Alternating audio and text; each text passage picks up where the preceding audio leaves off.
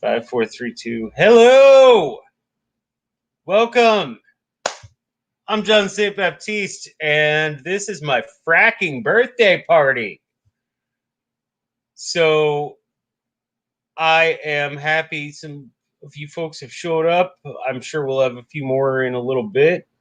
Right now we have Suntivia Major, Revengeance. Oh, hold on. I've got an echo. Let me try and fix that echo really quick.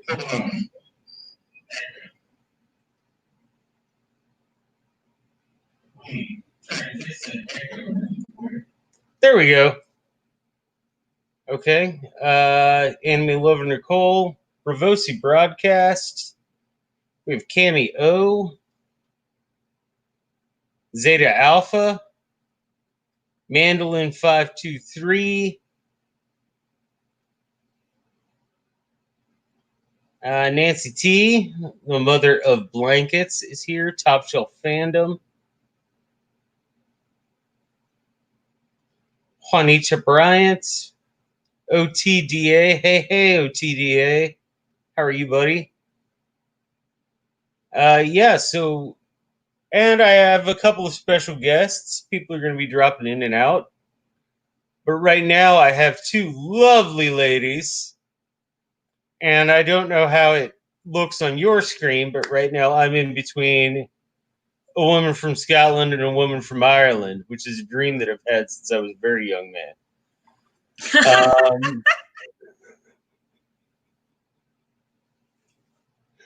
But we have Lawrence Corner and we have Catherine Cronin.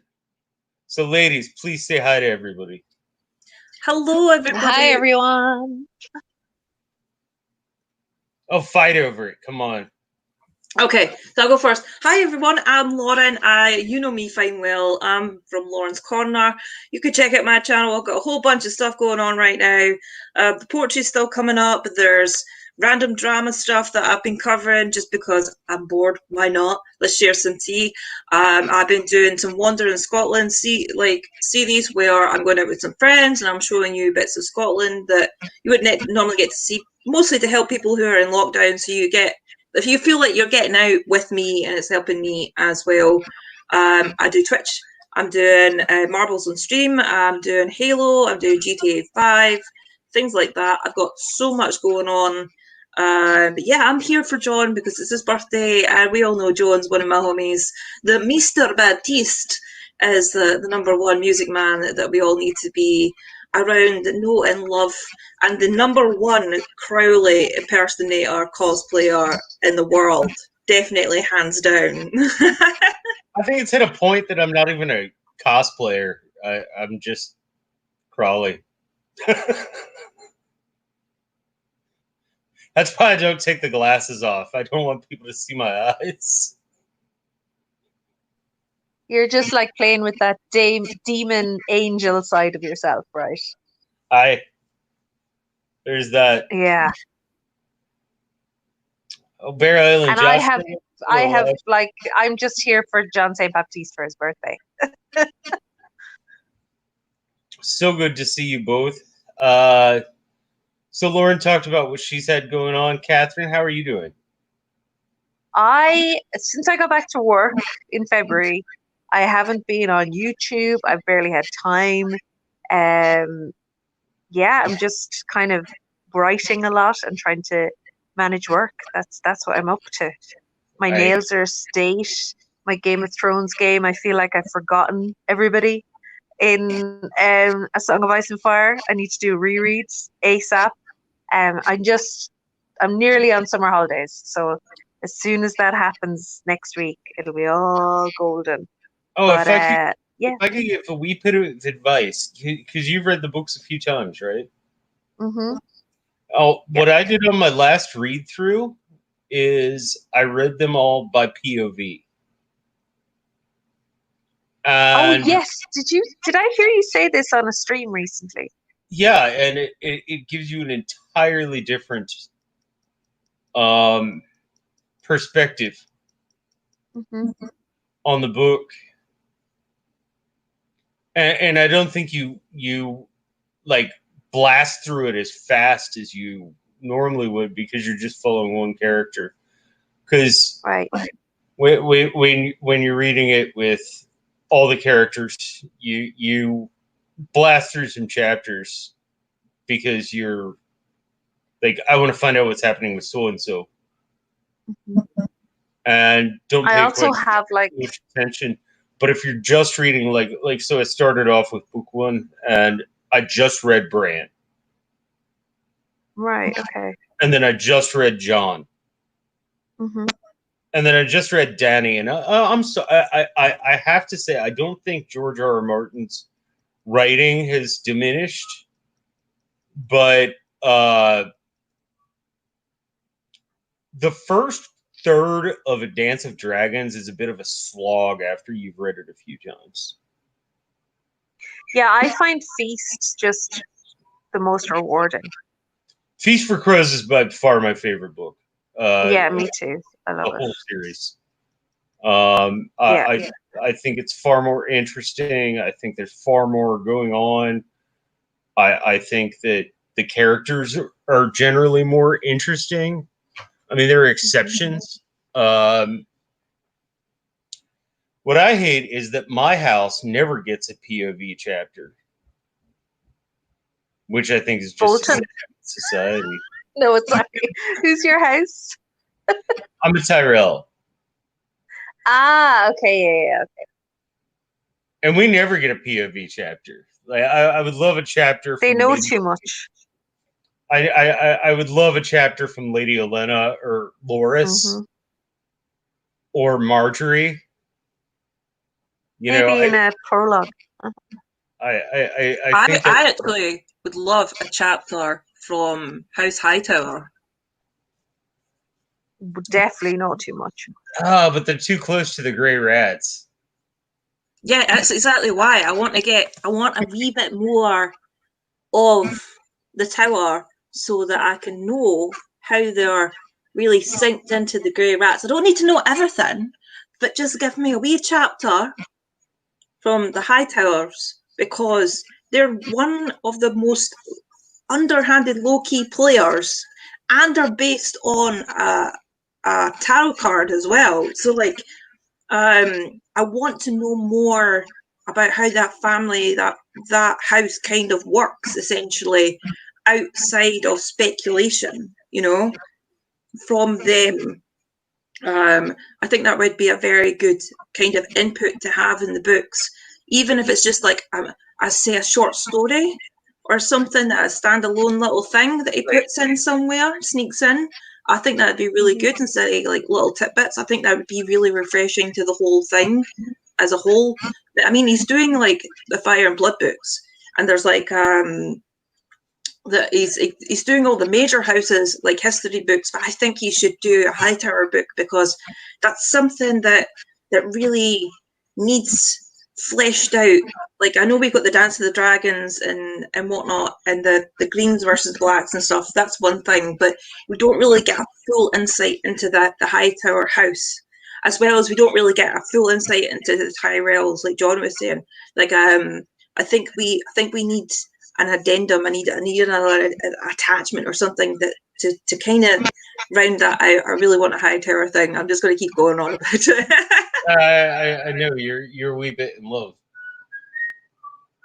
So, Well, I have like a bazillion books to read at the moment, so a Song of Ice and Fire reread is definitely on the back burner for a while. Same. So, yeah. I do have a wee bit of a surprise for everybody out there in the chat. If you'd like to come over here, sir, if you don't mind, I'd be glad to come over here. this is David Daddy St. Baptiste. Christopher. Ah, David St. Christopher. well, hello, everybody. Hello, Daddy Baptiste. Hi, how are you? I'm doing fine. I'm just wonderful here. My wonderful son here.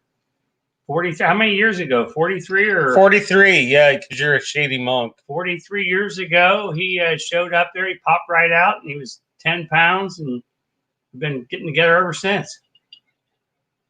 And this is your like Thursday night father-son quality time, right? I It's usually Thursday morning quality time. Oh yeah, of course. That's when I'm usually getting off for work. But yeah, this is David St. Christopher. And how are you, ladies? I've been to Ireland and I've been to Scotland and loved them both. Oh, excellent. And does John get his Irish lineage from your side of the family?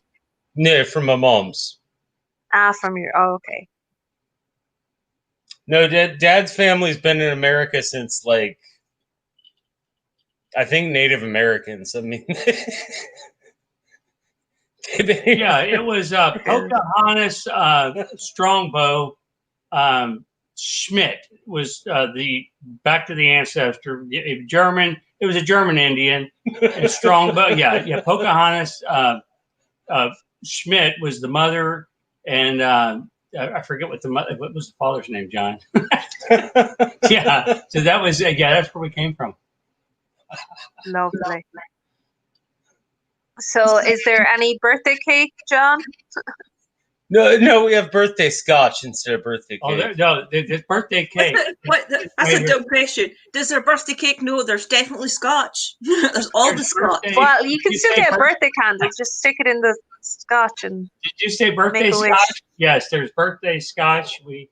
Yes, they're very Lauren, we have to support your economy. I know, right? Someone has to. Just wait until we become independent and shit, and we get away from England eventually. We're going to need somebody to help us. And as a Scotswoman, I hereby bless your scotch and your drinking tonight, John and Papa Baptiste. I bless you many good health and wishes. I like this. My new name. I like Papa Baptiste. I like this. Well, this is good. Yeah, this is good. And as an Irish person, I lament the fact that you're drinking scotch and not Irish whiskey. Okay. But that's just me. Sister, hang on to your seat. Sister, hang on to your seat because next time's gonna be Jameson. So don't be offended. Thank you very much. Proper scotch. I have this Protestant drinking Jameson because he knows that Bushmills is fucking rubbish. We don't have to drink Bushmills, do we, John? Oh hell no.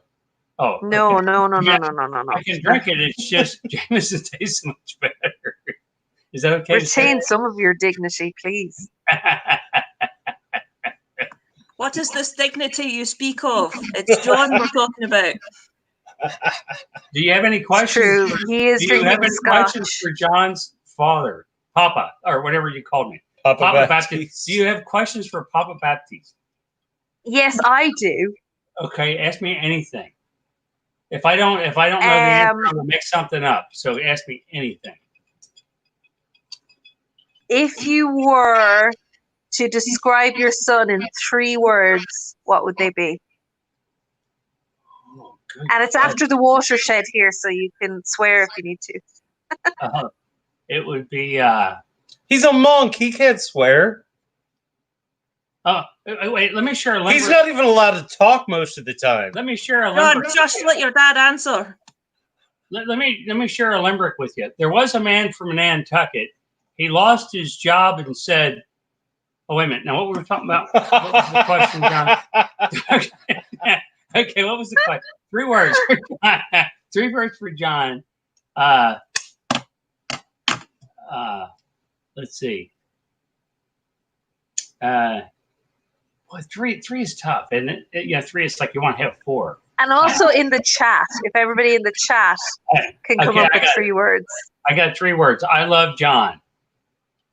Oh, that's so sweet. Oh my gosh.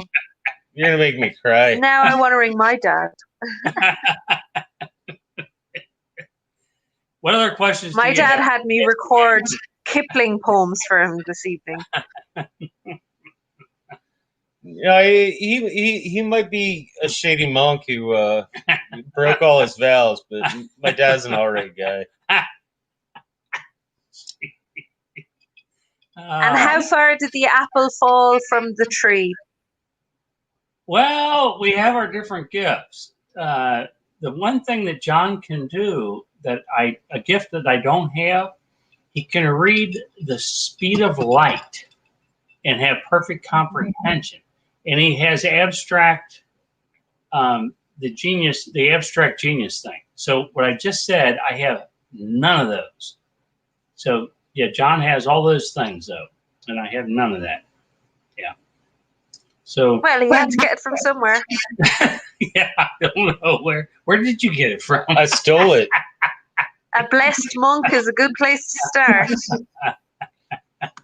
I can describe John in 3 words. Well, Yeah, describe it in 3 words. I want it. Right. Well dressed, drunken librarian. Hey, wait! You just said 4 or 5 words. No.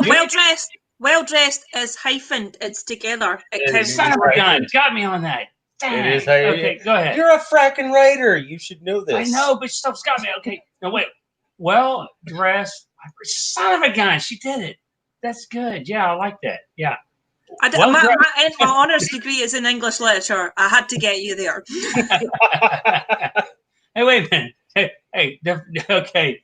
Define well dressed. Oh, I'm talking about his suit. See, man, he's got some really nice threads. I'm kidding you. I shit you not. There's times where he's done videos and he's in a full suit, got the tie on, got the shirt well pressed, got the nice waistcoat going on, the suit jacket. He might be a mess on stream sometimes, but his clothing is fucking on point. Very good. That's true. That is true.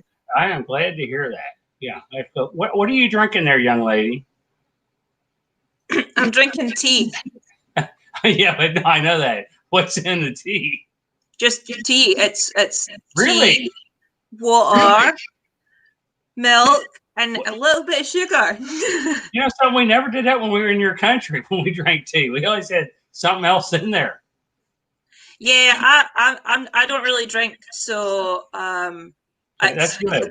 I stopped drinking a while ago. Yeah, that's good because I like my kidneys. Some weird stuff can happen when you drink, right, John? I stopped drinking about 30 seconds ago. Oh shit! I think I'm going to start again. I would describe you as curious, honest, and spiritual. You can decide what the spirit is. Who are we talking about here, Catherine? Are we talking about John or Papa Baptiste? John. Is it Papa Baptiste or John Baptiste? Which one are you talking about? John Baptiste. Okay, so good. Go ahead. Continue. I wasn't sure. Okay, so John is honest. What else? Honest, curious, and spiritual. And you can decide what the spirit is. Absolutely. Yes. I think those are descriptions. We've had a. I think you're right, John. I think that we've had a bit of a conversation. I've considered seminary eventually. Mm-hmm. And did you say cemetery? Seminary. Oh yeah, right. Continue. Yeah, none of us consider cemetery. That's just a given. It's gonna fucking happen. Mm-hmm. And that's the thing. I think we do need more people in the seminary who have had world experience. And less in the cemetery. And less in the cemetery. I had a world experience in the cemetery, but that was in high school, and we're not going to talk about it online. I think you already started talking about it, John. You might as well follow through. I had the pit. I when I was in high school, I had a picnic on the roof of a mausoleum, and it might have led to nice some for other the stuff. bodies within. It might have led to some other things. Oh, that's one way to bring life to a cemetery. Yeah, bringing life to a cemetery. I mean, if ghosts are real, I think actually give them a show. Except we were safe, so no life was brought. I think that defaces the idea of a picnic more so than a cemetery. A picnic is wholesome. Hey, listen, You're sullying the idea of a picnic. you lovely people. I don't want to wear out my welcome and my wonderful son. Happy birthday to him. I love this guy. So you guys do your whatever it is you do, whatever you do. The thing or whatever. Hey, oh, by the way, did you tell him though? I've been there everywhere. Did you tell him about Game of Thrones? Are you the Game of Thrones people? I've been there. I've been all over Croatia, all over Eastern Europe, the whole thing, man. Oh, wow. I have been there. Unbelievable. Dobronik and yeah, Dubrovnik is amazing. I loved it. I think I mispronounced Dubrovnik. That's what I said. Didn't I say Dubrovnik? That's why you need to drink Irish whiskey. Irish whiskey makes you more articulate. Dubrovnik is what I was saying. Oh, unbelievable. Actually, I sat in the chair. It's on an island. Wow. It's in an island off of there. You go off, and there's an island, and that's where they filmed a whole lot of it. And that's where all the inside the chamber is filmed. And the thing there where the dragons are, it's unbelievable. Unbelievable. No, Daz never read the books. He's only watched the show. Yes. Ah, okay. And Dubrovnik, you'd love Dubrovnik, John, as well, because they're really like they're super like they're very close to the Irish, I feel, because they're really nice people as well. I found the Croatians just lovely. Unbelievable. Okay, so you folks, you wonderful people, I love you, and I'll see you, and happy birthday to John, and I hope to see you again. Thanks, Papa. I love you, John. Okay. Thanks, Papa Baptiste. I love it. Papa Baptiste, this is too good. Bye-bye. all right, God bless you, Don. Bye. I'll see you soon, John. Thank you so much for stopping by. Oh, this was so much fun. It meant a lot to me. Oh, thank you. Bye-bye. Oh, Bye. Bye. Yeah, everybody, that's my dad. Aw. And so, John, how's the talking talk going? Pretty well. I'm pretty excited about it. Actually, that has to do with the giveaway that's going to happen tonight. Unfortunately, anyone who wins has to live in America because I can't afford shipping over to Europe during the coronavirus. Oh, no way. Those shipping prices are no fucking joke. I was going to order one of Quinn's new comic books, his books that he's got out, and the shipping's $25 fucking. I was like, I'll wait just a little while. I'll wait. Lauren, you don't even want to know what it cost me to send you all the books that I sent you. Trust me. I know how much it cost fucking Nancy T to send me a blanket. And I almost shot a fucking brick. So yeah, the amount of money it cost you to send me all those books was fucking a lot. So yeah, if you're in the United States, I hope you win. A couple of people had to die, but you got some books, so we're good. But no, so yeah, that was Papa Baptiste or David St. Christopher, if you would prefer. I kind of want to sing Papa Don't Preach, but Papa Baptiste, I'm in trouble deep, Papa Baptiste. Excellent. There actually that's a nice segue that was entirely unintentional, because not the next History of Music video, but the one following that is going to be about Madonna. And I'm really excited about that because she has changed music so very much. Oh, Amy Collins Russell has joined us. Welcome. I'm out on the Madonna conversation. You're out? I'm out. Madonna just goes over my head. I don't get it. Don't get I don't really Madonna thing. understand Madonna a whole lot either. I think she's like a last century Lady Gaga type thing. I'm probably mentioning the wrong person. It's the only way I can kind of understand completely. Oh, I know Lady she does Gaga some is far things. more talented. Yeah. Madonna has a hell of a set of lungs, though. I mean, she really does. She is someone who took vocal classes, who was in choir. Madonna has a hell of a set of lungs, and she has good producers, and she writes good music. She writes good, at least I think, interesting music. I think I don't know why. I just never got the Madonna thing. I like it's just one of those people. It's not like I don't hate her. I'm so like It's like, neutral on her. Do you know what I mean? Like it's just right. Yeah. And yes, Beryl and Josh, you're right. She has a terrible fake London accent. Yeah, and she did that awful thing in the bath coming up to COVID. Did you see that? She was in like was it a bath of milk or something? She did a weird COVID message. It was really strange. You should check it out.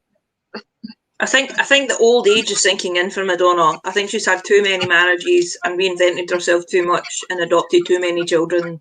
I mean, I went like full on critical with yoga stuff and whatnot. I mean, yeah, I think she's at a specific age now. Yeah, but Queen reinvented themselves how many times? Yeah, but that's Queen. Queen are awesome. I might give you a clue as to what the next History of Music video is about.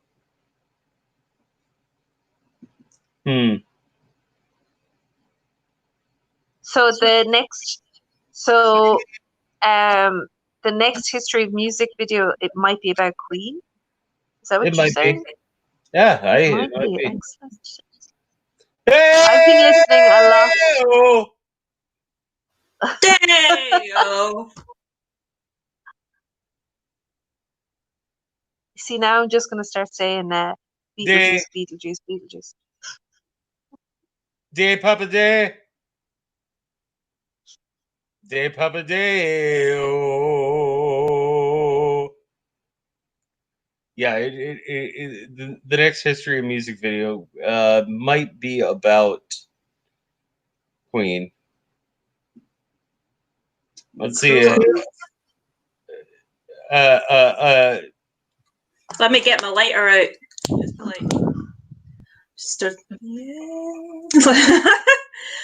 Actually, you know, that gets me seeing concerts now, right? And just the change in technology. People's not got lighters out; they've got their phones out with their flashlight on instead. Is it the technology or the smoking bands? Both. Mm-hmm. Right, John, I am going to say happy birthday to you, and I'm going to bow out. I have to be up in a few hours, so. Yeah, it's late for you. Thank you so much for stopping by. You're no problem. Person.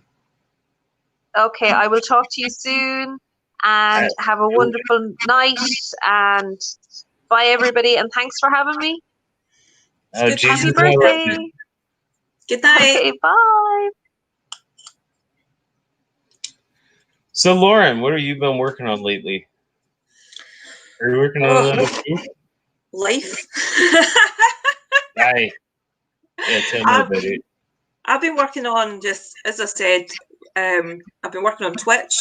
I got affiliated on Twitch a couple of weeks ago, so it means I can make money off of Twitch now. It's easier to get affiliated on Twitch than it is on YouTube. I'm slowly learning the differences between the two. I've been absolutely loving the funness of Twitch, how you can create new communities and join new communities through Discord and help each other get affiliated and build up the community and whatnot. And I just have fun sitting playing games and have people to chat with and that during lockdown. So it's been really handy for me. in that sense, and I get to make a couple of extra pennies on the side and be a bit wild and whatnot, and just have variety. And I'm trying to do the same with the YouTube channel instead of just being poetry and literature, which I still love and will be the backbone of my channel. But essentially now during lockdown, I feel kind of stuck. So Right. I've been trying to branch out into other things that have interested me. So if I'm bored, I've been doing the drama videos, just random chats off the cuff about whatever's going on YouTube or in real world life, or a bit of both. And then I've been going different places with my sisters, my friends. My friend Holly has a motorbike, and she's been taking me on her motorbike. She's trying to convince me to do a CBT test and also save for a motorbike, which might happen actually. I really do enjoy riding with her. And I want to go film different places and let other people see Scotland from my point of view, and maybe parts of Scotland that tourists don't usually get to see or don't have time to see because they're in a limited schedule, etc. So I want to do that and help people who are stuck in their houses and just get a bit wider view of the world that's not drama filled or a cacophony of shite. So if they want something else to escape into and help me at the same time, then with me getting out the house, then I'm going to do that. My writing, as for my writing, I've been I finished book 5. I had to count there for a second and wait, what book am I on now? Book 5, which is finished, but I need to get it typed up, and I started that, and then I got distracted with other shit happening. Because you're like the cover for that sorted. You write longhand. What's that? You're like me. You write longhand. Yeah, in a writing book. Yeah, longhand. Like my dad, who I guess he had to go back to the Abbey, but my dad writes on his computer, like directly. Mm-hmm. Like he'll make his notes in longhand, but he writes directly on his key. Yeah, I have to write in longhand. I can't do otherwise. Yeah, I couldn't do shorthand. I don't feel like that's a genuine portrayal of what I'm writing. I mean, some people can do shorthand, especially if they have experience in journalism, and that's really handy for them to keep stuff in code, so that if they happen to leave it lying about, nobody's going to know what's on it necessarily, unless they already know that sort of kind of writing style. But personally, it's not for me. But I've got the books to sort out, and I've been trying to read through some more books. So I've been reading through Nietzsche's Beyond Good and Evil. I've read Carl Jung's The Undiscovered Self. I've sort of started reading the Lord of the Rings books. It's not going as fast as I wanted it to because I've been distracted by other things. The lockdown has really not helped my reading schedule because I feel like I am kind of in, I don't know, a very luxurious solitary confinement. That's what I was going to say. So it's not really helped my want to sit and read, if you know what I mean. I'm more hyper aware of the lack of people because it is just me here because my daughters are stuck elsewhere. So it's been interesting. I had plans for the YouTube channel to do videos, specific series of videos on Tolkien and the Lord of the Rings books, but they're going to take a while because the level I want to do them at is nothing like I have done before. And I want them to be hyper detailed and very in depth to reflect my own curiosity and be good quality. You know what I mean? Yeah, that's pretty much what I've been working on. Yeah. Speaking of Lord of the Rings, where are you at right now? Hold on. Oh, look at her. She's got it right next to her fucking bed. Isn't that lovely? Where's... What the fuck did I put my bookmark? You just Oh, make no. me fall in love with you. Oh no, my bookmark fell out. Fuck! Okay, I know fine well that I got... Right, I got past the prologue on this edition. I think I've finished... I may have finished chapter 1. I know I got past bits about the hobbits. Yeah, because that's the prologue. Because it tells you... Yeah, it tells you about the hobbits. And finding the ring and stuff like that. Yeah, concerning hobbits. I got that far. I read the starting bits, the introductions, and the other introductions in the prologue, and I'm here. I'm basically at the start of the book. The beginning, the first part of the Lord of the Rings. Well, I'm tomorrow's episode is going to be chapter 5 and 6. You need to catch up because I really want you to guess. I know that. I know. The first time reader on Talking Tolkien, which for me is passion. I was so excited to get that started off. And it actually goes into the prize that is going to be awarded today. I need to come up with something interesting to give away the prize for, but there will be a prize today. It is actually a original 1974 paperback collection of The Hobbit and The Lord of the Rings.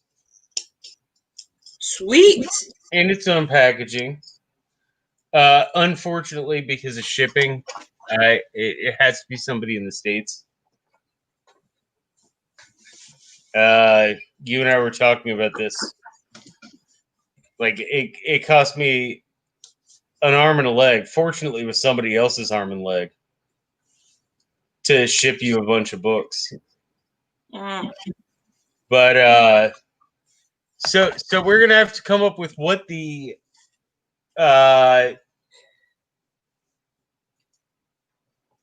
contest will be to give this away, because it's pretty special.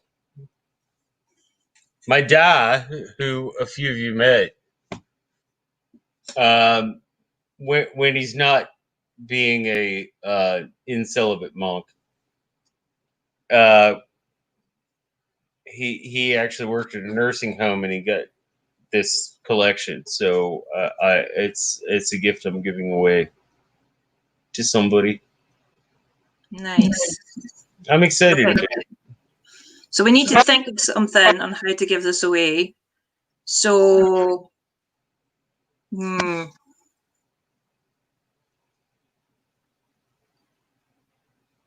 need to think. Yeah. We could do some questions, or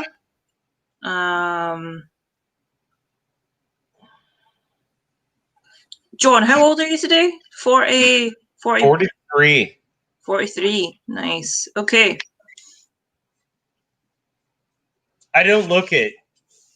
I'm told anyway. I was going to say your dad actually looks a lot younger than you, but it might be the wig you had on. I think it's the tonsure. Probably.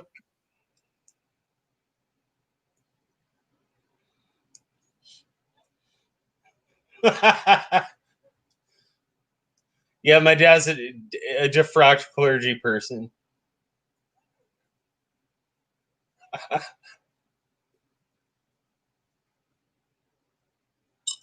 Okay, so we need to think of a way to give this away. So, Ron Hollow, the one spanner who rules them all. You have to head out. Okay.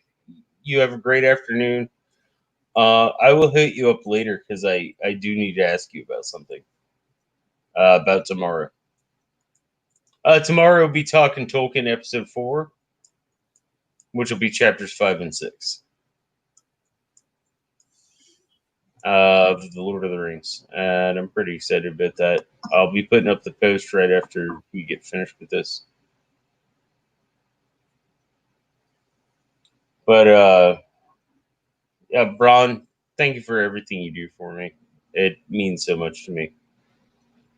Because Braunhaler is the one spanner who rules them all. Oh, I got a question. Aye. I got a question. Who, and it's the first person I see in the chat with the right answer, who did the original version of the song I Will Always Love You?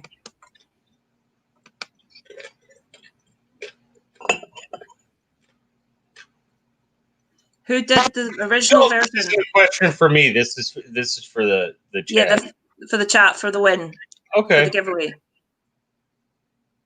Who did the original version of I Will Always Love You?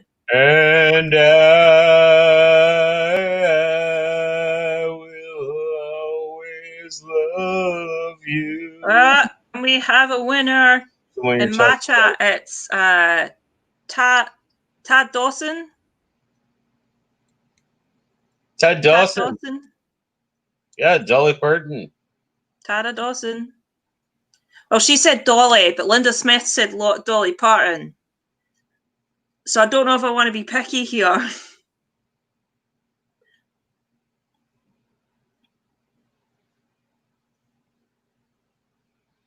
Oh.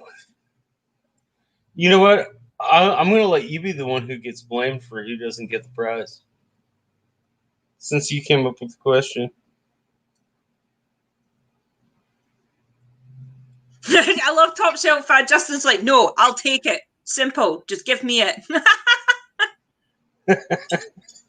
Yeah, we'll just give it to Tada. Tad Dawson, you got the answer in first on my chat anyway. So if you can DM John St. Baptiste on Twitter or somewhere on Facebook, etc., if you have him, then he will get your address and send it to you. I'll send it out in about a month. I have some things to catch up on, but yeah, I'll be sending it out in about a month. Tad, it's yours. This fucking beauty here is yours. How are you doing, Justin? What's going on? Are you coming on to join us? What are you doing? Or are you just cruising in the chat? Yeah, Justin, you gotta pop in for a bit. It's always good to see you. I saved Justin's life. He would have been stuck in an airport forever if it weren't for me. Or in an Uber. Are you familiar with the story? I think so. Because he like I got him an Uber when he landed from his flight, and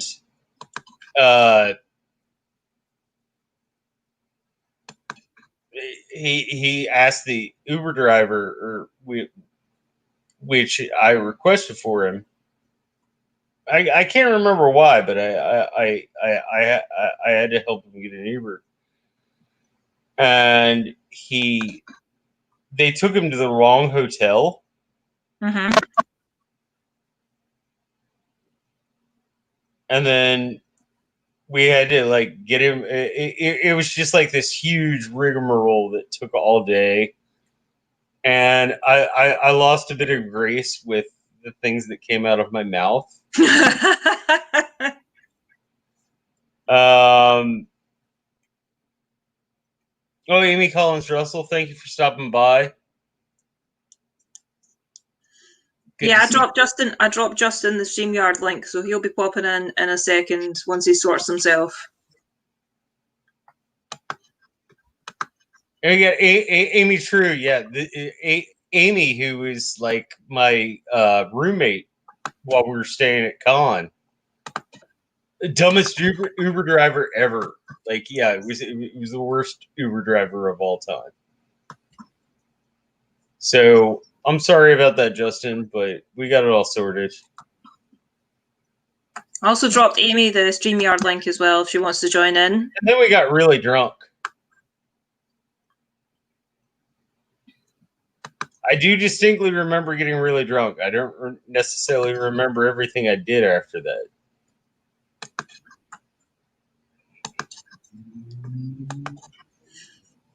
Were you drunk for most of the con though?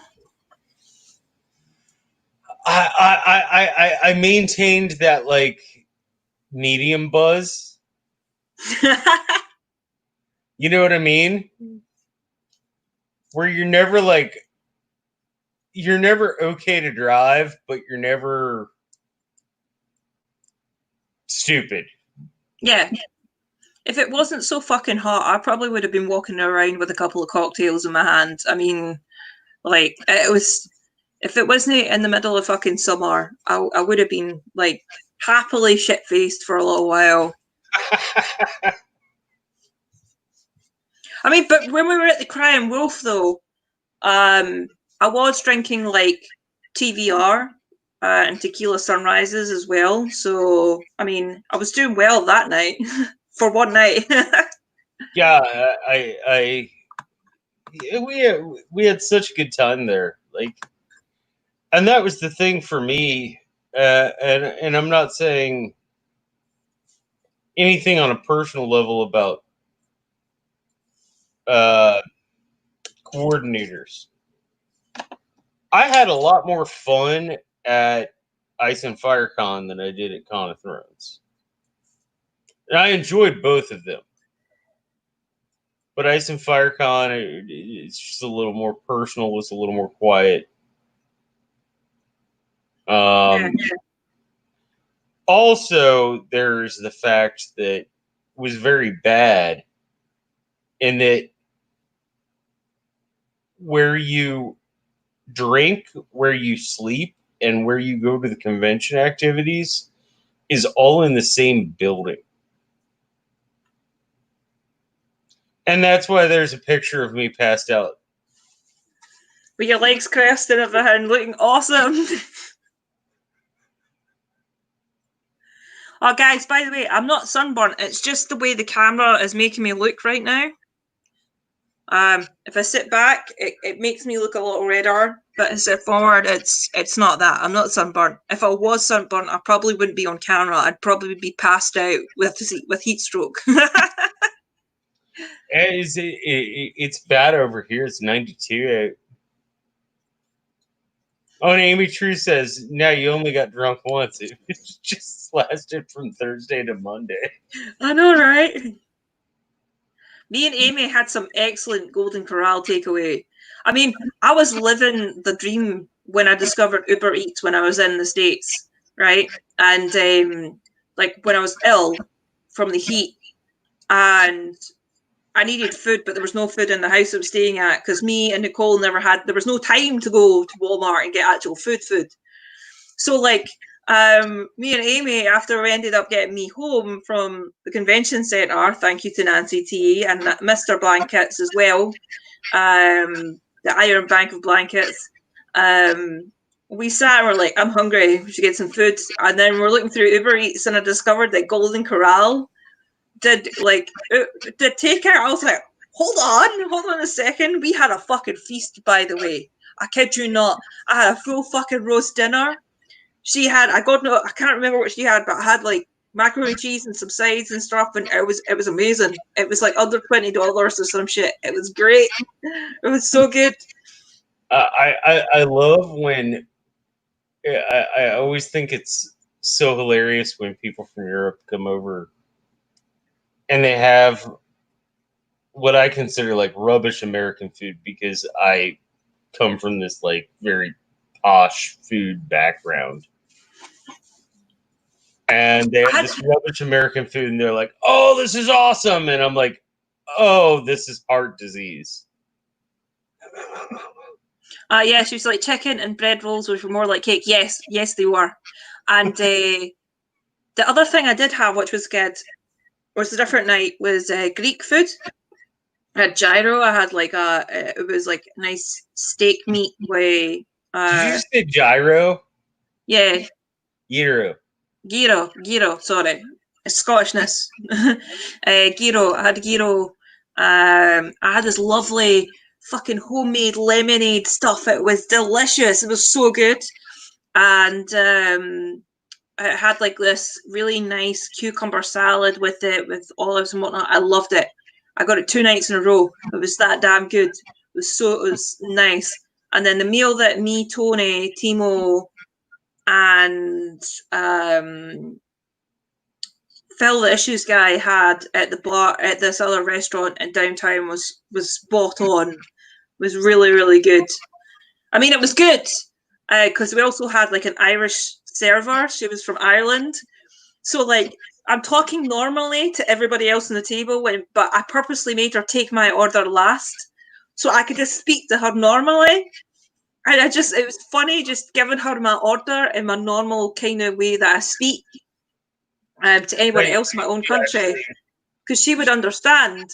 And she got the grammar and it was funny seeing Tony and everyone's faces being like, and I'd see the difference. I can see now you're toning down for us, like totally. It was good. It was so good. I had lots of nice food when I was over there. I will say that. I know what the junk food is. I didn't get to have any hot chicken though. I was kind of I was a little bit sad about that. But on the other hand, the heat outside plus the heat inside plus the hot chicken probably wouldn't have done me any favors at all. Amy has a point. I did take her to Hardee's for a heart attack sandwich. What is in the heart attack sandwich? Explain. It's what's called a Frisco melt, and it's like basically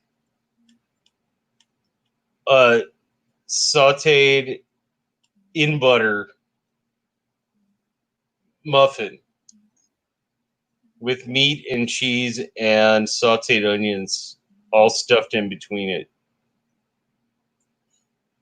It sounds like a Scooby snack that we do have over here. There's some snack fans over here that do things called a Scooby snack, right? And it's massive. It's basically like a burger bun with a burger, square sausage, length sausage, bacon, fried eggs, onions, and some other stuff. It's about that size. It's massive. It's enough. It's a heart attack sandwich, the Scottish version.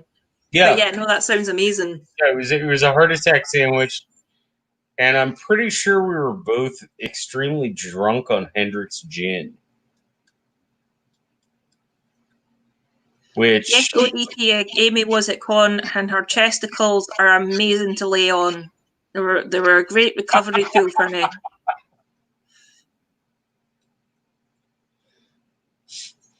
But yeah, it was just I was like, okay, you want to experience American fast food?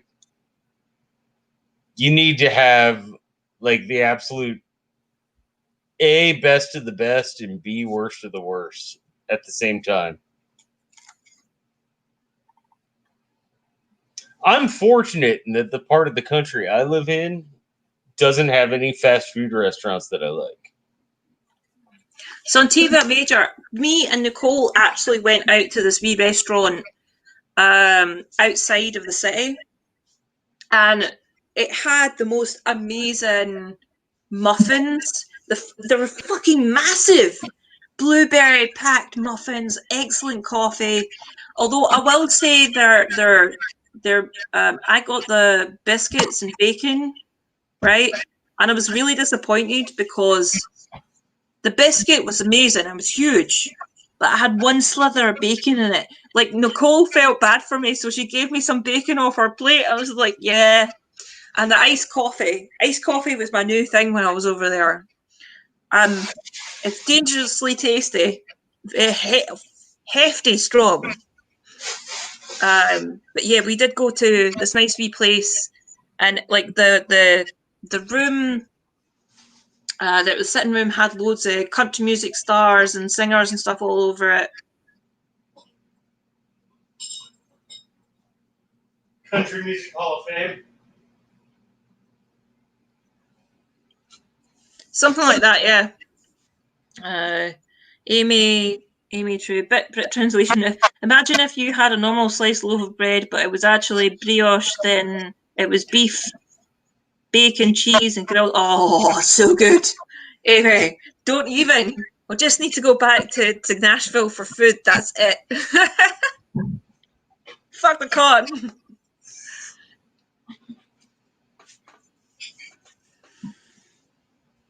So what's everyone doing tonight, apart from watching us talk a lot of shite? Justin, hurry up and get on the stream. You too, Amy, if you can get on. Come join us. Come join us, my lovelies. Now there are rumors that All right, that John, I think Justin's waiting to get put on. I'm putting him on right now. Calm down, Mom. Tail. So bossy. I know, right? Yeah, that's why I don't date. I'm always ready to get put on, if that makes sense. I don't know. Yeah. Hey, Justin. Oh, look at the fucking bastard. So I figured Alexander at some point, like, because he's like, what, he died at like 31. Like, that motherfucker at some point, and Frederick too, they're like, hey, I'm just going to slide by, like, start calling myself the Great. You know what I mean? Like, that's a smart move. And now I'm being too overt with it, but I hope this catches. For the name. I don't think it's not boasting whatsoever. I think it's very true, and like I just think it's very I think it's appropriate.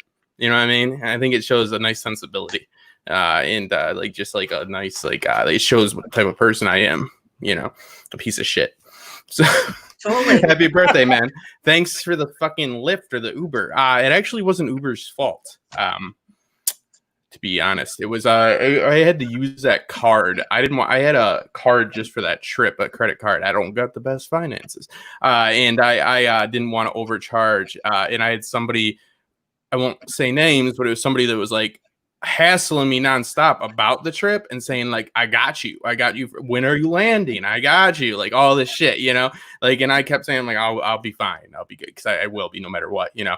Like I made a cash deal with the person that ended up driving me the wrong way, anyways. But I didn't want to use it. Just turned into a situation. I had to go to a doctor the day before, you know.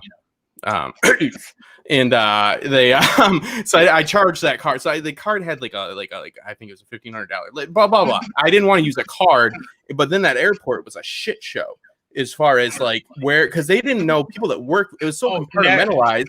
They didn't know. One of the worst fucking airports. They didn't know planes were there. They're like, there's planes.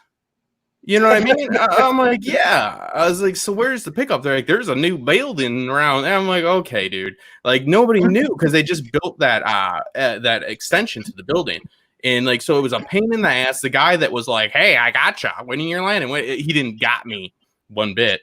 No, you came through like a true brother. And then I had gone to the wrong place. I made a cash deal with that driver, so I could, and I got her personal number.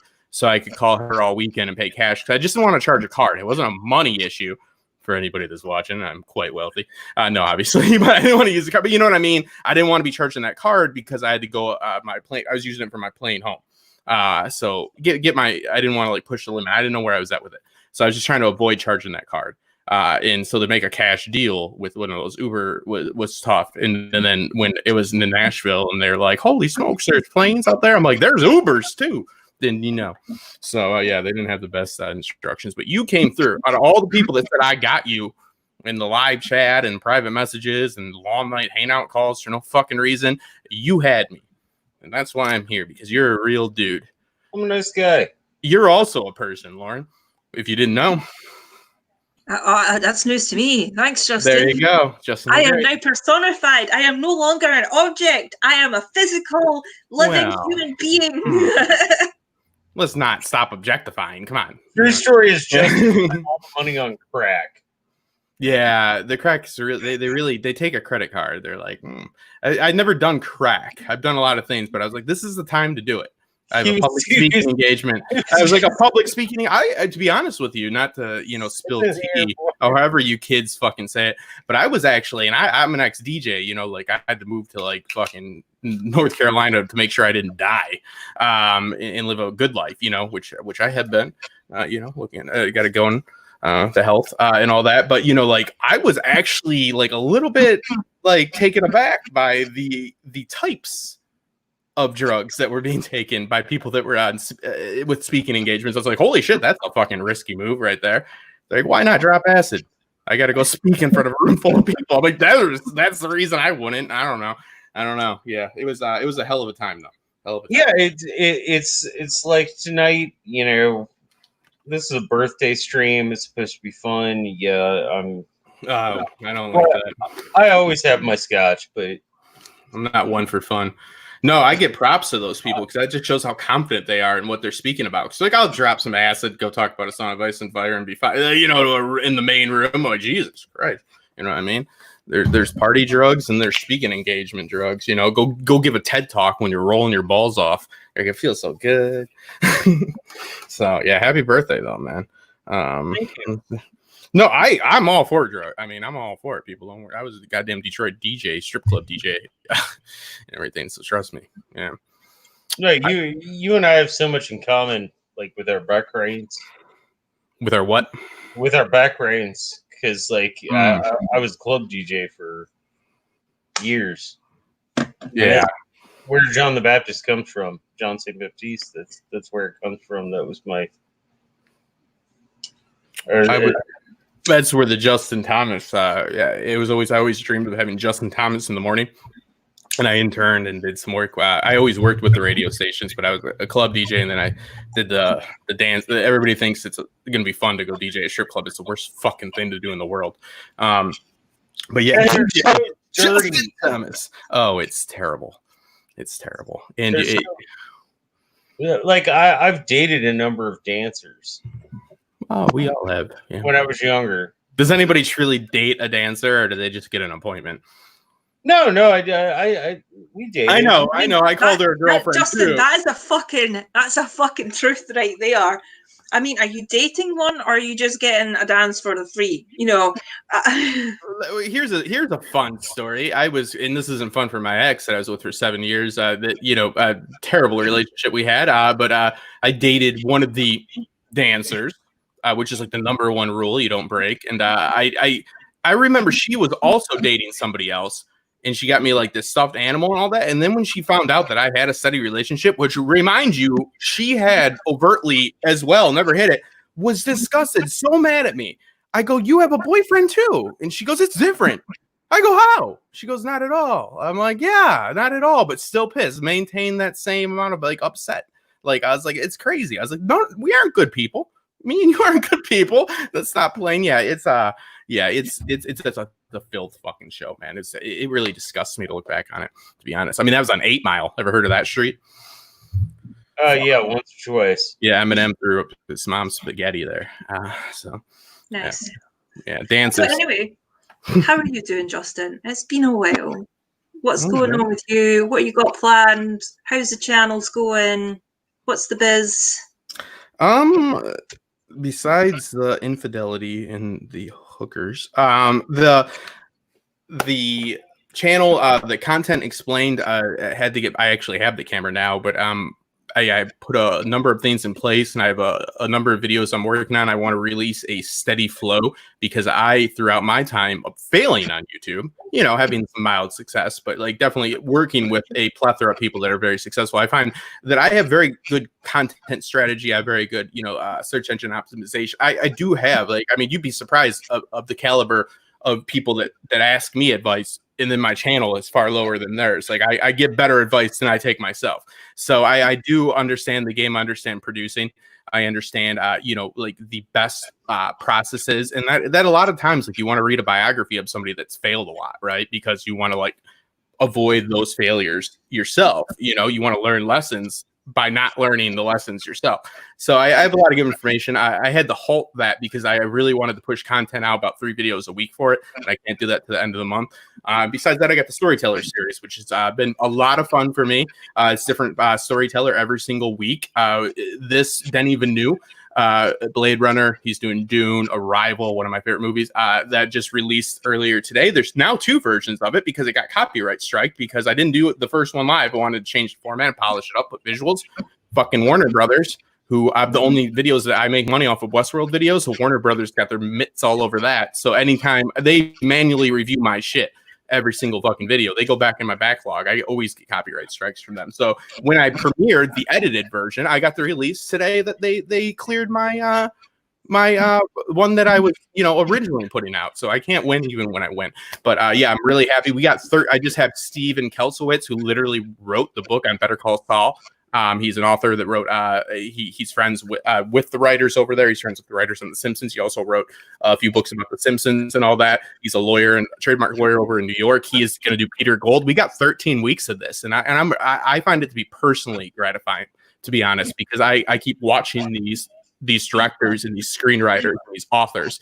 I keep looking at their work every single week because a lot of time my guests are the people that are picking.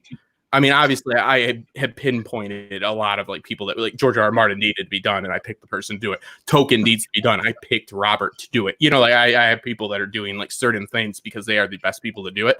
But Denis Villeneuve from Cortex Videos, John had the suggestion to do him because he's covering Dune, the movie, the film, the adaptation, which is a daunting feat. So I find it to be very satisfying personally because I've been doing a lot of writing lately. So just to understand and keep pushing, how people tell a story and what stories mean to us. I'm always in the midst of an existential crisis, and I find it fascinating that we live in this world that's going to burn the fucking embers, and we still tell ourselves fucking stories, and we still, nothing actually fucking matters, but we fucking still tell stories that mean the world to us, and I find that to be fascinating. I know that you guys share the same passion. I mean, Oh yeah, the Dune adaptation, I think, is a great Dave Lynch film. I don't think it's a good adaptation of Dune. I just think it's a great Dave Lynch film. I know it's very polarizing, and I have not read Herbert's original work, and I don't have the time to read it at this point, so I'm gonna go into this film with virgin eyes, which I can very much so compartmentalize. I'll read because a lot of times if I'm analyzing something, I'm going to want to know the plot points because usually I watch something and then I rewatch and then I see how they get to this point. How do they get to this point? What is the catalyst? What is this? Because I'm going to be speaking about that. So for making content, to be perfectly honest, I read leaks a lot of times, and I don't do spoiler videos, or I do video essays after the fact or whatever. But I'm perfectly able to be emotional and tied into the story, even if I know what's happening. I'm looking for the execution, but I literally think that a lot of times we overlook and we sit in this proverbial ivory tower of we're coming at it with this very educated and trying to be very insightful and all that, but there's something to be said for just going and seeing Dune 2020 without reading Herbert's work because it's a fucking high concept studio film. They want people that aren't familiar with Frank Herbert's work to go and enjoy that. They need that because you need outside of your base to make money. And mostly the Herbert people, because they're diehard, those Dune boys, like I always like to say, and I got respect for them. And that's why I don't cover it on my own channel because I'm not going to, it's not something to mess around with. It's not something to fuck about with in it. Right, Lauren? I don't know if I use the right verbiage. Yeah, but, I would love to do some Dune stuff, but it's a very heavy, complicated book. And I mean, I've personally tried to sit and watch Quinn's videos on Dune because to me he's the pinnacle on YouTube of knowing about Dune and doing Dune, very in-depth Dune videos. But even for me, watching those videos are very hefty to get through. So, and I mean, Frank Herbert, I've talked about my friend about this who's read some of them. Frank Herbert had a lot of drugs when he was writing those things, and I think you have to have a specific kind of mindset to be reading those. And I think I'm still too early in my reading journey to really grasp a lot of concepts he's doing. I mean, I've done the Song of Ice and Fire books. I've went and read a lot of different book series. I've done a lot of classical reading through my university stuff. But I'm not quite ready because I know my limits, and I'm not quite ready to take that on. I mean, I'm only just starting with Lord of the Rings and some harder philosophy like Carl Jung and Nietzsche and a bunch of others as well. And I'm on Hobbes right now. I'm on a big Hobbes kick with Hobbes, man. social Hobbes. contract. Yeah. But I'm sorry. I did that. I did Hobbes for some of my extra modules in uni because I wanted to do some philosophy on the side. So did political philosophy, did ethics, did a whole bunch of moral philosophy and whatnot as well. But Hobbes definitely comes into it. He's quite the writer. I can't agree with everything on him, but yes, I think when it comes to philosophy, you need to read all of them, as many as you can, just to get different perspectives and points of views, especially when they're talking about each other and how they relate to one another, who inspired them and where their particular views come from and whatnot, and their upbringing, their background. I mean, it's the same with any writer. If you are going to read a story, you also need to know about the writer themselves, and I think that's very important to get an idea of where they're coming from when they're writing something. Like George R. R. Martin's backstory, and I'm finding a lot out about Tolkien as well and how they kind of mingle with each other. And people like Lauren, you'll know this. Lives of Poets. It's by Johnson. It's last name Johnson. That's like the paradox there, like what you're talking about, like having to know the biography of the writer. Because I'm a big proponent of that, but I'm also not an absolutist. Like I don't ever, I'm not a purist. I don't think that like there's ever one strict way to go about things. Because there's the idea of, I'm sorry, I interrupted you. I'm sorry, but it's because I want to get your insight on this. It's the Lives of Poets, and it's 50 poets from like, I believe it's the 1700s. They're all deceased except for 3. And Johnson goes through and he says, understand the life of the poet, understand the poetry. And then there's the biographical fallacy is the opposition to that.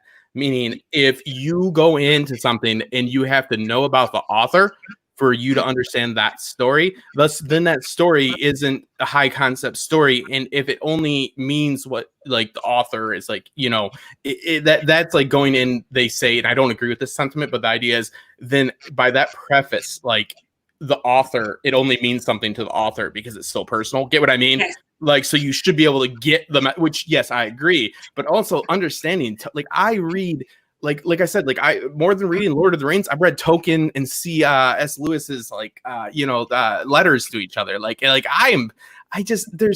as a pseudo writer myself, you know, like you can't write about things you don't fucking know about. So it's just like, I don't know, like I'm all about Lives of the Poet, but that is a purist approach as well. Cause it's like, understand the poet, understand the poetry. And I always ride that line. I think it's the smart thing. It's like to know when to stop. And then there's no strict line in the sand, but that's why it's fucking sand. Yeah.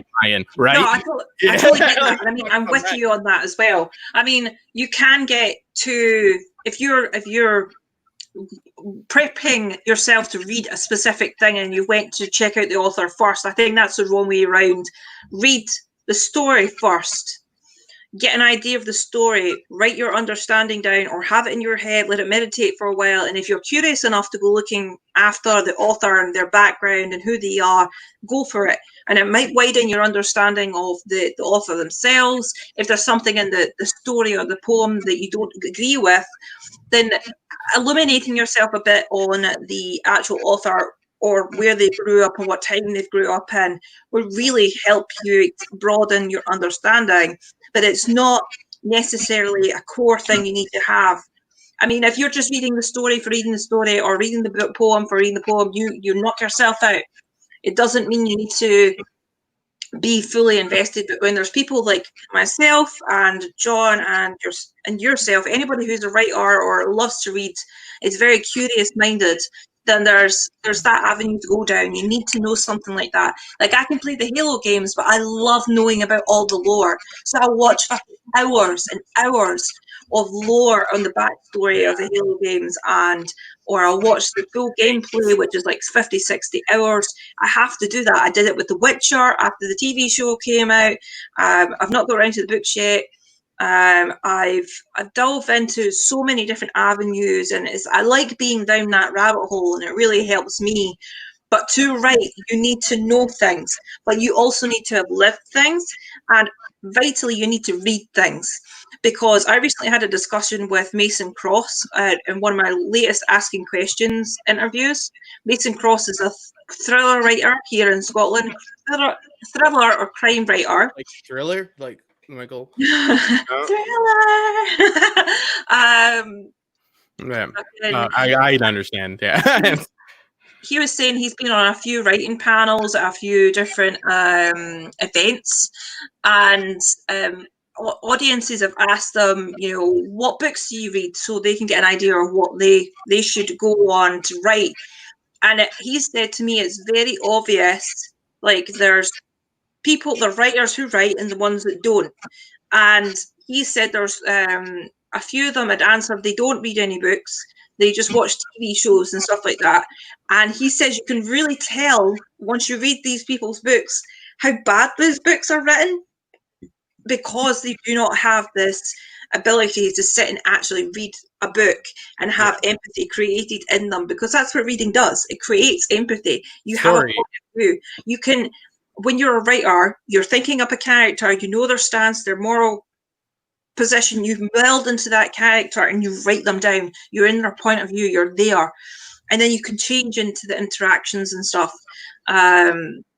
Empathy is the key to story. If you don't have empathy, that literally means your story doesn't make sense, because empathy is the ability to understand why a character thinks they need to do what they need to do. And like I said in the chat, and I totally agree with people, and that's why I think there's value in going in and having a consumer's perspective of a story. You don't need to be a Frank Herbert expert to go watch Dune, because it should stand alone. On its own. But if you are somebody that's going to want to indulge in it more, and I love what you're saying about like Halo and all that, because you're creating stakes, because it's not just about shooting people. You want to know who you're shooting at, why you're shooting at them, and I'm totally for that. Like, if there's not a story behind my killing, I'm not killing. Don't use this in court. Yeah, you know what I mean? Like, like writing, like, okay, so like empathy is just the idea that you understand, you don't agree with it, and this is, you have agency over the message of a story. People, I'm so sick of seeing Dan and Dave didn't tell Danny that she was crazy. Dan and Dave and the cinematographer, in the fucking script supervisor, and the fucking grip guy, and then the actress can all have different perceptions of what the character's motivations are. It does not dictate the message of the story. You have agency over it. That's not keeping us. They're Dumb and Dumber. Fucking, they can think that she's a fucking ice cream fucking serial killer, like, that sells ice cream by day, Mr. Freezy. It doesn't matter. You know what I mean? Like, of course that can come through, and they need to do a good job. But what I'm saying is, like, what they think in their head is what you have to think. Like, what the fuck is, like, I love how much agency they give these numbskulls, and they like to shit on. But then when it's convenient, they're like, oh, they get it. They're telling me like what the story is. No. The story is your own.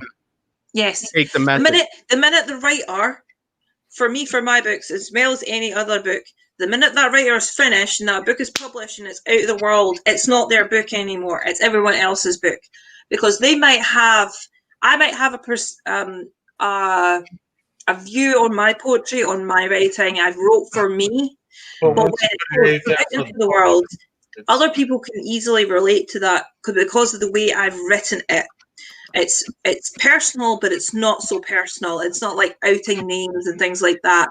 It's certain circumstances and situations that can be taken in and observed from a personal level, and like a micro level and a macro one as well. I mean, you could either relate to the poem or you don't. You can either understand it or not. Or you can get some of it and then move on to the next one and be like, oh my God, I'm in tears, or not. What the fuck's that about?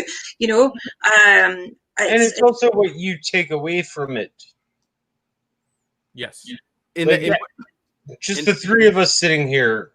We have very different political views. Is that true? I think I have more guns than both of you combined. Oh. That sucks. I gotta beat you in the face so much to take those guns. But I get it. I'll just give you my political views. Scottish independence, yes. Trump is a cunt, Yes. I'm an imperialist. I'm not a part of that country, but Britain owns you. Or England. Sorry. Yeah, no, I'm sorry. Yeah. Do the correction. England owns everybody, mostly. Sun Apart never from the countries sets that fucked off. unless it does. We can sit and talk and have a civil conversation. Yeah, because we're open minded. That's what I had when me and Lauren did that it really opened up like my like perception of the story, because like poetry, I think that the lives of poets, which look it up, somebody please, because I need to in a minute. But it's very intriguing to me because poetry more than anything, and that's why I was intrigued by what Lauren does, is like that's the one time that like, because I'm a big proponent, right? For you have agency over the story, take what you want. But with poetry, a lot of times I do want to know because it's very cryptic a lot of times, right? But it is still meant to take the emotion and the sentiment that you take, and that is true because your emotions aren't false; they're a fact. You don't dispute how somebody feels. You can dispute the validity of it if you're a piece of shit, and be like, oh, you shouldn't feel like that. But you feel how you feel. So if I read one of Lauren's poems and I feel a certain way, it's not wrong. It's what it is. It's how you feel about that piece of work. Yeah, but it leaves that ambiguity with poetry is very intriguing, though. And it's like, that's why I think we dive in with the poets more than any, because you really want to understand because it's so cryptic, right? Well, for me, that's a big part of the reason that I love music. Yes. I'm sorry, Lauren, I cut you off. Guys, it's your birthday, you cut off when you want to. Buy my book. Buy my books. There's 4 of them. There'll be 5 soon. 4 books now. You've got 4 to choose from. You can buy all of them, or buy 1, or buy 2, or buy 3, or buy 4. But number 5 will be out shortly. So get on it. Amazon, type in Lauren Cullen, either Honest Poetry, Crazy Diamond, Break the Chain, Summer, whatever. A girl needs coffee money. I need a coffee supply. You guys help me with that coffee supply, okay? You know that bar trick, John? I have to say that I generally don't care for contemporary poetry. And what Lauren writes is absolutely fracking amazing. I think it's very brave. It's not my go-to medium, but I was always impressed by Lauren's bravery. You can say anything you want. Like, even if you hated what Lauren said, and I don't, like, I do like her poetry, but like, to be honest, somebody could fucking hate every poem you write.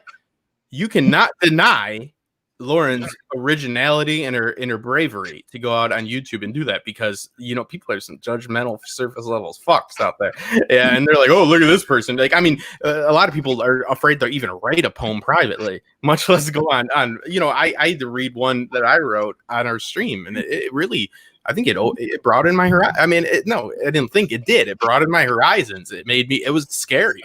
It was scary for me to do. John, I actually had to talk to you, but I need straight answers. That's one of John is like a fucking, like, he's a library. He's not a book.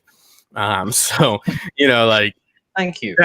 Well, but also here's my other half of that. Like when I need specific answers, it's hard to get because he's a library, not a book. So it's like, there's no Dewey Decimal System with John. But I got a short story in which I want to try to get optioned out, and I've been talking to some people that deals. It's like a more like a Viking themed anthology series. Like, it's not technology for Black Mirror. It is like a very like medieval, like 800 AD type deal with all the stories and all this, like modern day stuff. I have a very cool concept and I've outlined it already, but I need some specifics on how like Vikings would have like festivals and stuff. I need like authentic shit. You know what I mean? Like I need there's a weekend of LARPers that I need to have I can go the easy route because these kids in the story don't know shit, so I can just do that. Right. They're not authentic, like the assholes aren't. That literally is a thing with writing, because it's like, well, the kids don't know, because in real life they don't. So I'm not going to say like I don't need to be down to the detail, but I kind of want to get the vibe from you, because you are very in tune with Norse stuff. So this is a story that embodies that. But yeah, no, Lauren's poetry is very like, I mean, shit, it's like a Xanax. It really is. I can remember when we were doing that, setting up that stream, and you were like, right, we're going to set up a Google Doc and stuff like that. He's spending hours writing this poem, and I've already got like a full fucking couple of pages worth of like different types of poetry structure and whatnot. And he's sitting watching this going, what the fuck? Like, Oh my God. Well, I wrote it in 2 hours, and that's like quick because that was the first time since it might be the first time ever that I wrote a poem, like a poem, but I was deeply. It was all because of the sentiment of it. I was afraid it could be taken, which I've just spoke against in multiple. I was afraid that it could mean like so many things like that we don't need to. I thought it could like cater to the alt-right, which it wasn't the sentiment. That was my problem with it. Like it was all about like, it doesn't matter. You're never further or closer than you ever are. It's like the sentiment of the poem. Right. But like, I read it and I was like, some asshole could take this and be like, oh, I don't need to treat people, because it was all about being honest with people and shit like that. Like, so it's like some asshole's going to take it and flip it on his head and like fucking go like gay bash. And you know what I mean? You're like, being self-conscious about it. Well, yeah, but and that's something again, like, you know, that's like what, not that I thought it was going to be some big success, but I was like, oh, so what are people going to think I'm conveying? No. So I got 2 in my head, you know, but it's still 2 hours. It's very easy to do that. I mean, for me, some poems are really automatic. Like I have a friend on Twitch who I was sitting watching while I was on stream, and he's like, he normally shouts me out. And it was like, you're a poet, Lauren, write me a poem. So while he was on stream, I went into the Discord and I wrote like maybe a 20 or 30 line poem within 15 minutes. And I was like, done. And he came back, he was like, what the fuck? And it was good. He liked it. But for me, it's like that. Sometimes I can write, sometimes I don't. Sometimes I'll write automatically long poems, short poems in a series of things without much thought. It's just genuine, honest feeling that I'm putting down there. And like, you call me brave is something that I hear from a lot of people, like past tutors, lectures, stuff have told me that I'm brave like that. I don't always necessarily see it, but genuinely, that's what I want to convey, is just honesty. I'm not going to hide or away from anybody when it comes to my poetry. I want to help people. If I can give them some sort of insight to get past a difficult point in their life, or a place to escape to connect with, even if there's not a physical person in the room, I want that for them. I don't want them to be lonely. I want them to be able to have an emotional education that is honest, is not covered in systemic bullshit.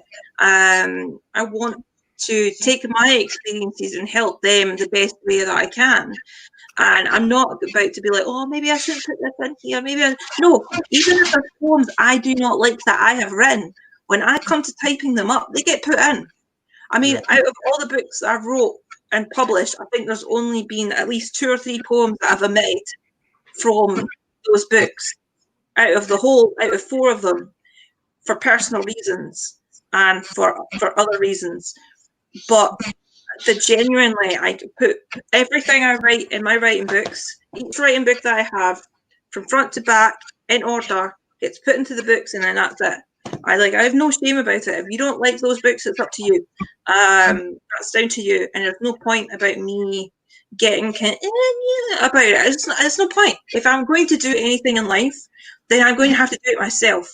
And I can write for me. And then maybe you'll like it, maybe somebody else will like it, and that's the bottom line. I'm not going to sit here and be like, oh, but it's too political, let's do this, let's do that. That's just my point of view. It's my opinion. That's why I love your work, because you say what you have to say. It has to be pure in sentiment, and it has to be brave in that sense, like a stream of consciousness, right? Like Joyce. Because if you're sitting there doing what I was doing, right? And somebody said, oh, Justin, I don't know if I said something I meant somebody could take it offensive. I used some language there that somebody could use that for.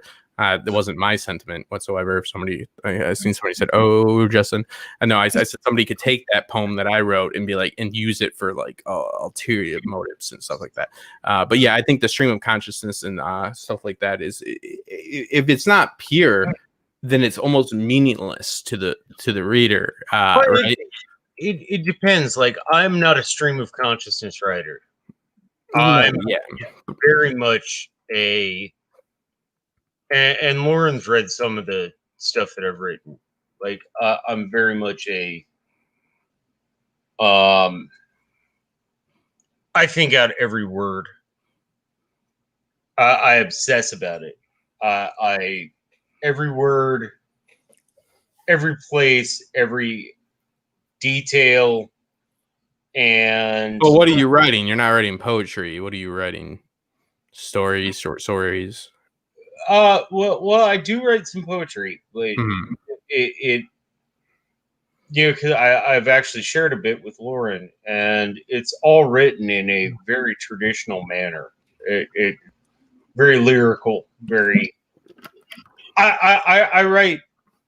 I would go so far as to say I don't write poems. I write songs, Yeah. Yeah, and I just that's the way I think. But it doesn't mean that I don't that I displace other people's writing, or their method of working. The short story I'm working on, I've been working on for 7 years now. that's how that writing goes. You know what I mean? Like And that. it went from a short story to novella to now it might be a fucking novel. And it's like what you were talking about talking about what you know. Yeah. It's about a cocaine dealer. Yeah. Well, the thing that I've recently like really become in tune with is that everybody thinks like they have to write about what they know, so they can only write about being a DJ or a waiter or a fucking college student. You know what I mean? Like, no, you know human emotion. And I talked about this about George, like with the dragons. Like, nobody knows dragons. You know what I mean? If they do, let me know. But they know motherhood. They know children. They know a family embrace. Those dragons are children to Danny. You know what I mean? So the emotion is pure. You can have fantastical situations as long as you. I can write about the meerkats of Forest Wood Valley, which I just made up. You know what I mean? And I can base them in real human emotion that we understand, and that's fine because that's what I know. I know what it means to be a brother. I know what it means to be a son. It's always good to know what you're talking about. Like because I want to tell this story from a third person, open-minded perspective. I don't want it to be from just the main character's view. And I'm missing. I've spoken to some Cincinnati police officers about doing a ride along. How they take into that? Actually, quite well. I got some ride-alongs, but it was only after some offenses. No.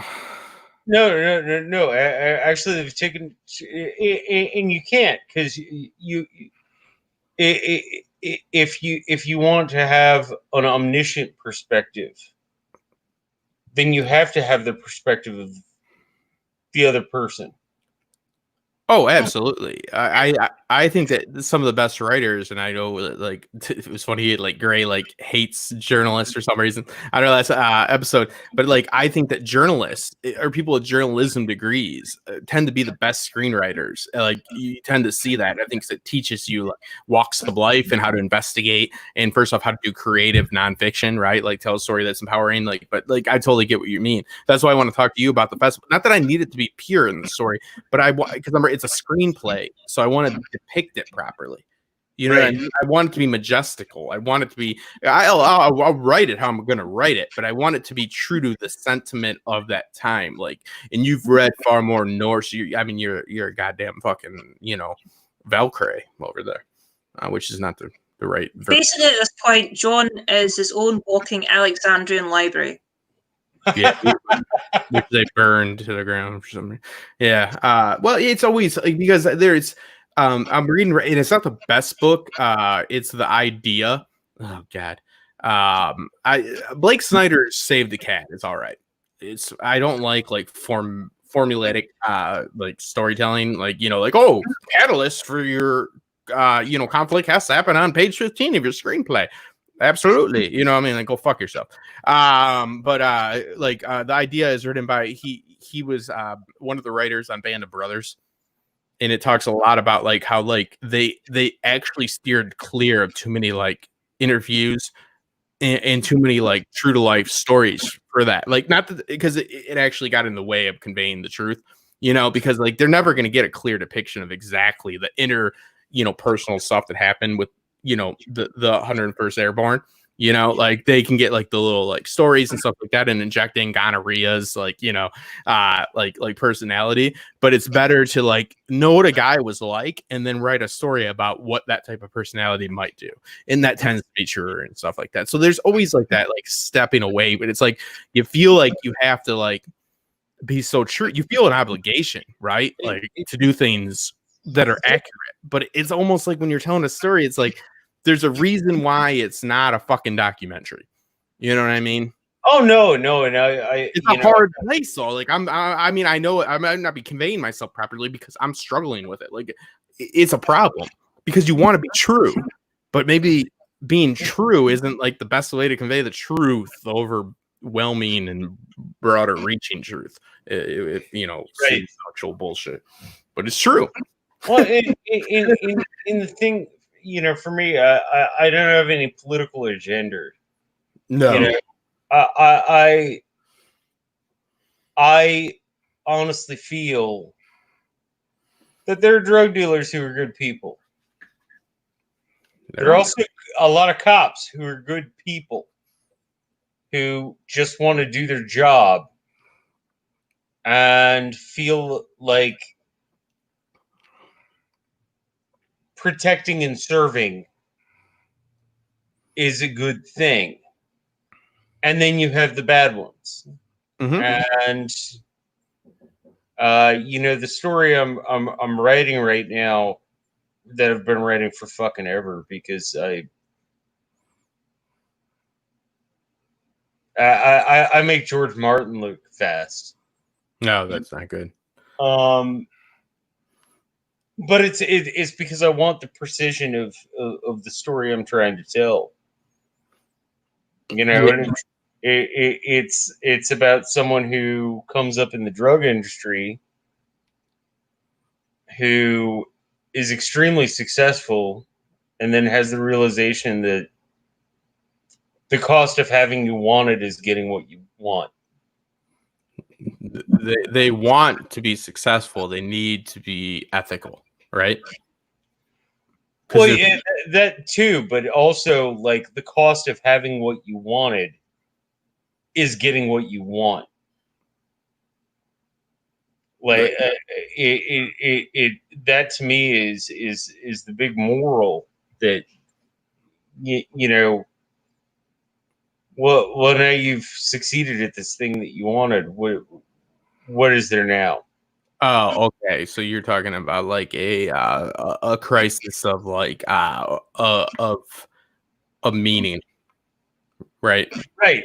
Yeah. Yeah. Like sometimes like the base like risk you can take or the biggest like you know downfall is giving somebody the stage that they ask for or giving them what they want. Because everybody, it all comes down to this dread and this like, existential crises I constantly talk about of a lot of things mean nothing. So it's like, you know, we're always striving. It's always nice to have something to look forward to, right? So it's like, what happens when you take that away? Like, you know, you see it with people that are very wealthy. They're you know, what I think they said it like 80K or it's 100K is like the right amount of money to have a year. Like, because like anything above that, like then you get into yacht life, like, you know, I mean, far above that, but you know, like it's like you want to live comfortable, but like you always need needs. Yeah. I was looking around in the Pacific Northwest and I actually found something besides a moose or Bigfoot, and let's just go ahead and. Oh, I know this fella. I thought this just crawled out the fucking corner. It is no other than the original, the one and only AU fucking pack mule, the man carrying everybody to the top of the mountain. Check you out. Welcome. This is a nice turn. This is a nice twist because I didn't know where you're going with that metaphor. And now it all makes sense. Like I'm very like pulled in by. I'm very tired, but I'm very pulled in by this story. I was like, "Ooh, what does he mean, the moose and all this?" And now with this excellent WWE intro that we have, ladies and gentlemen, John, my man. I got my own corner. How's it going? Happy birthday, John. Yeah. Somebody messaged me recently and asked if you were a equestrian. Is that the right a horse guy? Yeah, I said I don't fucking think so. And then I said, "Oh shit, he actually used to be a gold miner, and I know he had a mule." And that's where I started to get the origins of your name, and I told them the story because they asked if like I was like, I don't know, because like like you're a hardworking guy. Like I don't imagine you own a bunch of horses. We were just talking about this, you know what I mean? Like I don't imagine you live on like because to own a bunch of horses, like you gotta have like. I mean, you're not fucking with me. I know you fuck with me, so I'm like, he ain't got a bunch of horses or anything like that. Yeah, I'm like, but then I remember like, oh my god, no, I'm like, he mined for gold. He was a literal gold miner, So yeah, that's where the name comes from, right? Yeah. Sorry about that. That's okay. It's a great story. Do you own horses? Am I wrong? My last horse died, and I'm not going to get another one just because it was too hard. Yeah. Well, he's a married man, ladies, but remember he did have enough fiscal, wealth to own a horse at one point. But he is a married man. But yeah, I find that to be quite attractive. Yeah. It's like I'm a horse. Any animal passing is hard, but like a horse passing is really difficult. Oh, horses are beautiful. Oh, when I look at medieval warfare, all I think is those poor fucking horses. They don't want to run towards those spears. They're gone. It's like, no, fuck you, man. Fuck you. No. It costs a lot of money to own a horse, so I know that. So, AU, how you doing today, man? Doing great now that I'm off of work. I'm on so many Zoom calls, it's like crazy, but that's why I've got the headphones on. It's just one thing after another with work. But yeah, it's so great to be on with you and Justin and Lauren. Thank you. Yeah. You guys missed my dad. My dad was here earlier. How cool. Papa Baptiste. Papa Baptiste. I don't like that. I don't like to imagine that you have a father. I don't associate that. So yeah. His dad looks younger than John does. He really does look younger. I don't care about any of that, Lauren. Oh my story of John doesn't include a father figure. He is a father. I look at him in that. That's my perspective. I'm taking my POV on it. No father. That's all not canon for me. I'm glad I missed it. Doesn't exist. I just want to drop in just I just had to adjust. I just had to retcon AU's story for the damn equestrian stuff. So don't make me do the same thing. You know what I mean? I have ideas of who people are that I'm sticking with, and they're not changing. All right. I'm about to fill in a bit more of AU's backstory and my backstory as well. No, I got it covered. Without AU, because it was AU when I first started my channel that bought my book. He is the first person in the United States who bought my first book and reviewed it on his channel. He's the genesis of everything. He is where everything starts. Him doing that for me, and I still have it all these years later. No matter what, this man right here fucking had my back and still has my back and reviewed my book. You can go check it. The thing's still on his channel. Go see it when it was still young. And you don't need to convince me that AU is a good guy. You know how many people, you are not a minority. Everybody says that, because it's true, that he is the guy that helped them. Like, he is the person that every content creator that is worth their salt, it will trace the genesis is AU right there. It's John. He's always the first guy to give you a chance. Not you, John. You're the guy that comes in later. That's awesome. Yeah, no, like, you know what I mean? Like, it all starts with him. That's the genesis of every story. So I like it, but please don't change it too much because I don't want to have to retcon a lot of it. AU is a gentleman among saints. Makes me question if he's really. I've tried to question it, but he has so many responses that are so good. Like, he can't do something because he's like driving homeless people to a shelter. I'm like, I've never had to use that excuse in my life. You know what I mean? Like, I'm like, oh, when can we start the stream? He's like, well, I'm doing the nights of this, like, you know, where they like drive. He drives like, you know, like homeless people like to a shelter, which is very kind of. I mean, but like those are things that nobody else says to me. I'm like, nobody's ever. I can't be there. I'm driving homeless people to be warm. I'm like, is there a way we can make AU the patron saint of streamers? of the Game of Thrones community streamers. You Well, guys were detracting from the man of honor. Yeah. His you did birthday it is yourself, today. Mr. Snakehood. So I mean, with all your virtues. So don't, I mean, that's on you, to be honest. It's a fault. You know what? Of yours. It really is, and I'm gonna grab my- I shame you for it. Hey, you. I I'm shame gonna you for grab that. my person. crucifix. And he goes. Oh, he my goes to hand. church, too. Remember me and you Yeah. talked at the con. I am not a canonized member of the clergy, but yes, AU is the patron saint of streamers. Remember, I asked you at the con, John. I said, "So you go to church every Sunday? How do you reconcile that?" And you gave me an honest, because you do, and there's nothing wrong. But it was interesting to me because of the way you think that you do, and I found that to be very interesting. About what? That you are a very consistent churchgoer, right? Yeah. Yeah, and there's nothing wrong with that by any means. I found it to be fascinating, though, because you definitely think outside of the box. So, but I know through relationships with John, the other John, and stuff like that, that it's perfectly acceptable and capable for people to be open-minded and attend a weekly sermon. But at the time, I was like, "Holy crap, this guy's a free-thinking motherfucker, and he's going to church every Sunday." I go, "How's he reconciling that?" But I'm a foul-mouthed seminarian. Yeah, yeah. Potential seminarian. Yeah. I don't know if they'll take me. They might say, "Oh my gosh, really? No, we don't want this drunk." Well, they're passing that wine around to everybody of the COVID age. You know what I mean? Like, everybody drink out of the same glass. It'll be fine. And I always found that I was an altar boy. I found that gross. I was like, gross. So AU, how's life? Let you get a word in.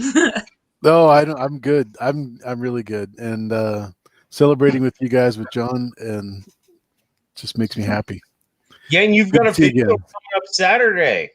Yeah, I have a special guest, someone that I actually worked with back in early 2000s in downtown Seattle, where the Chop location is. We're going to talk a little bit about race relations and all kinds of good social uplifting stuff. So I'm looking forward to it. But who is this? It's on your channel, and you're going to be Yep. talking about. What do you mean the same location as Chopped? The show? Chop is the Capitol Hill occupied protesters, where they've sectioned off. We worked about 5 or 6 blocks from there, and she lived there, so it'll be really cool just to talk about everything that's going on. And Is she part of the movement that overtook that section? no, she lives in Louisiana now. Mhm. Because like I said, we worked together up to 2009, and so she's moved since then. She moved underwater to Louisiana. Okay. She goes, what's sea level at? She's like, what's below it? She's just a wonderful person, and I really like the way she conveys her thoughts, and yeah, we're gonna have some fun. Sounds like you're gonna tackle some issues. That's brave. Why not? I mean, we could be friends. I'm friends with you, right? Why can't I be friends with her? I don't know you. I don't know you one bit, you gold-minded son of a bitch. No, that's well, at least you don't call me a gold digger, that's for sure. No, you already got it, man. From the mining. Give me money when I'm in need. 'Cause she's a Yes, whore. you're trifling, friend indeed. Oh, he a gold digger, way on time. That digs on me. That's good. That's really good. It's better than the blind guy that originally wrote it, and better than Kanye. The blind guy in a different way. Yeah, no, that it's always polarizing to take on those topics. So I just had that. I don't do political things on Twitter. Somebody messaged me. They're like, "Oh, is my Twitter too political?" I was like, "Is it got anything political in it?" I'm like, "Yeah, for me, then it is," because I'll lose viewers. You know what I mean? Like, I'm sorry, 'cause I'm a gold digger. I'm exactly the same. I have very strong views about a number of things, and some of them, as we would call in America, are very left or very right. Yeah. But I am not going to put them up on my social feed. It's like throwing it into a pile of dog shit. You know what I mean? Yeah. Want to talk to me privately about like Mhm. how much ammunition I own? Yeah, we can have that conversation. Yeah, but it's meaningless on that social platform of rhetoric, hyperbolic speech. Like I just look, that's just throwing it to the fucking buffoons. It's throwing it to the mob. I don't like it. You know, it's just I get a lot of that, and it's like, oh, you got to stand up for what you believe. I'm like, Jesus Christ, it's just like a battleground. So it's good though. AU is definitely a person to tackle, like tough issues and stuff because he has a good head on his shoulders. So and people I don't respect consider them you. tough issues. I think people should be able to have a conversation without making it so that it's polarizing. You know, we're all human beings. We should be able to talk like a human being to each other. Well, yeah, we know what we should be able to do, but yeah, yeah, you know what I mean. Yeah, no, I respect you for it. I think you're a right person to do it because you've established that you have a good head on your shoulders, so people are open. I know I am. You've made me look into things I wouldn't have looked into before. You know, like so I respect that. It takes a nice figurehead like that to sometimes tackle those talking points. You're brave, you're brave, my friend. Did you notice I put Justin the Great? I didn't notice that, to be honest with you. But you think it'll catch? It'll catch much better than some other channels I won't mention. Ah, yeah. See, I beat somebody. I win. See, that's why he's the figurehead right there. See that? Yeah, I handed him I threw him a fastball. There's some tea right there. Mm-hmm. Throwing some shade. Yeah, hell yeah. Spilling the tea. Yeah, he just filled up with a bunch of bullshit right there. But I took it as sincerity, and I like it. I like it a lot. I'll take it. How old are you today, John? 43. He lives longer than any man in Detroit lives. I'll tell you that. Lauren, did we sing Happy Birthday yet? I don't do that for secular reasons. Lauren has the voice, man. She could. I saying don't Happy like Birthday the to Happy me. Birthday song. I think it's cheesy as fuck. I mean, that's the only rule in my birthday that I have, is no one sings that song to me ever. I mean, I could sing it to John, but I'm kind of sleepy right now, so I don't know how that would go down. I can either do the normal Happy Birthday or I can do the Marilyn Monroe kind of version. That's but what I was hoping for. Is that the one you were looking for? I knew that. With I knew that it. tired voice. Oh, if you, Lauren, if you want to call me Mr. President and sit on my lap, I'll do that. I'll do that pass. for you. I got your back, dude. I got you. Yeah, we're good, Mr. President. I am not going to argue with you. Yeah, I got you. Don't worry about it, dude. I'm gonna pass on all of the above and go to the bathroom. I will be right back. Yeah, that's courteous. She's not. Yeah. No. Sure you close the door. So we used to do Ruby Tuesdays. I don't know, but I've been told someone here is getting old. I don't know, but it's been said someone's face is turning red. 1, 2. Yeah, it's very disparaging song when you think about it, and it's usually some old frightened person you're screaming it at. So you waited table. You're a bartender, right, John?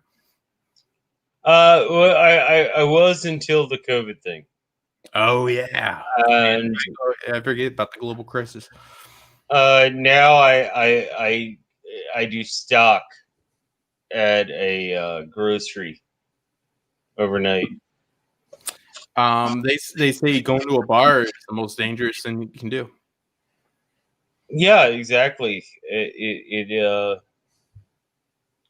That's not good marketing for you.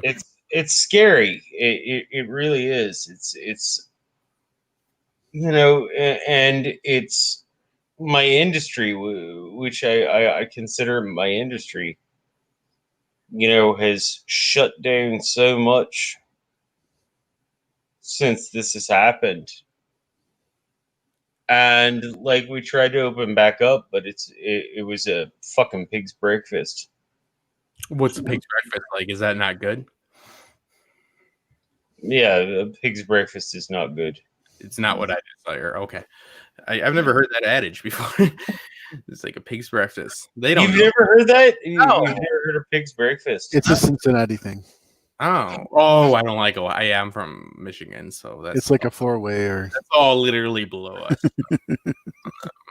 Sorry. Sorry, I didn't hear about what was happening down in Cincinnati. Cincinnati is the only place where a three-way and cornhole is good family fun. Exactly. Whatever. Yeah, we're fine. Yeah. Birthday. Yeah. You can bring your grandma, right? Who else the fuck are you gonna bring? You're in fucking Cincinnati. So Yeah, bring your grandma. You know? when you start citing in Cincinnati, a three-way and cornhole are good family fun. where does the actual cornhole box fall into the three-way? Yeah.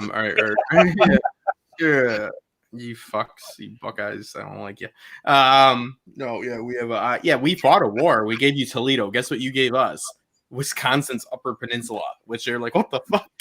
And we're like, yeah, we'll take that. Like, that is not anybody's to give. That's like me and AU have a war, and AU concedes because I'd beat him, even with all of this, because it's ethical and his moralistic ways would be his downfall, and I have none of those boundaries. So, like, I would win, and he gives me like all your possessions.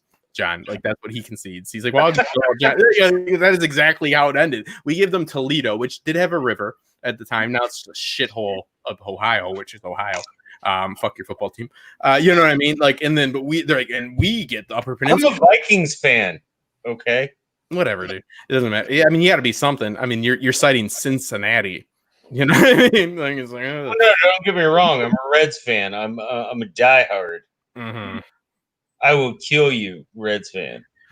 But Ohio has the most presidents, doesn't it? Most residents?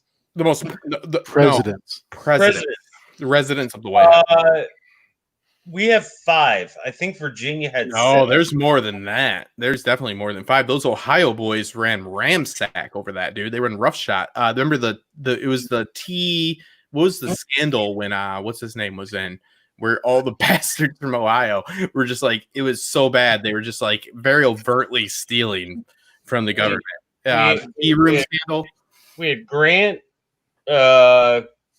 Hayes. Ohio's got more presidents. Somebody Google it. I'm doing it. I'm giving it a Google. It's because when you're in Ohio, what the fuck are you either going to do nothing or going to become president? That's what you're going to do. Well, how do you get an Ohio State graduate off your porch? You pay for the pizza. Yeah. I'm from Michigan. We got Detroit, and we got water that literally melts car parts. So we need to shit on something. All right. Okay. First, Ohio State. I would like an OSU sticker just to put in my toilet. Yeah, we had I'd DJ there was a cop biker game, which was a thing, which seemed very inappropriate, especially at this point. And they're called the Warhogs. Even more inappropriate. Yeah, I'm familiar with the Warthogs. So, but they would go down, and sometimes those dickheads from Ohio would come watch Ohio State play Michigan State, and then we'd have to go down there and I'd DJ it. It was just I didn't care for it. But the roads are really good in Ohio because nobody's going anywhere there, so it's just like they don't get rough, you know. But no, when you get in Ohio, because like Michigan outside the DMV is the worst. It's like you're like literally like ever driven a Jeep, like an actual Jeep. It's like riding one of AU's horses. It is terrible. A terrible experience. That's like everywhere in Michigan. Then you get in Ohio and it's smooth sailing all the way to Cincinnati. I guess if you're in a car, Ohio roads are great. If you're on a bike, Ohio roads are awful. Well, if you're on a bike, everything's awful in general, right?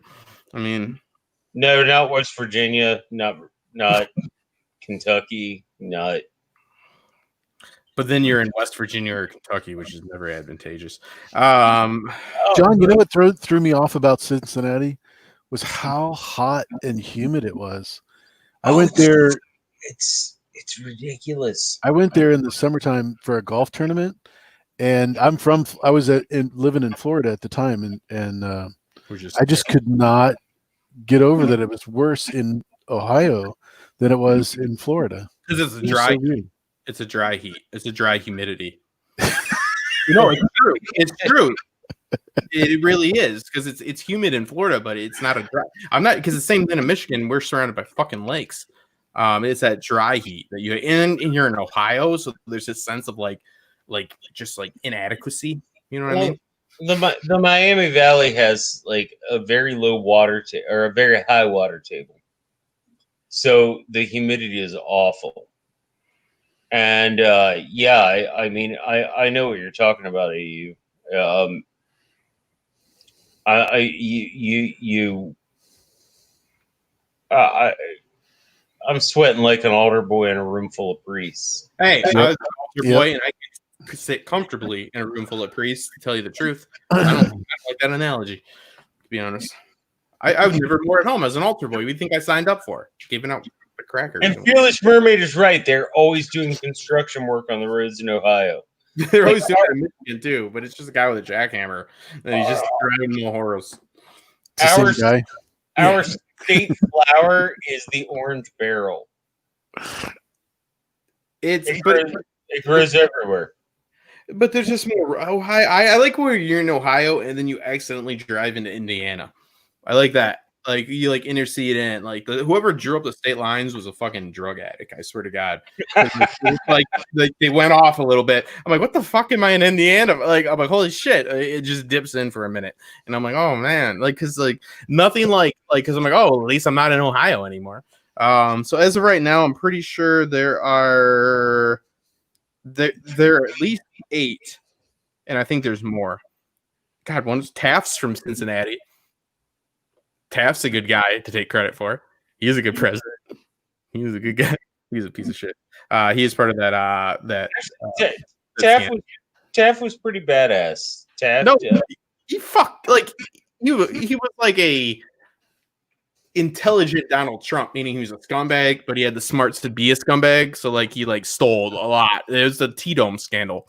They all were like overtly stealing from like the nation, and those Ohio boys got out of control. Yeah, no, there's at least I got it right here. They're all white guys too. I don't know what that. Yeah, they all got beards for most of them. But yeah, Garfield, he died in a bathtub, by the way. Have fun with that factoid. Yeah, all bad. But yeah, Ohio. I think you live in Ohio, like I said, and you either play mediocre football or you become president, or you go to Cincinnati. It is what it is. You know what I mean? But I was from Detroit. You have one of the 3 best baseball teams of all time.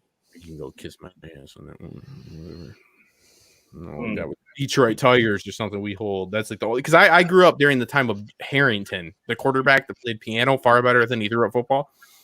We did not give a shit about the Detroit Lions. They built a new stadium. I was like, what the fuck for? What the fuck are you doing that for? It's ridiculous. Like I never had any pride. And we had Red Wings.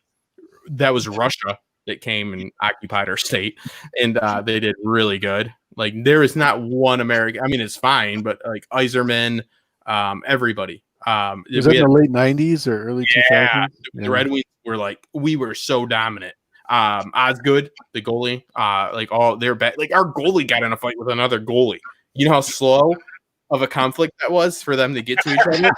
It was like it's seriously the funniest thing. Look it up. It's Osgood. Like they decide they're gonna fight, which is like kind of like suspicious to begin with because they're not in speaking range. You know what I mean? Like so, like they slowly converge because they're so clunky and they're skating all slow, and they finally get to each other, and it's just like this, like very like mundane, like you know, like it does not exceed any expectations of a fight. Like they have so many pads on, they're like penguins trying to like flap each other. It's terrible. But yeah, like Steve's like, you fucker, and he's like, what? You fucker? He's like, huh? Yeah, and they fought. You all know I used to play ball, and what is it? Basketball? Baseball. That's my passion. I love baseball. I absolutely love baseball. And I was catcher.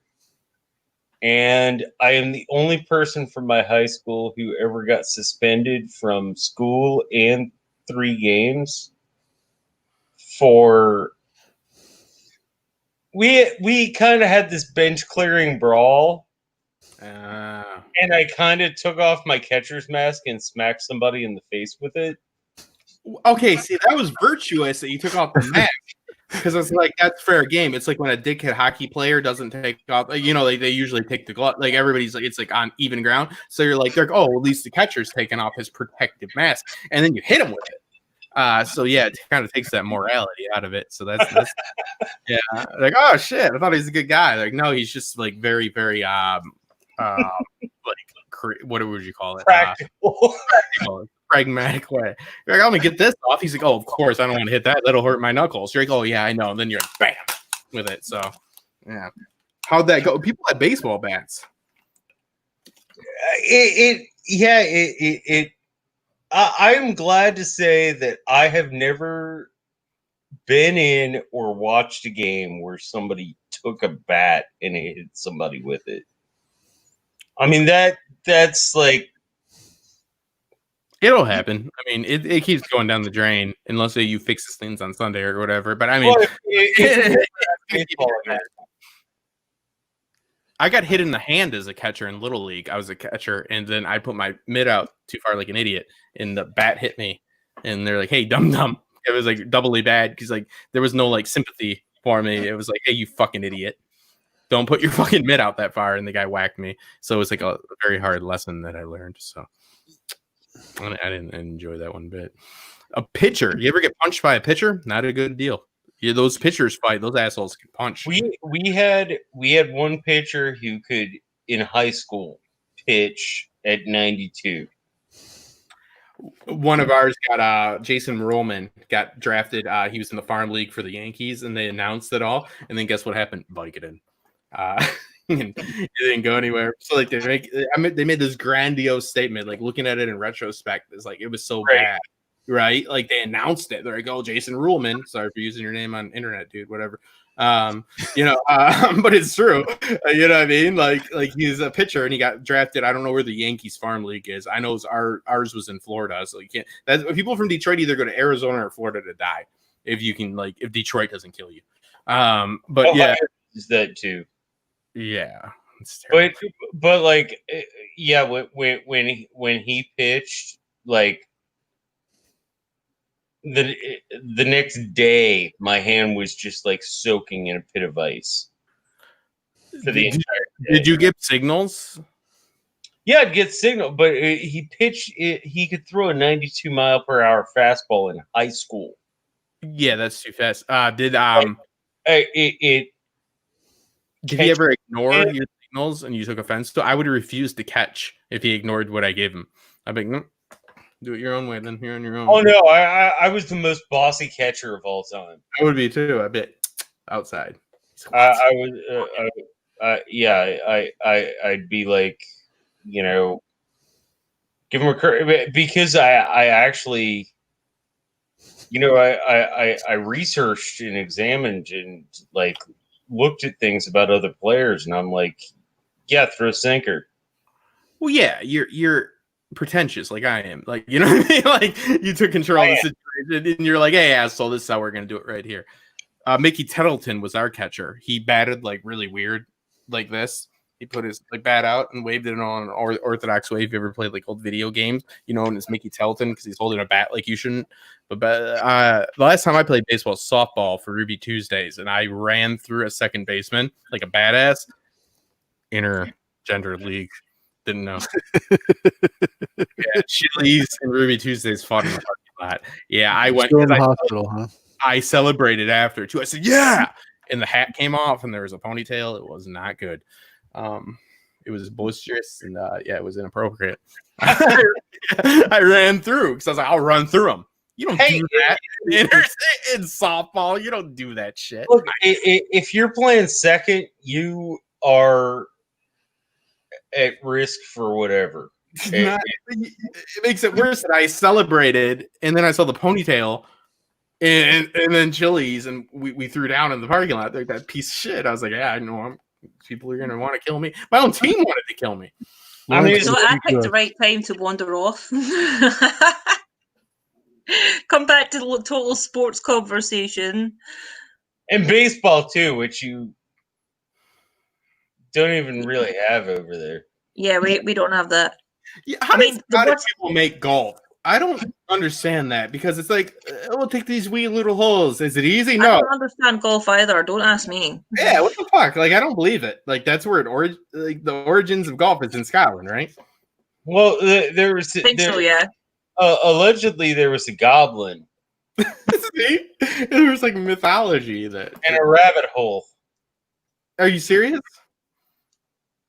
What is the origin He's of golf? talking about the Hobbit. I'm making a Tolkien reference. But it could be. I mean, for all we know, because what is the chances that a whole bunch of Scottish people were like, hey, let's do something that's incredibly hard. Nobody's good at it until you're almost dead. Number one, like, everybody that's good at golf either doesn't have to work or they're 90. 60. But you know what I mean? Like it's a game that it's like, it takes time. It's like, yeah, damn right it takes like I would say golf is more for tourists now rather than an actual kind of traditional sport here. I think the Highland Games would be a bit more higher up traditionalist type thing, like tossing the caber and throwing the hammer and stuff like that.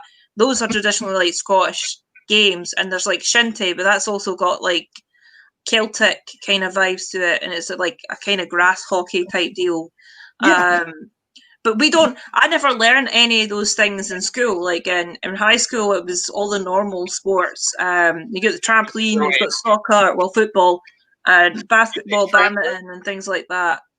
But I never really played soccer on the pitch. I always avoided it because I always got picked on. I mean, the 2 times I got forced to take part, a couple of them were like just took one look at me, and I got punted full force in the thigh by a football. I had a big massive bruise about that size, and off the pitch as well.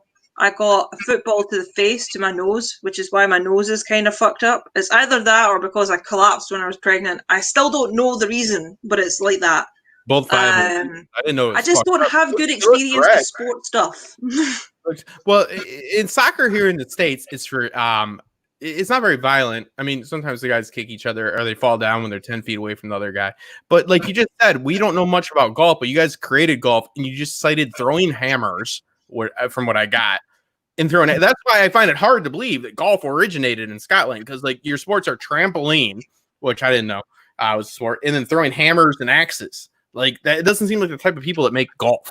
Golf seems like it's a very like it would make sense if it like took place in like I don't know, like the fucking like England, like in London or like anywhere like the Hamptons. As I said, it's a very touristy sport, right? Because it's not necessarily Scottish people that are playing it, it's all the touristies that come in and make it.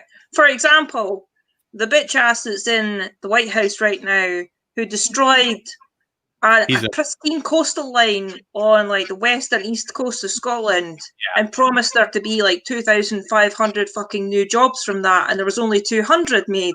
Promised a whole bunch of shit, and that didn't work. He forced out about 4 or 5 different families who've been living on that coast for like decades. He got fucking diggers to dig round their houses to cut off the electricity and stuff like that because they refused to sell, blah, blah, blah, blah. But that's what I'm talking about. It's the tourists that come to enjoy the landscape, but also play some golf. It's the people with money who play golf. Yeah, some guys drilled holes in the ground, and you're like, hey, assholes, come here. You need to understand that some orange guy that doesn't understand how wind works, Trump, was going to come and play. He's like, nobody understands wind. I'm like, people fucking understand wind. He hates windmills. You ever notice that? Like the guy hates it. He always like acts like things are not understood. I don't think anybody understands what wind is. I'm like, oh no, they got a pretty good grasp on it, asshole. Yeah, he fucking hates the wind turbines that got put up just outside his golf course. And he was so fucking pissed. And the majority of us are like, yes, finally. Small he doesn't victory. Get it. Something Major says that she doesn't play golf well.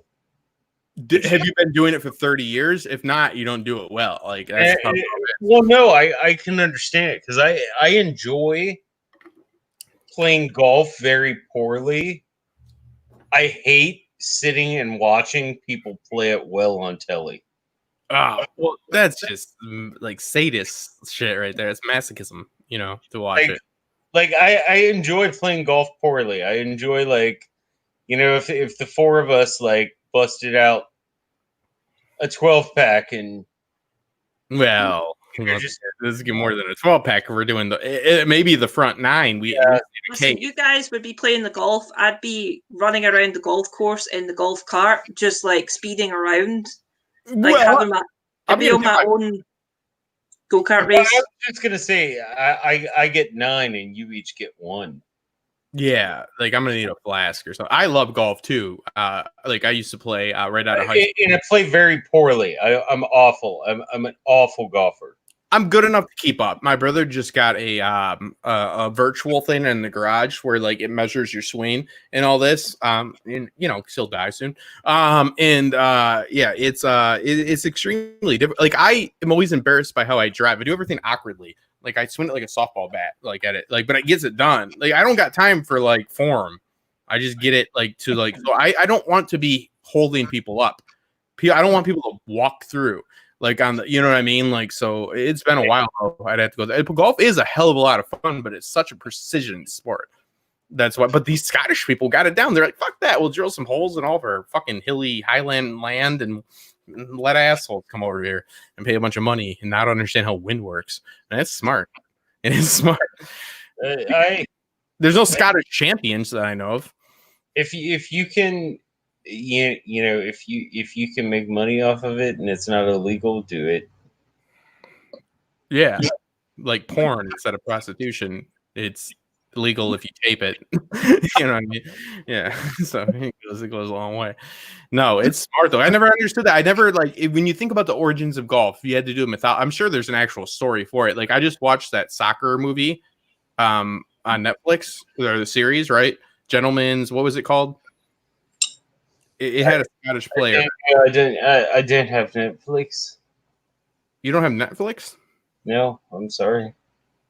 On your birthday, you don't have Netflix. I'm sorry. It's embarrassing. It is. It's shameful. Like, we need to do something about it. What do you have? Amazon Prime. He's got a great glass. Yeah, that's fine. And the best whiskey glasses in the fucking world.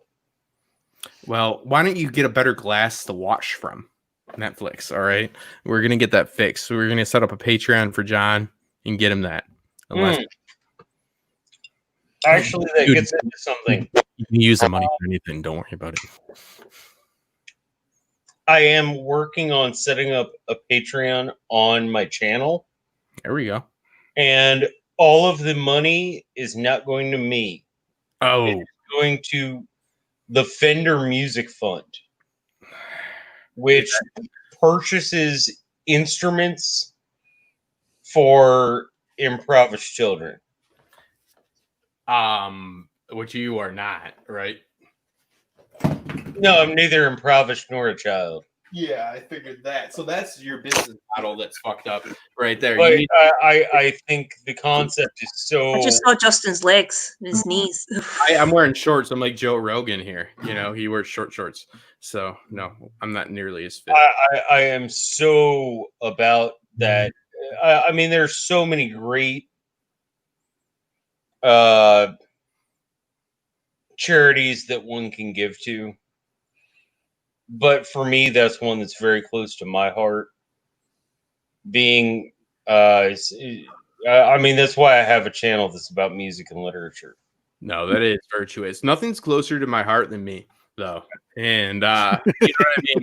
So, like, I like to keep that money in-house for me to do what I do, which is... But yeah, I am... Justin, are you going to play the guitar for Happy Birthday? It's not in tune. I have to tune it with my cell phone, so because I'm incompetent. Yeah, no, but that is actually beautiful. You should start it up. My buddy Jack Rackham, he does a history channel. He just blew the fuck up, and he did like he matched every Patreon member, which might have been a mistake because he got a ton, and he donated to Black Lives Matter, which is a very good cause, obviously at this time and or at any time. And yeah, make sure. But no, it is but it was a very good concept because he got a lot of, you know what I mean? Like he did a good thing. And he matched every single one. It's like a 200% return. Yeah, he got like $1,000 a month. So it's like, oh boy, you know what I mean? Like the success was like, ooh. So, but yeah, he's doing it. That's freaking awesome, man. All jokes aside, that's a cool little experiment, because I mean, music is all that some people have, right? They don't actually have the money to buy a $200 guitar, you know. I wish I could make like a fraction of that on Patreon, just to able to get new equipment and stuff like that. I mean, I think I've got about 3 Patreons just now, which is quite good. I like that. It's cute.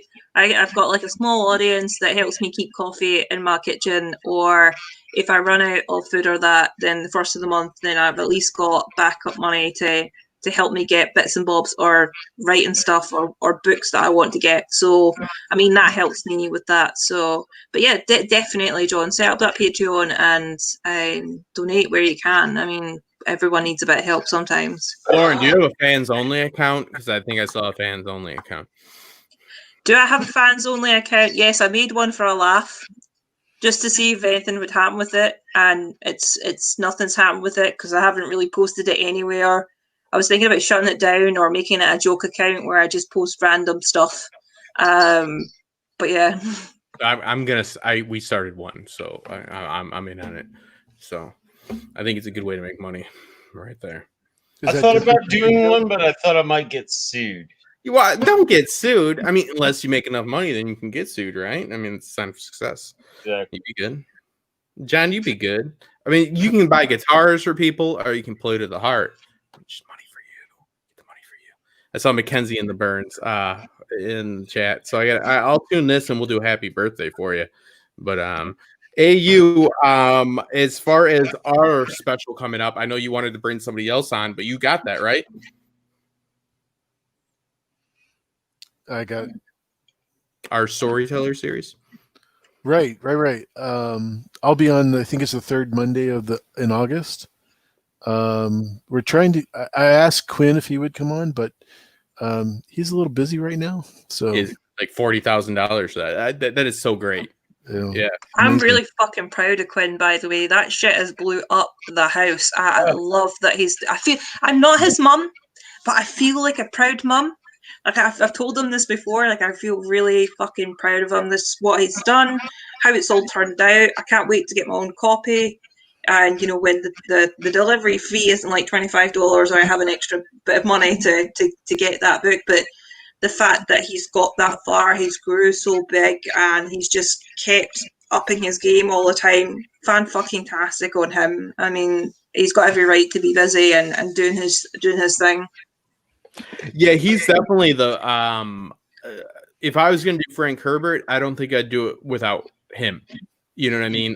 So like AU, because there's been only one other person that asked to bring somebody else on, and I didn't care for that because it was like a change to the format. But like, yeah, no, it'd be fine for that. But I know AU's got it because you brought on a very abstract storyteller, a very interesting storyteller, and that's kind of the point of the series. It's very beneficial for me as well, John. You know what I mean? Like, I really enjoy it because I get to like go look into his work, and I get to, you know what I mean? So I'm really, I know you got it no matter what. But yeah, absolutely.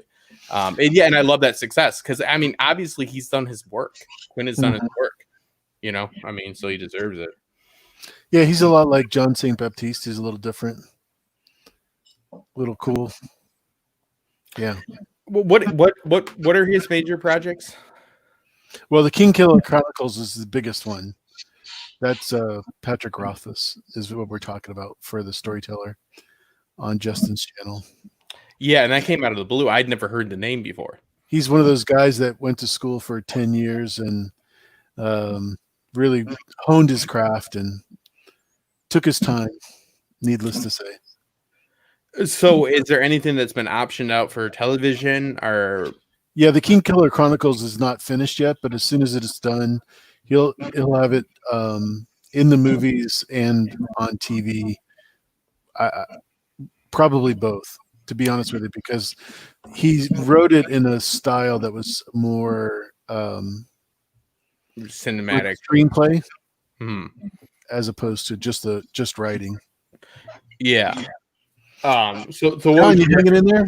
What would you recommend we watch up until then, like to get some type of idea? He only has books out, so if you don't read The Name of the Wind or The Wise Man's Fear or The Rogues, which Robin Hobb and George R. R. Martin were part of the anthology. There's a story in there, a rogue story about Bast, who's one of the characters in the King Killer Chronicles. Really good. Well, I'm happy to have because that's what it's all about. It's all about expanding that palette, man. So I'm very happy to have it. Really quick, Samuel Morningstar, thank you for stopping by and being here. Amy True, yes, you need to go to bed. You have to be a good girl. You have to work tomorrow morning. Sasuke, I didn't notice you. I haven't really been watching the comments because I've had a lot going on today. It's his birthday. Thank you for coming. It's yesterday was my birthday, but today is my party. You know why? Because I took birthday pay at work. What is that? Like, time and a half. Oh, holy shit! Sweet. Yeah. And I'm like, yeah. Yeah, it seems inappropriate, to be honest. It seems like too much. It's like you should get your birthday off, but like time and a half, holy shit. Does a cat have tits? Like, I don't know, man. I'm not a goddamn anatomy cat expert, man. Leave me alone. I don't know. They might. We'll figure it out. But AU, I had something I wanted to ask you. And that is, you have a pretty extensive knowledge of Tolkien, don't you? Yeah, pretty extensive.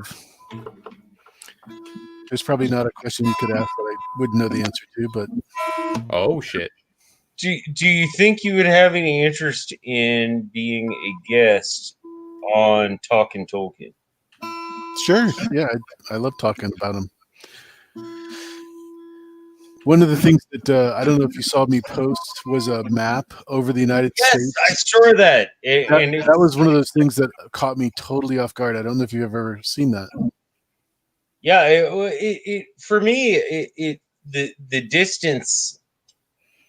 I mean, for me, it didn't surprise me, because I always thought about the distance. You know, it was like even the first time I read it when I was like a teenager, it was something I always thought about. But you know, yeah. When you actually show it on a map of the United States, you're like, holy fuck. Yeah, especially if you've been like from Jacksonville to Kansas back to, the origin of the story. It's pretty incredible. Yeah, I absolutely. Yeah, I'd love to. That would be great. And Lauren, who's reading Lord of the Rings for the first time. Justin the Great, who has read Tolkien. Like, I'd love to have all of you as guests. Yeah, let me see if I have some Tolkien books here. I've got the Silmarillion on CD, Children of Húrin on CD, Two Towers on CD, Sir Gawain, the Green Knight, The Lays of Beleriand, The Two Towers, the Silmarillion, Fellowship. Yeah, I've got a few Tolkien books. One or two. Nice. Those are just the ones that are at hand. Watch old Tolkien interviews with BBC radio hosts. It's excellent. He's like, I noticed there's a sense of the devil in your book, but there's no essence of God.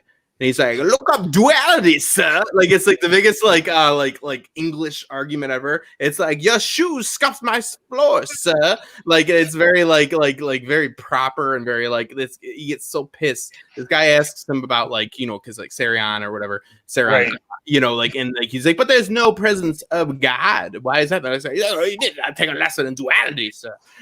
He's very malicious and combative. There's no evidence of God. The ring. I didn't ask the fuck. I'm saying the guy asked the question and he got pissed. No. I like the people who make that argument. It's like the ring got destroyed because Gollum was a little too greedy. I say, sir, your shoes touch my floor. Yeah, if you read the from the Silmarillion. That's the whole creation story from the Bible. So that's all God. That's where they create Oh, their absolutely. music, right? The world is created through music by the Valar. Yeah. Who are elves, right? No, What are they? they're pre-elves. They're the ones that the God created to create everything, and he used all 14 of them as far as their musical talents to create the world. Because So you have elves, which are not higher than men, but they live forever, and they're handsome. they're really fucked up. Actually, if you read the Silmarillion, they're really, really, really, really, really fucked up. Like Feanor That is guy can't die, right? is Well, a they- mess. Yeah, because everything keeps because they live forever and they yearn for death because things keep getting worse, right? Then you have Maiar, which are like angels, and then you have the Valar, which are like gods. But then above it all, you have Alue, and he's like, "Yeah, bitch, do this."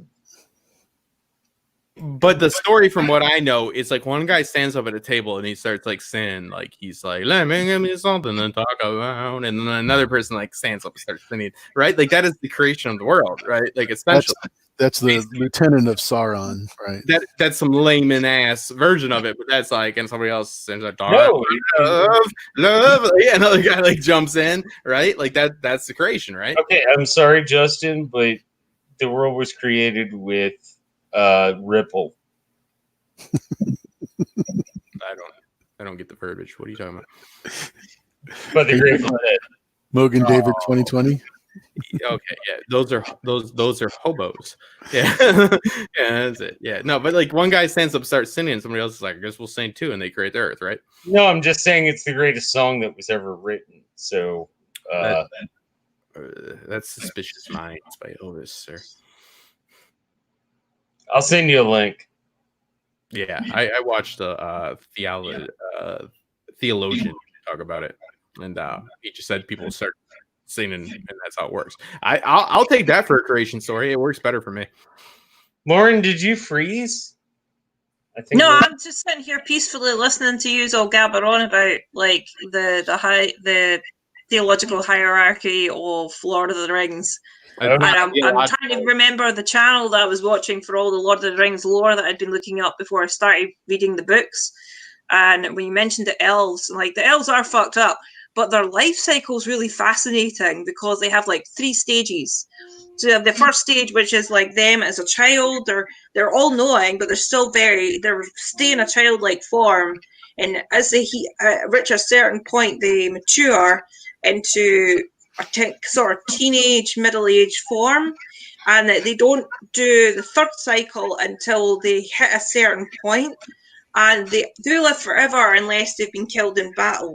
So they're not fully immortal. It's not like they get like stabbed and they're, we're fine, we're good. No, they do die, but they are. They live in different stages. I mean, there's ones that have lived older for the amount of time that the whole Middle Earth kind of thing's been around. And I'm very fascinated with, well, I was, once I got into the lore, was the different kind of names and the theological hierarchy of how it all worked. And then the two trees and how they came from like the west and into the east and all that stuff. So no, yeah, it is really complicated. I mean, like Tolkien made a book that wasn't for necessarily people without brain cells. It's a very linguistic focused book. It's not necessarily a fantasy per se, but it's based on linguistics. He created his own language, and the books themselves had to be all the different versions have like errors in them, and like because of the different publishers, they were correcting them, but it took some things out of context, and Tolkien got really mad about it. There's it's why Christopher, his son, had worked to go through all his notes and also like try and correct any of these mistakes, because basically that's what this is in this book. This is one of the more latest editions that's more kind of correct and in what Tolkien wanted, that wasn't fiddled about with all the different publishers that all these different books went through. So maybe the version you've read is something that was made by him, but also it was altered by the publishers themselves and isn't necessarily too... I know Tolkien very much despised that, and that he had to do so many revisions and whatnot. And what fascinates me as well is he used to write in pencil first and then go over it in pen. When he was happy and solidified with it. I think that's a really interesting writing style, a very old school kind of way of writing as well. I very much admire that. And considering the amount of linguistic creativity to make his own languages, to make his own kind of backstory and all these different things. Have you ever heard the story of the Great Green Dragon? That's where he gets it from. There can't be a great green dragon. It has to be a green great dragon. There's an order of adjective that we follow in the English language, and we have a formula to language in which people were not, conscious of necessarily. And that's where I just read a prologue for a book where somebody made up their own language, and they're like just making up bullshit. And they don't get that these people are etymologists or philologists. Like they are creators and studiers of language, and you just don't. There are rules and rhymes and reasons to language. You can't just be like, he said shmash smash niche. Like that's what people do. That's bullshit. Right there. Like he's a linguist. He told his mom at 7 that he had a story about a great green dragon, and the mom, being the very studious woman she was, said, well, son, at 7 there can't be that, because it has to be, you can't put the opinion before the fact, because the great is then implying that it's great because it's the green is great, not the dragon is great. Yes, exactly. So there's a studious person to actually listen to. But yeah, no, it's very interesting. But that takes one hell of a mom or two to be like, I wrote a story when I was 7. I was like, Mom, this happened. She's like, oh, it's good, you idiot. You know what I mean? Like, no, his mom's like, no, dummy. But Stephen King's mum was like that as well. He used to copy from comics and that he read, and he would give them to his mum, and then she would be like, well, these are nice, but these are cool, but, have you tried writing your own? And he thought this was a revelation to himself. And that's how he basically started writing. And Carrie was only wrote and helped. I'm just wondering, his wife. Lauren, how are you familiar with that? How am I familiar with that?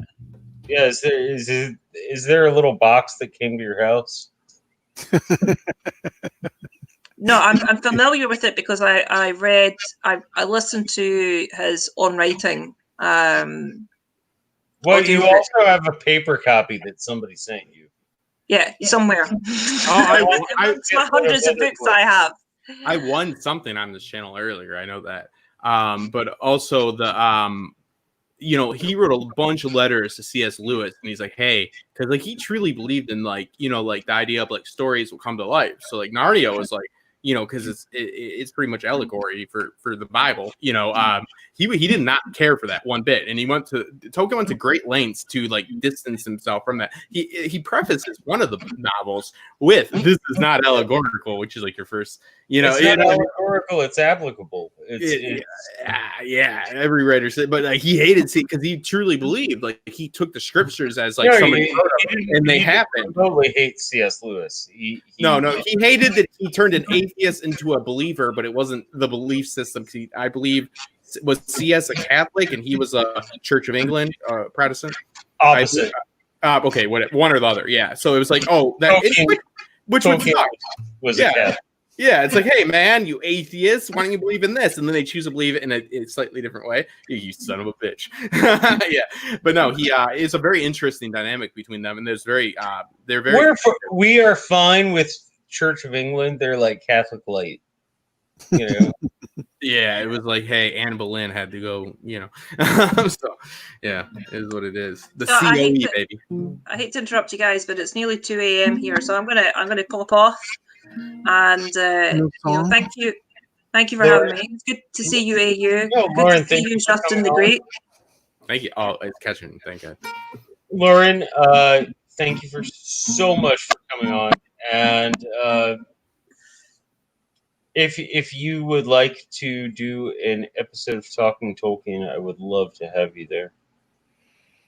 And guys, if you guys would like to do a catch-up AQ session with me, please hit me up and let me know, because I would love to do a kind of revisit from our last interviews to now, because I think we're a bit out of date for that. John and you especially, and AU as well. I think it's about time we did an AQ session get together. I don't know if I've done one with you, Justin. I think I have. No, you haven't. No, I haven't. Oh well, we need to get that sorted then, shall we? I told her not to. No, somebody messaged me and said she stole YouTube Confidential. I'm like, she stole the interview, and I created it. I go, holy shit! Oh my god, I must be that too. I've had people messaging me like, LMR stole your interview thing. I was like, listen, I don't have a monopoly on that, and neither does she. So tough shit. I do my thing. She does hers. I mean, I've got the same thing when I think you guys all stole it from 30 Days with AU. So there you go. Evidently, I conceived the interview, or no, people on YouTube think they coin good night and good luck. Like, you know what I mean? Like, it's ridiculous. They're like, oh my god, that guy said goodbye to everybody. That's me. I did that. I'm the first. That's mine. You know, they're idiots. So yeah, good to see you. She's speaking to people. That happens. But yeah, anytime somebody starts a new interview series, that those people message me, they're stealing your thing. They're stealing. I'm like, I don't care. They can do They don't their know thing. it's mine. They don't know that it's mine. They've got their own little niche of doing things. I mean, LMR has her thing, and a fucking it's like singing happy birthday, right? The other dude, I can't mind his name. It's escaping me right now. The dude with the beard. Oh my god, I'm blanking it. Anyway, forget that. Yes, John, happy birthday. Happy birthday to you. My love. And I will sing you happy birthday before I leave, okay? How about that? That's the deal? Yeah. Justin's going to play the guitar. No, he's not. Okay. Happy birthday to you. Happy birthday to you. Happy birthday, Mr. Baptiste. Happy birthday to you. That's as good as it gets. Yep. I mean, unless you're in a white dress on my lap, that's as good as it gets. Ooh, damn.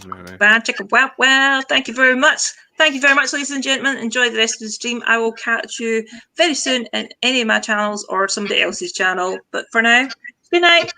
God bless you. So she sold the interview from me. You know what I mean? Like, now that, that's my fucking idea. You know what I mean? I was like, hey, I asked the questions here. You know. But go ahead. AU, that 30 days thing, that's not canon for me. But no, both of you, anyone out there, if you want to be a guest on Talking Tolkien, I can do a live stream by myself. I'm being completely honest here. I don't like to. Yeah, I talk a lot, so I like doing it by myself. I prefer to have somebody to speak with. Well, I'll only do it if we can dress up in very uncomfortable suits and we can yell at each other like proper Englishmen. But I say your shoes scuffed the floor, sir. And then you can argue back at me. But yeah, your fucking beans and eggs or whatever the continental breakfast is over there. It was foul, sir. Fucking beans and eggs are a fucking shite. Yeah, like a proper Englishman dispute. I slightly disagree with you, sir. I can't. Here's the funny thing. I grew up with an Irish accent. Oh yeah, because of the drinking. Because liver. Yeah. I'm sorry. Indirectly, yes, it was probably because of the drinking that I had an Irish accent growing up. It's terrible. Indirectly. However you want to blight it. Go ahead. But I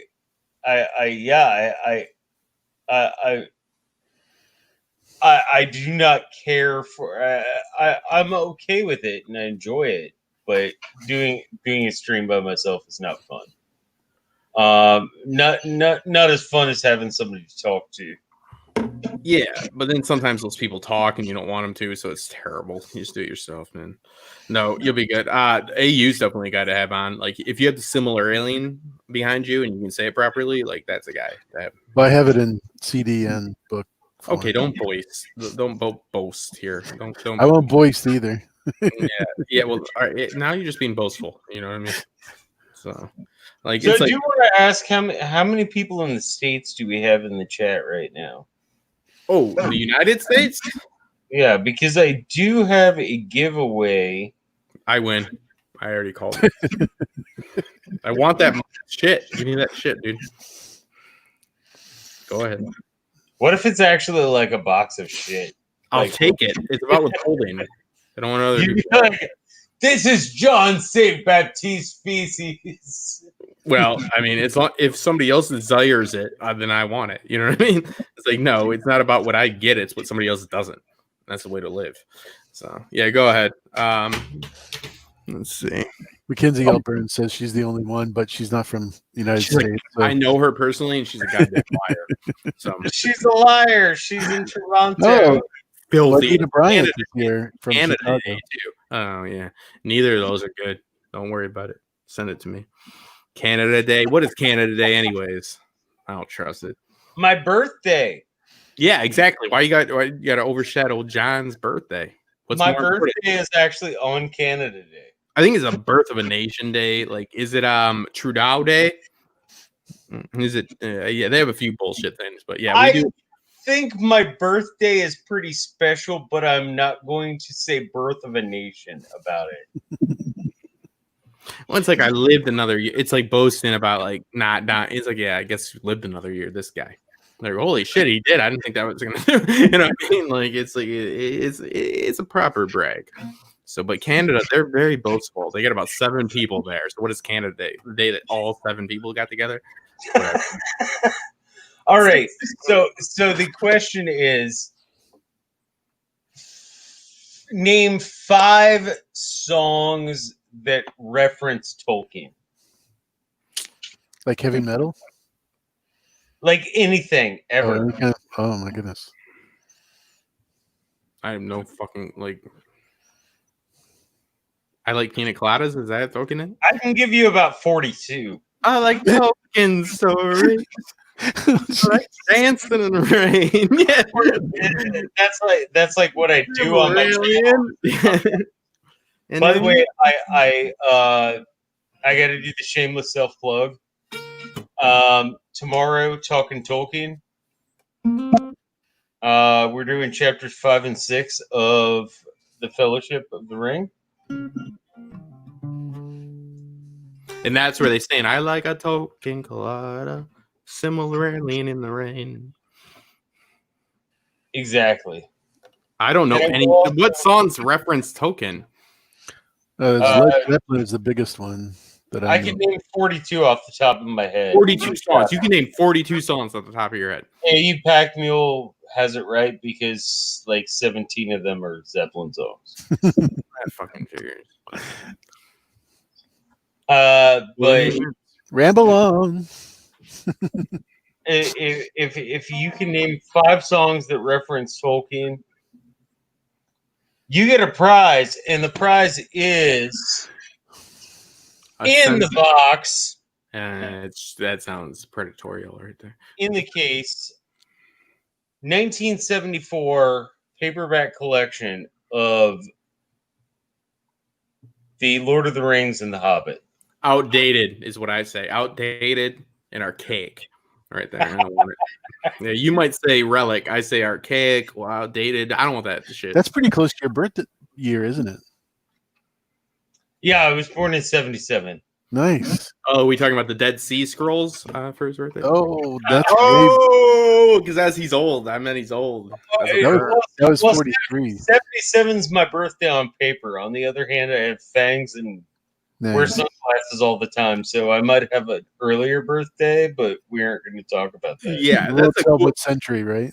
that's a good move right there. Like to make like because nobody ever suspects I'm a vampire, and I always regret that. I'm like, damn it, That's a missed opportunity. Because like in negotiation, it's like there should always be that vampire aspect. It's not there for me. In answer to your question, AU, I might have killed a couple Borges. That's going back pretty far. But I don't think Justin knows the reference. No, I know Borges, the philosopher. That's all I know.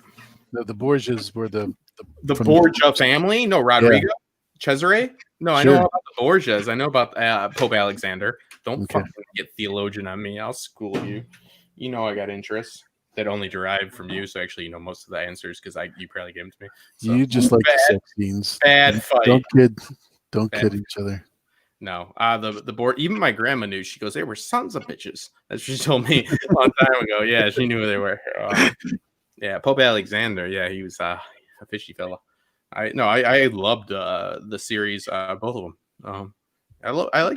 Actually, have either of you watched the series, The Borgias? Oh yes, yeah. I was a big fan when Game of Thrones was first on. Like I was mad because I was with my girlfriend trying to watch The Borgias. I was like, nah, I don't want to watch it. Like it was. I didn't. No, I'm serious. And then the Netflix original, I liked as well. That's the one that's got yeah, it's got Sam in it. He plays the Medici. He plays one of the cardinals. But it's got they actually finished that one. That ends with Cesare's Sam Neill. Yes, yeah, it has. Yeah, it's Borgia's like Death and Fire or something. I forget what it's a Netflix original series. It's not on Netflix anymore though, oddly enough. Like they don't own their own property evidently. But no, the Showtime one wasn't as good.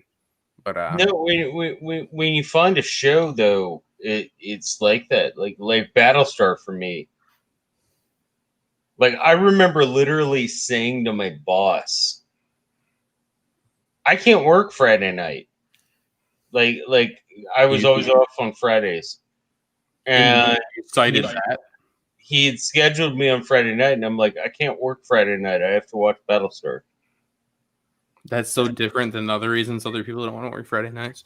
He's like, holy shit, I can't give Cassandra the night off for her date because John wants to watch Battlestar. It's a bold move. I appreciate it. We did, and I it might help that I work with one that I used to live with one of the most prestigious chefs in Cincinnati, but tallest midget. Yeah, we both took off of Friday nights to watch. And you were a bartender, which is the most advantageous night to work. Right, but I was like, fuck that. Yeah. No, I'm gonna watch Starbuck. Jesus Christ. Huh. He wasn't in that episode. He's always there. He's always there. You know. See, for AU, Starbuck's always going to be a he, and for me, Starbuck's always going to be a she. No, I'm fluid with. I was talking about Jesus Christ, but I don't think he'll ever be a she. Have you ever read Hemingway's Today is Friday? Sure. Have you? I just read it. That's awesome. It's don't patronize me. No, Hemingway is awesome. He's one of my top 5 authors of all time. Yeah. I didn't know about Today is Friday though, and I found it to be an interesting. He would actually be a better storyteller series than Patrick Rothfuss as far as works go. People would know who he is, but no, I like that people don't know who Patrick is because that's kind of I'm being a little facetious, but no, I'm serious. That's kind of the point. No, but Hemingway, yeah, we should get. But Today's Friday is about the Romans at a bar with a Jewish bartender. Like it's like a week or not even a week after the crucifixion of Jesus, and it's giving like context for like the everyman. It's an interesting short story. Yeah, I mean that's why Hemingway was so brilliant. What made Hemingway so brilliant is the opposite reason of what made Lovecraft so brilliant. Lovecraft could tell a story. He had no idea how to do dialogue. I mean, he sat in his mom's attic and wrote a bunch of letters, but never talked to anybody. And he wrote his books. And then you had Hemingway who like he's like, yeah, I'm just gonna hang out at bars all the time, and nobody does dialogue like Hemingway. His prose is unmatched, but everybody wants to be Hemingway, and they all just drink themselves into a grave. Hemingway lived in a time that if you wanted to experience a war, you fucking. Hey, I'm sitting here, okay? No, I know, but we all want to Can be. you talk about somebody else, please? Because oh no, I'm talking about me too. Like, I mean, everybody wants to be Hemingway. Like everybody, there's a certain amount of bullshit to Hemingway, but there's like 90% awesomeness to him. no, I was talking about people drinking themselves into a grave. Well, you got to get into it some way. I'd rather be lubed up before I go in. So, no, but it's true because everybody like it's like I'll drink scotch and be an everyman and salt. First off, Hemingway's family had money, you know. I mean, but it's very because today is Friday. I just came across it 2 weeks ago, and I find it to be fascinating. I didn't have the student film where I did it, which every asshole seemingly did, which I found from YouTube terribly. Like it's so bad. They're so bad. But no, it's a very interesting story because it's a good way to give historical or biblical context. Which you know what I mean. I think it's a very interesting story. I like Hemingway's novellas and short stories like that. Like I think George's best work is his novellas. I honestly think, as a writer, I think that the best thing that Hemingway ever wrote was actually an introduction that he wrote for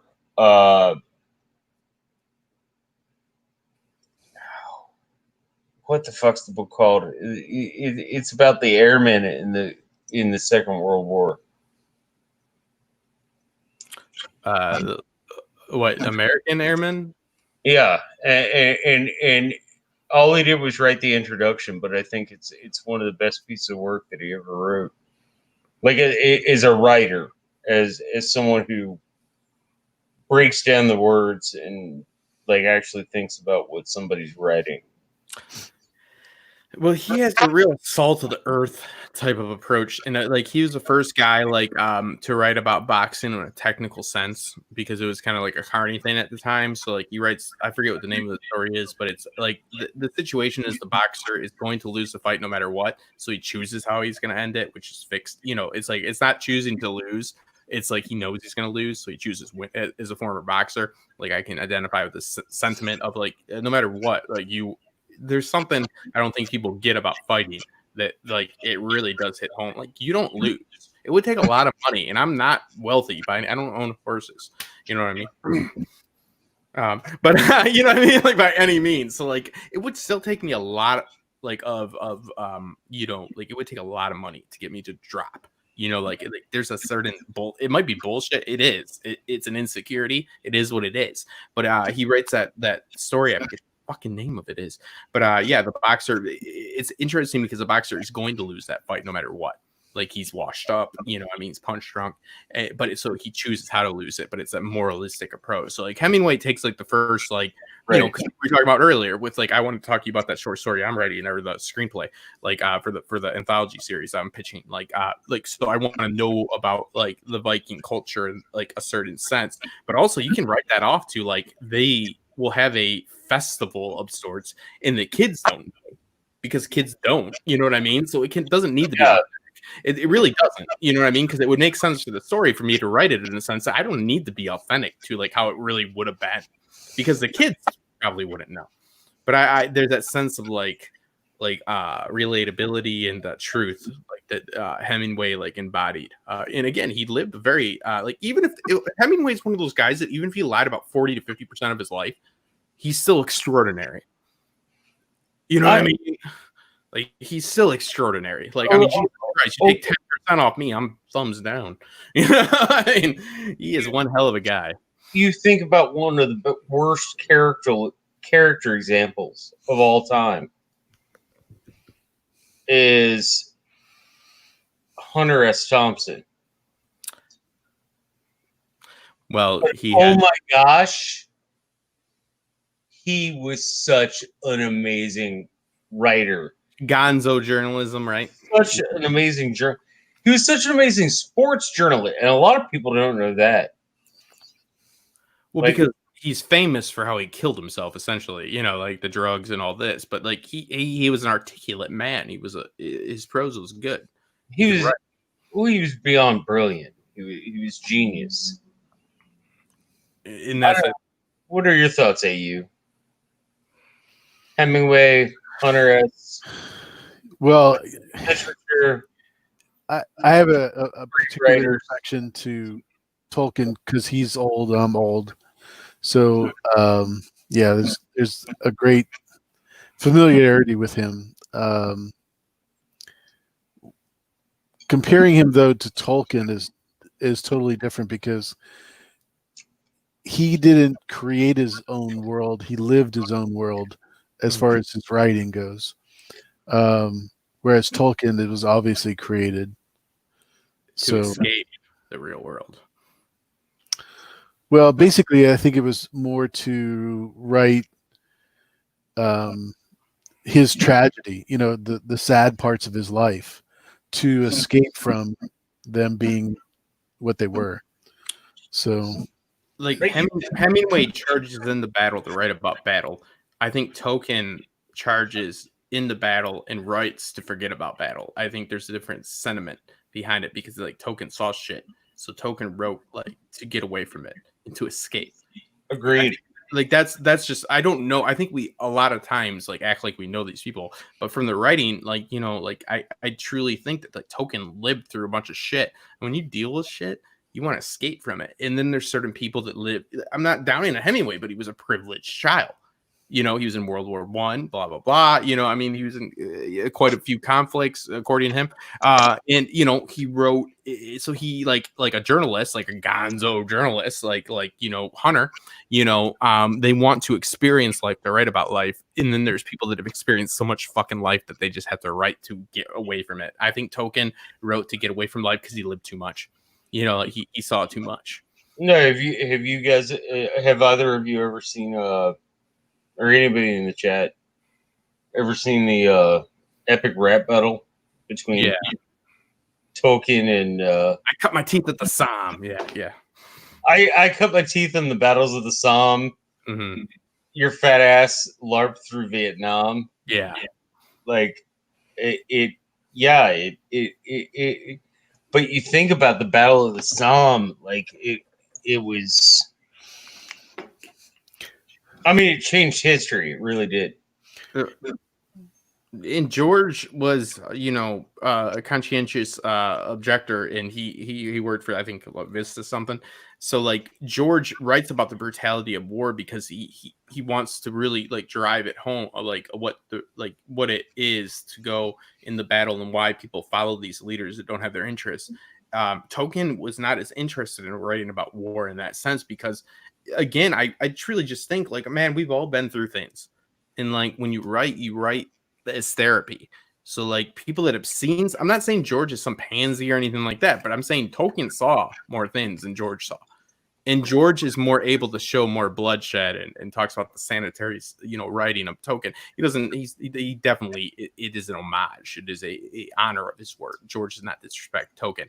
You can write about it because he never saw it. But yeah, he writes about it, in my opinion, which means fucking nothing.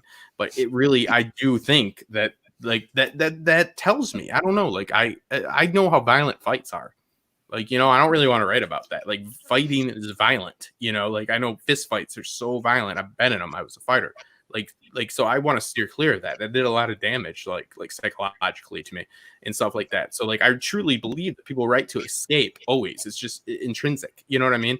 So I don't know. I mean, again, we don't know these people, but you do see like these landmarks or these watermarks or whatever, you know, in their work that it's like George didn't go to Vietnam, but he's very interested in writing about the brutality of war. Tolkien was in World War I, you know, at the Somme, which wasn't a battle. It was a fucking a year, you know what I mean, of hell. Nightmare. Yeah, and he had trench fever, you know, he got sick, you know, so he had fever dreams during it, and he was sitting there and he saw the tragedy, he saw his friends die, you know, like, so it's not like George is some pansy or anything like that. It's just human. It's just human. Like, we have the luxury to speak about the things that we want other people, which is important to do, to stray from. Some people, they don't have that luxury because they've been through the pain themselves, and they express in other ways, and they both have their value. Agreed. That's my take. But Agreed. again, we don't know them. We don't know them. But that's why if you look at, you know, Tolkien and you can attribute all of his writing to World War I if you wanted to. But that's just like having a, you know, that's just how these people can take like these formulaic ways to screenwriting, these, you know, like these checking off boxes for when the catalyst for the conflict happens, and you can adhere them just like prophecy, you know what I mean, like after the fact, but they don't work. Like, so yeah, you can look at Lord of the Rings, the Fellowship, the books, you know what I mean, and be like, oh yeah, it's all World War I. That's not what it is, you know. But of course you can attribute it to that because you have agency over story and the message. So I just think that, you know, that's why these authors go to great lengths to distance themselves from any cemented statement of what the sentiment of their story is.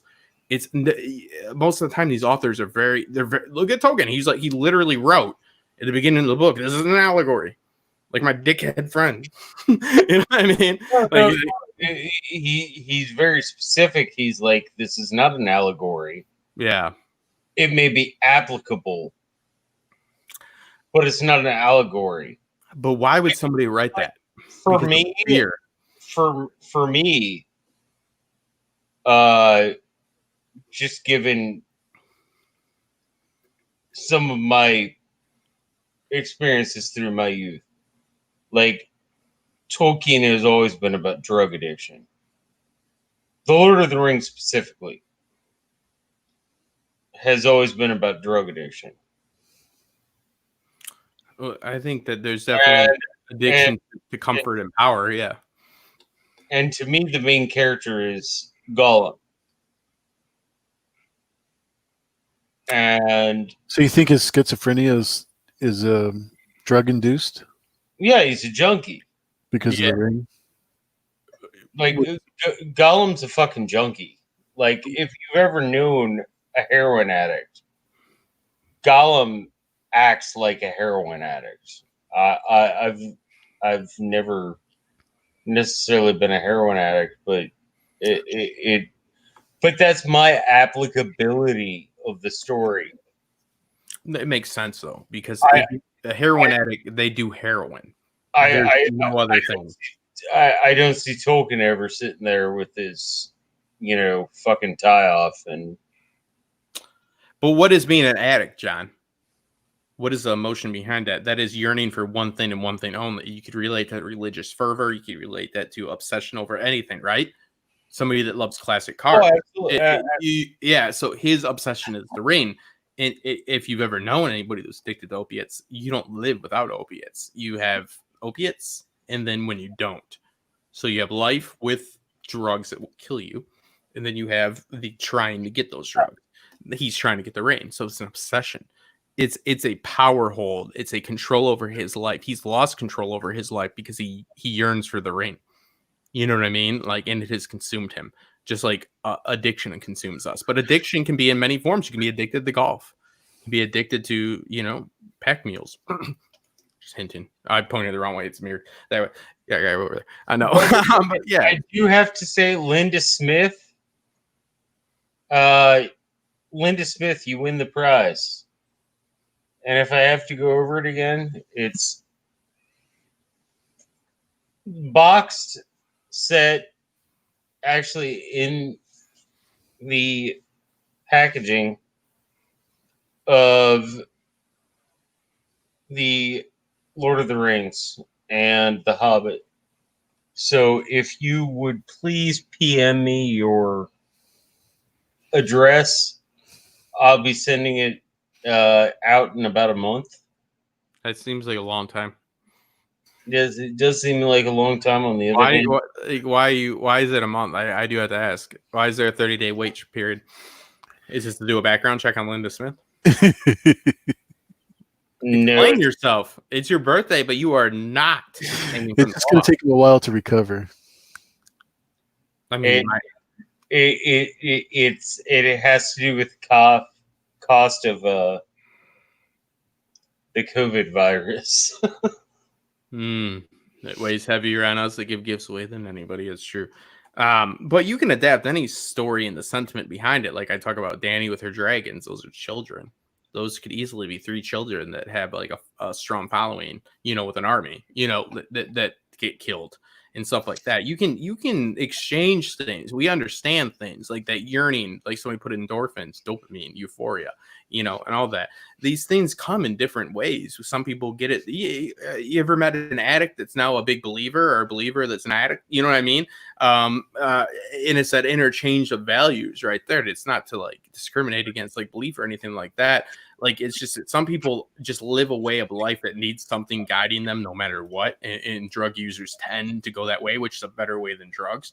But, like they become addicted to something else. Like, again, it doesn't take anything away from that belief system, but it is a pretty good example, in my opinion, of like people that can interchange, like what you're talking about. You look at the Ring as being an addiction, right? Like somebody else could look at it as like a grasp to an ideology or something. Right. I read about the Ring and I think of Master of Puppets by Metallica.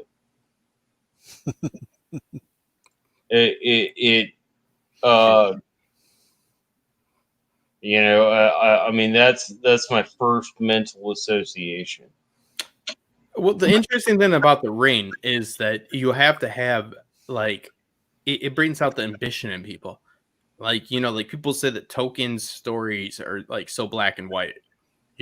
I don't believe that's true. I think that it's fuck that and fuck them, because good people become ambitious, and that ambition leads to their tragedy. And it is more of a macro level of it, because there's not all these individual characters like George has of gray, but I mean there's gray in everybody, even with Frodo. You know what I mean? Like there's gray within him, because they have to give it to the hobbits, which are like, hey, you unambitious motherfuckers, here you go. Which is kind of a slight. I'm like, hey, what the hell? Like, oh, you ain't got no ambition, Justin. You'll be fine with the Ring. You know what I mean? But the Ring's evil comes from the person. It doesn't come from the Ring. No, it comes from Sauron. He's part of the Ring, so but he taints you just like his predecessor Melkor.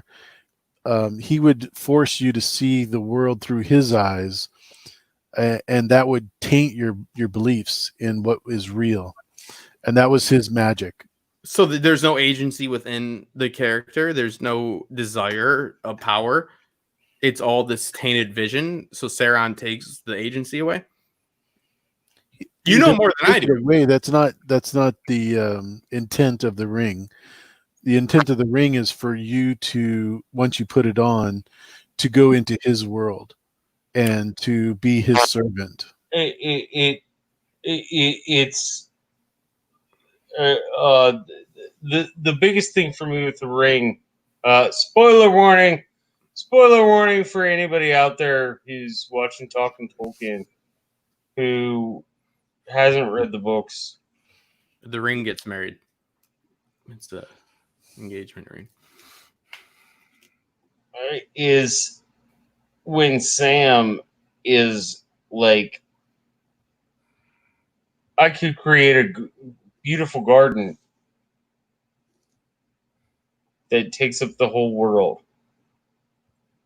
Well, Sam is the one that's always feeding, and he finds comfort. Right. No. But what I'm saying is, like, he has that thought for a moment. So, like an agrarian life. I could create a whole garden that takes up the entire world. And he's like, I don't want that. I just I want my garden in my backyard. Well, I mean, AU has read more of the source material. I always took it as the Ring took. I mean, well, you have. I'm not.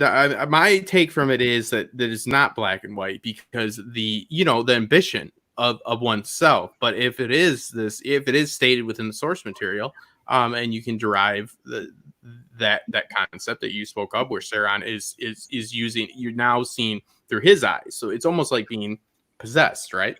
Correct. Okay, I'm not downing. I'm just saying my conception of the story was different. My conception was it takes personal ambition, and it takes that yearning within to be selfish. So I always saw the gravity in that. I'm not saying it ruins it. It's just it is a different take of that. If you are hypnotized to a point, right? It's very true. it's a different take, and it doesn't mean if it's in the text, I wouldn't necessarily say you were hypnotized. You have these things you want, That's what Boromir struggled with. and now you can have them. Well, he makes you think that you can have them, but he tricks you. Right. So it's all a ploy. And in the end, Boromir realizes, like, oh shit, I fucked up bad. Yeah, when he had five arrows in his chest. That's when that was like, a like no, but like even his I'm talking about like right before that. Right before that. See, I mean, when he's like, oh shit, I fucked up bad. Like, I should not have gone here. This is wrong. Yeah. I took an oath, and I said I would do this, and oh shit, I fucked up bad. Like, I'm sorry, AU. I try and keep my language as clean as possible when you're around, because you're. What the fuck are you saying about me then? You just fucking some fucking horror or something? Like, what the fuck, man? Fuck you. John's tormented. He's like, I can't do anything right. Yeah, fuck up, man. Like, I think Boromir hit that moment right before he passed. It's like, it makes me not like that story so much. Shit. You take away agency from the character. You take away, so Tolkien saw things in more of like this, like level of like evil existed independent of the Hobbit, right? Like, are people like, okay, so I mean, that's his story, so if it's in there, if it's within the context of that text, then it is what it is. I just don't think that's as powerful. It's at least not as powerful to me. I mean, even if you go to Adam and Eve with the giving people choices is important. I don't think it's saying it is independent. I think it's saying that the ring is corrupting by its very nature. It's like power is corrupting, and it's corrupting, absolutely, whatever the fucking phrase is. But like, it's like if you tell the story about Adam and Eve and you make it so the snake doesn't like trick them or tempt them, is a better word. The snake hypnotizes Eve, right? It takes away from that story. It takes away from the metaphor. I didn't fall. I just like kind of. You see the connection, AU, that I'm trying to make here? Like, you know what I mean? Like, no, I totally do. I was making another literary reference. Oh no, I'm sorry. Yeah, sorry. Go ahead. I didn't fall. I just kind of slumped down. John is so intelligent that when he makes a literary reference like that, it goes right over my head sometimes. Yeah, because you assume we read that. So yeah, you got to stick more to the. He's way more learned than I am. Yeah, once you before you speak, take it down 10 and at least 20 intelligent points right there. I keep. I'm not intelligent. I just read a lot. Yeah. Linda Smith, you won the prize. In 40 days from now, plus business hours, which is going to be 4 months, because we're closed Wednesday through Sunday, obviously. You will 1974 paperback copies of all 4 original Tolkien books, all in their case. I bet they won't be when you get them. You better check it, Linda. This is a Bic. Linda, you just want a Bic. This is a Bic. This is good for lighting a joint or a. Is that a big Bic? Yeah, it's for weed. Like this. Please send me your message me your information down in the comment section, or down in the description. You can find my social media. I want you to send it publicly to me on Twitter because I'm transparent in my deals. So you send me your address on Twitter, and you're gonna get this fucking Bic, Linda. and you're gonna get this in 3 to 4 business months. Now I take obviously July through August off for my belief system, which is it's a lot of because of Rona. I would say it's misogynistic and very what would you say, foul beliefs. So like way worse, making the pagan look like angels there. So you're gonna get this bic. You send me your information publicly because I'm not trying to be sneaky about it. I'm very transparent here, like the German government. Yeah, we got it right here. So you get it, and you send me $30 every other week. I think one of the things that you're confused about, Justin, in regards to the ring, is that Kellen Bribor is the one that actually made the other rings for the men and the dwarves and the elves. Sauron is the only one that made the ring, the one ring, and so that's why he has twisted his own life essence into the ring, and that's why when you wear it, you see things differently. So he's like slipped it into the power structure. Yeah, hold on. Sauron had part in the making of the 9 rings, and he told Kellen Bribor how to make them, but he didn't actually make them. So there's what I'm saying, like the 9 rings and the 7, Sauron had a part in making them. Even the 3, yeah. But the 3 were made entirely separate from him. Right. But they give it to the hobbits because of the hobbits' lack of power. His resistance, yeah. Okay, so there is a certain sense of but you've got to remember, he wasn't given. Bilbo wasn't given the ring; he found it. Oh, well, okay, yeah. I've not read the Fellowship. Yeah, that's okay. It's in the Hobbit, but that's all right. Yeah, I didn't see that shitty film. But it's a book.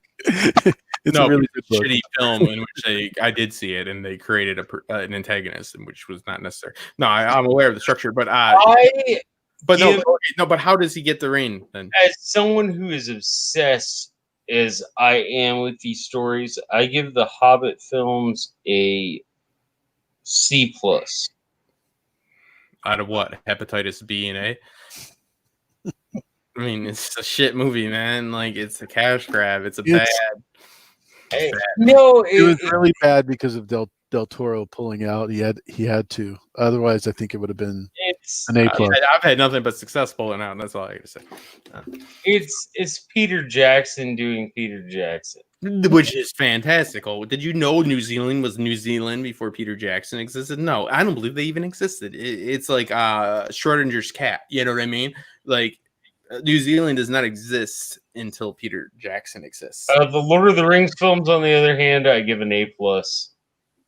And this is coming from somebody who I read these books at least once a year. I start them every year the day after Christmas. Wow. And I have since I was 14. That's interesting. What do you read before Christmas?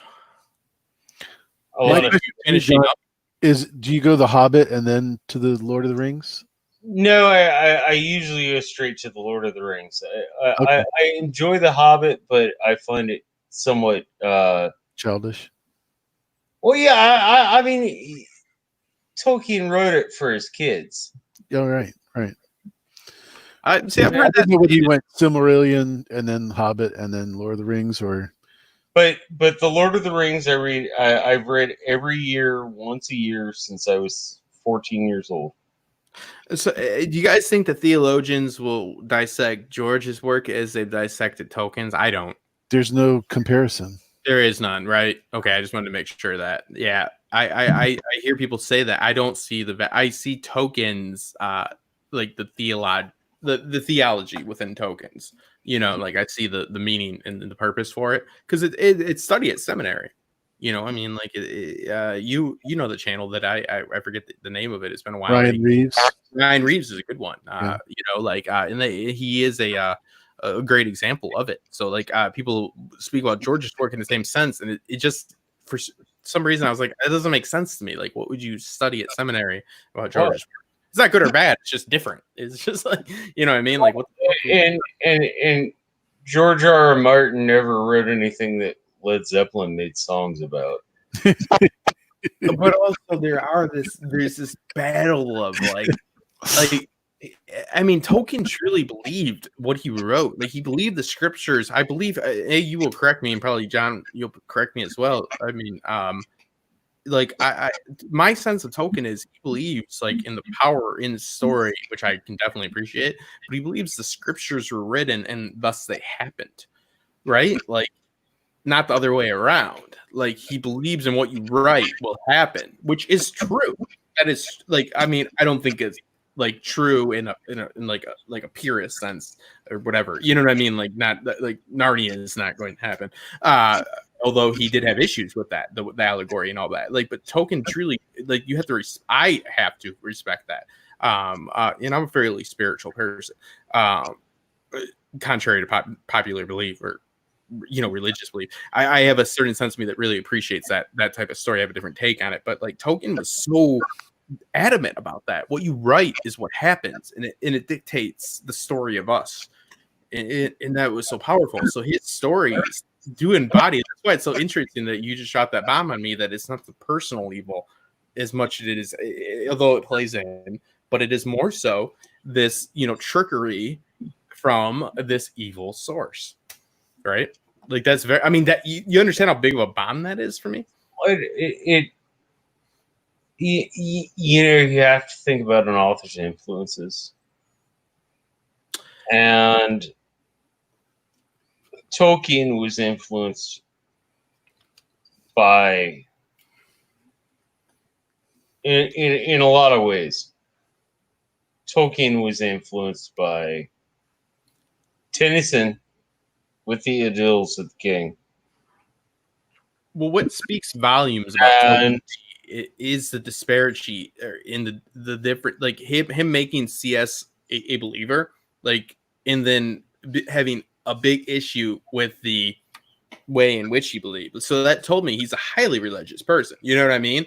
Like that I mean, because if you can turn an atheist and you're a spiritual person, that's a win, right? That's a win right there. But he didn't like so it's just, I'm not downing, I'm just saying, like, he had a strict sense of theology. Like, the guy didn't take it. Okay. You know what I mean? I'm a practicing Roman Catholic. And if I was an atheist right now and you turned me on to Christianity and I became a whatever, I was a Protestant, would you have to take issue with that? Because Tolkien takes issue with that. You know what I mean?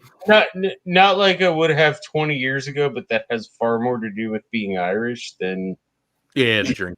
Being a Roman Catholic. Yeah. Yeah, you guys are drunkards. I know. I'm sorry. I know. No, it does. I know. I was raised Catholic. You know what I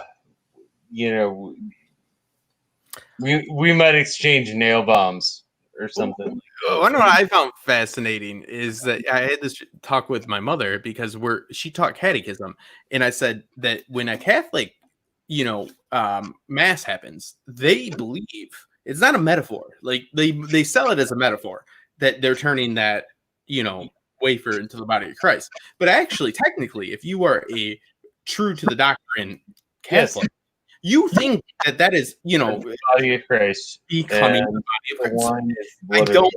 That is the one thing I don't respect. That is the one thing I stick to, like, my belief. I believe it's metaphor. Like, so I will not call myself a Catholic anymore because of that, because I don't believe that.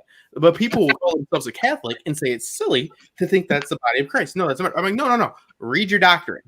They think they're turning that into Christ, the body of Christ. Like, that's a big deal. Like, you can't just, like, you are essentially saying you don't agree in with the thought process of your doctrine. Like, you're not within the constraints of it. Like, it's a big problem. Like so people they say they're Catholic, and then they're like, no, that's not the body of Christ. I'm like, no, actually, if you're Catholic, that is. Like, you can't just, like, pick and choose. I don't like that. I don't like that at all. You're a person of faith. What are your thoughts about? What do you think? I mean, what do you think about people picking and choosing? I've talked to you about this a lot, I know, but like, people pick and choose that, and it's like, you're like, that's why I am admittedly a person that thinks it's all metaphor. and I think it's valuable. I think there's value in it, which I know John doesn't believe. You know what I mean? And I respect his beliefs, but like people will. No, I do think there's value in it. But no, like it's disrespectful for some people to say it's metaphor and stuff like that. But people, Voltaire is my patron saint. yeah, I don't think you can pick and choose though. Like I think it's more respectful for me to say what I believe than say I'm a Catholic and I don't buy into that being the body of Christ, because I don't. You know what I mean? Like it's crazy to me that people do that. Yeah, okay.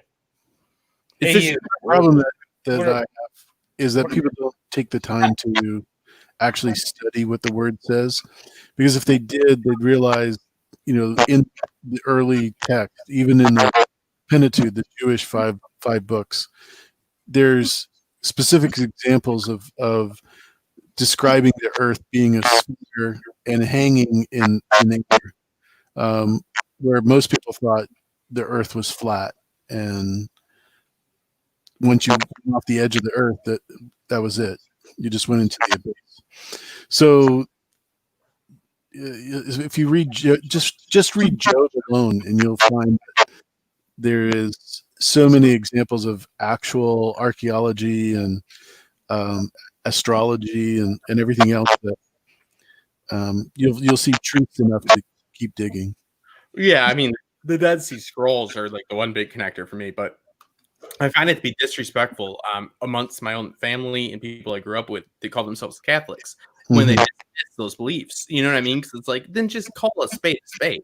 I don't believe that. You know what I mean? It's hard to 100% adapt into your life the purest of what the Bible it gives us as an example.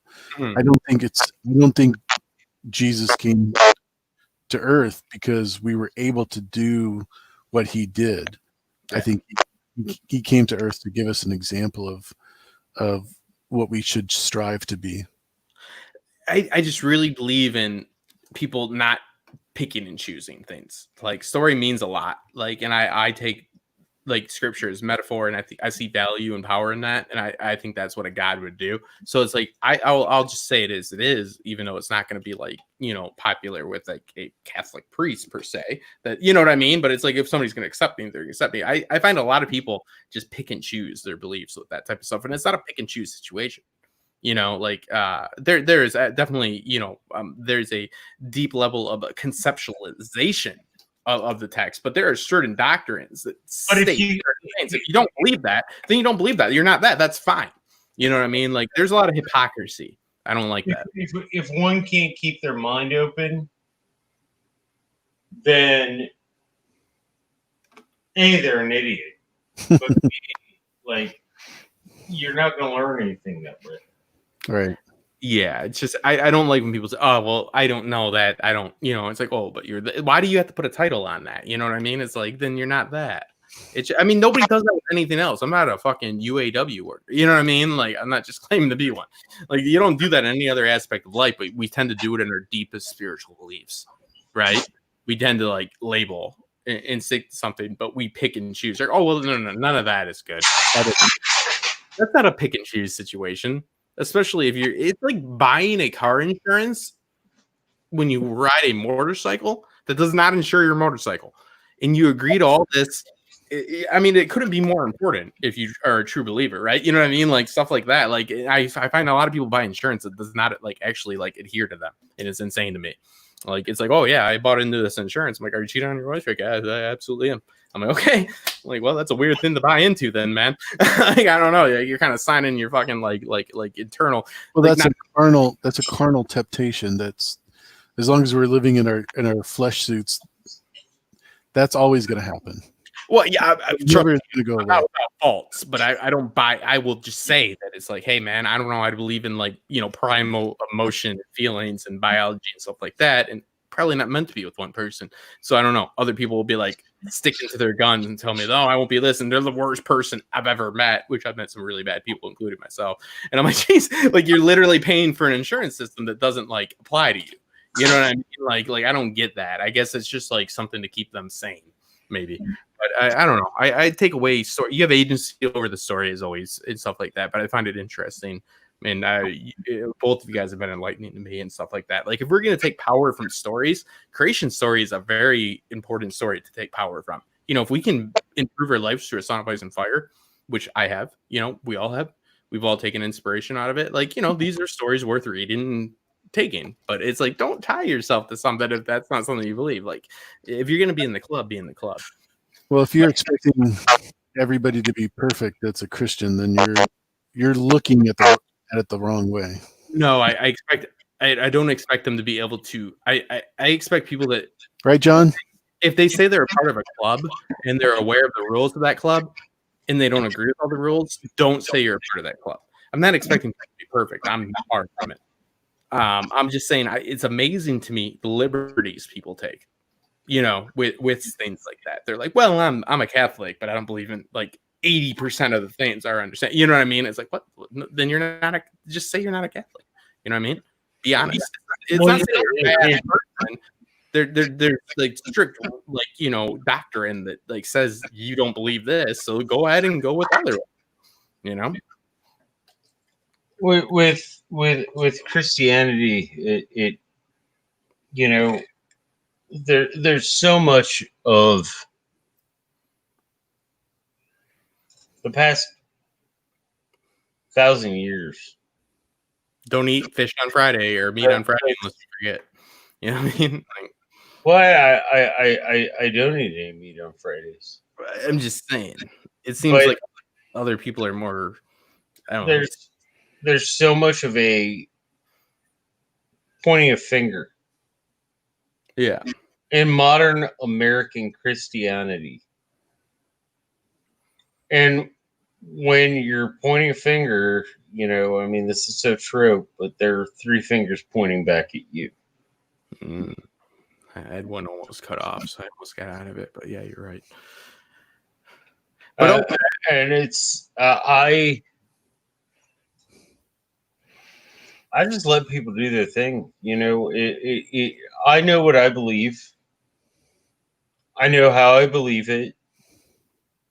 I know how I feel about it. If you want to discuss it,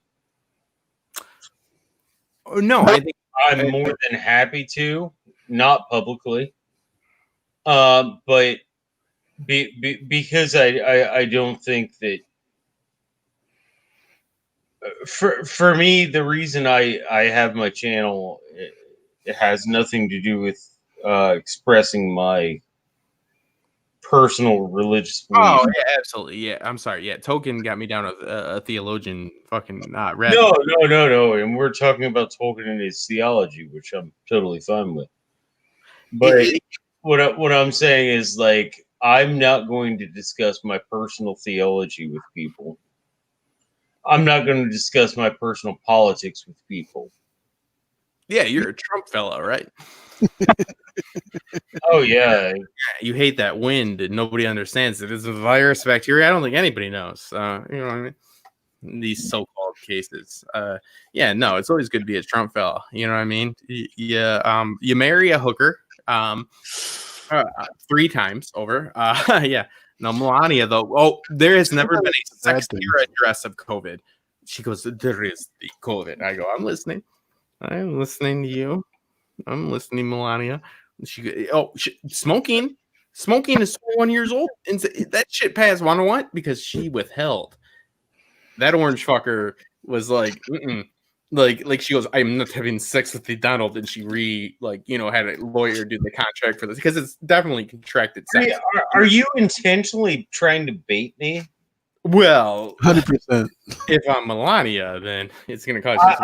I do not talk about politics. It's not politics. I'm talking about on my channel. Actual, like, vibrance out of Melania when she told me about COVID. I could have never been more thrilled. I mean, there's something about her when she told me. She goes, but the smoking got like killed. Like, imagine anybody else getting smoking to 21 years old. It was the withhold of that Russian clam that got you smoking. Like, within a 2-week period, people couldn't smoke until 20. That's obscene. If Barack did that, be listen, there's gonna be no smoke. No. Trump's like, they don't understand the wind and there's no smoking. Because Melania's like, I am not having sex with you, Donald. I mean, that's all it took because she was pissed off. Like, the Melania, her COVID address was so tantalizing for me. I was like, I'm listening. I'm listening to you. I'm in it. That's one hell of a first lady right there. She's a paid prostitute, pretty much. So no, totally secular though. And it is your birthday though. You're 43. Now you're 8 years past being able to be a president, and you speak about Ohio. Why aren't you? You're so young. It's amazing how much younger you are than I am. Oh, but you have the porcelain skin of a China doll there, AU. AU. I originally thought that you were my age. I thought you were 13 years old when I first met you. And then I found out from talking to you that you're way older. No, you're not way older. And I counted the rings. And then I found out that he used to like ride a horse in a gold mine, like silver or gold, like that type of deal. I'm like, oh, he's old. Like but it was funny because people usually tell me I look so much younger than I am. Mm-hmm. And then Lauren was like, oh, I thought your dad was younger than you are. Yeah, they're lying. Is what they're doing. They're bad people. They're lying. You're a vampire too. Like it's very unclear because you dress well, and so you. When I was around, you always kept me on tilt. I didn't know if you're gonna suck my blood or buy me a drink. It was always buy me a drink, but I was open for any. You know what I mean? So it worked out. You fixed my tie. I did fix your tie. Nah. Yes, because it was crooked AF. I didn't sleep. I was just sucking us. And I was like, Justin, you just can't tolerate, right, John? If you're gonna wear a tie, it needs to look right. I understand how to tie a Windsor knot, motherfucker. I know. You don't need to look like a fucking drunk. And you're short enough that you can tie a Windsor. I'm way taller than you. I'm 6 feet tall. You're 5'10". Yeah. What do you mean I'm short enough? Okay, you're 6 feet tall. I'm like 6'4". What? Wow, I was really drunk that whole weekend because I do not remember that.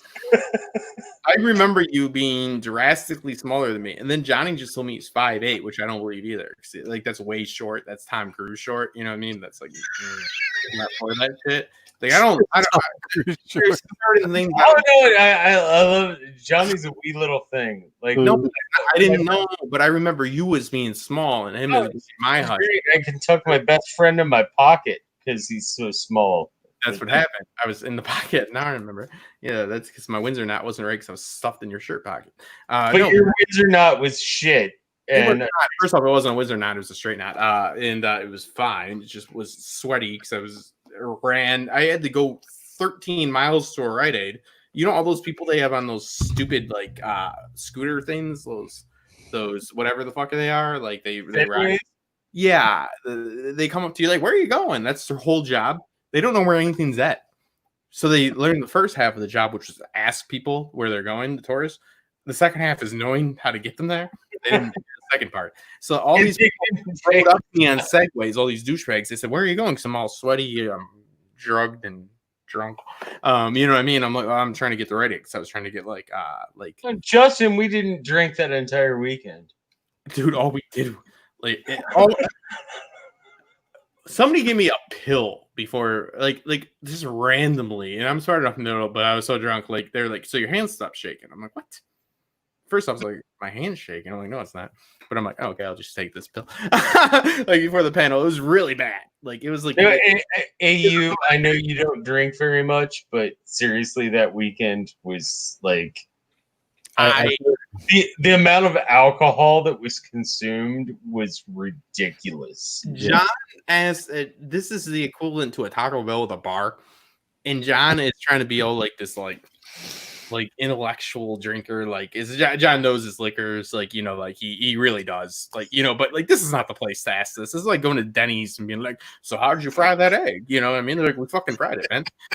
So he keeps asking this guy at Taco Barn what type of tequila, and John wants to smell the cork, and John wants to do all these things, and like the guy keeps like, this guy's a dickhead. You know what I mean? I got 10 more people behind you, right? No, he doesn't. He's just Johnny Dickhead. Like, and it's like you go to Taco Bell, like, "Oh, where is this cheese fermented at?" You know what I mean? No, they're like, "Eat, asshole, eat. I give you food, you eat." And John wanted to smell the cork, and John wanted to know about where the tequila. This guy knew nothing. He's got like fucking glazed tips on his hair. You know what I mean? He's a dickhead. He was a total prick. You remember this asshole? And we kept telling you, John, like, because this is deep into it. But John had already like, okay, you know, you can get into a pool. John filled that pool for us because John bought like a lot of drinks. So like at that time, it's like, well, this guy got me this far.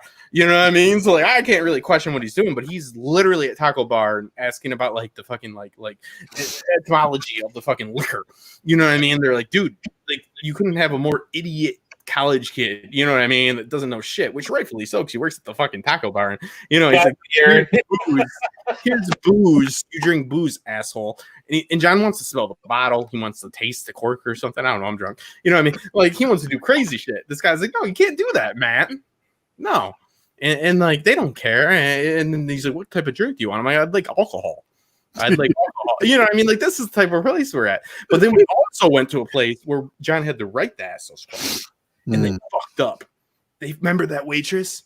Because if you're a server and you go up to John, because John's a bartender, and I was a waiter too. Like John knows his shit, and like he really does have a knowledge of like spirits. You know, like all jokes aside, we were way too deep, John, and you shouldn't have been asking those questions. It was hilarious. It was like literally going to a second grader and asking him about like quantum physics.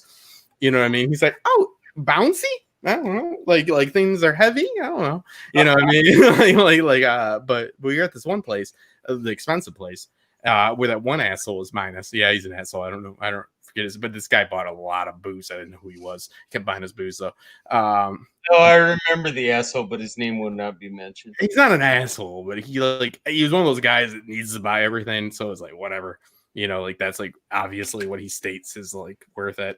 So it gets to a point where it's like, no, I got this. And that's when I start just ordering Jameson like crazy. But anyways, this girl comes up and John orders like this very unique order, you know, like first, because we're not just starting off with my like bundle of shots I want because I'm all stressed out. You know, John's like, we're going to get this. We're going to, you know, and then Johnny wanted just a simple black and tan.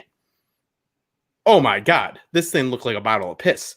When it came, that girl didn't come to our table. She dropped off 2 beers when we had a 14-person order and like deliberately left it evacuated that table. And we had to go to the manager there and say, you sent a server over that made a black and tan a bottle of piss.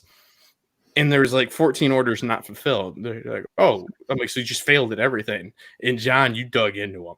Like you dug into them rightfully so. And the manager took care of us. And it was 7 hours later, and they realized that we're very, very much alcoholics.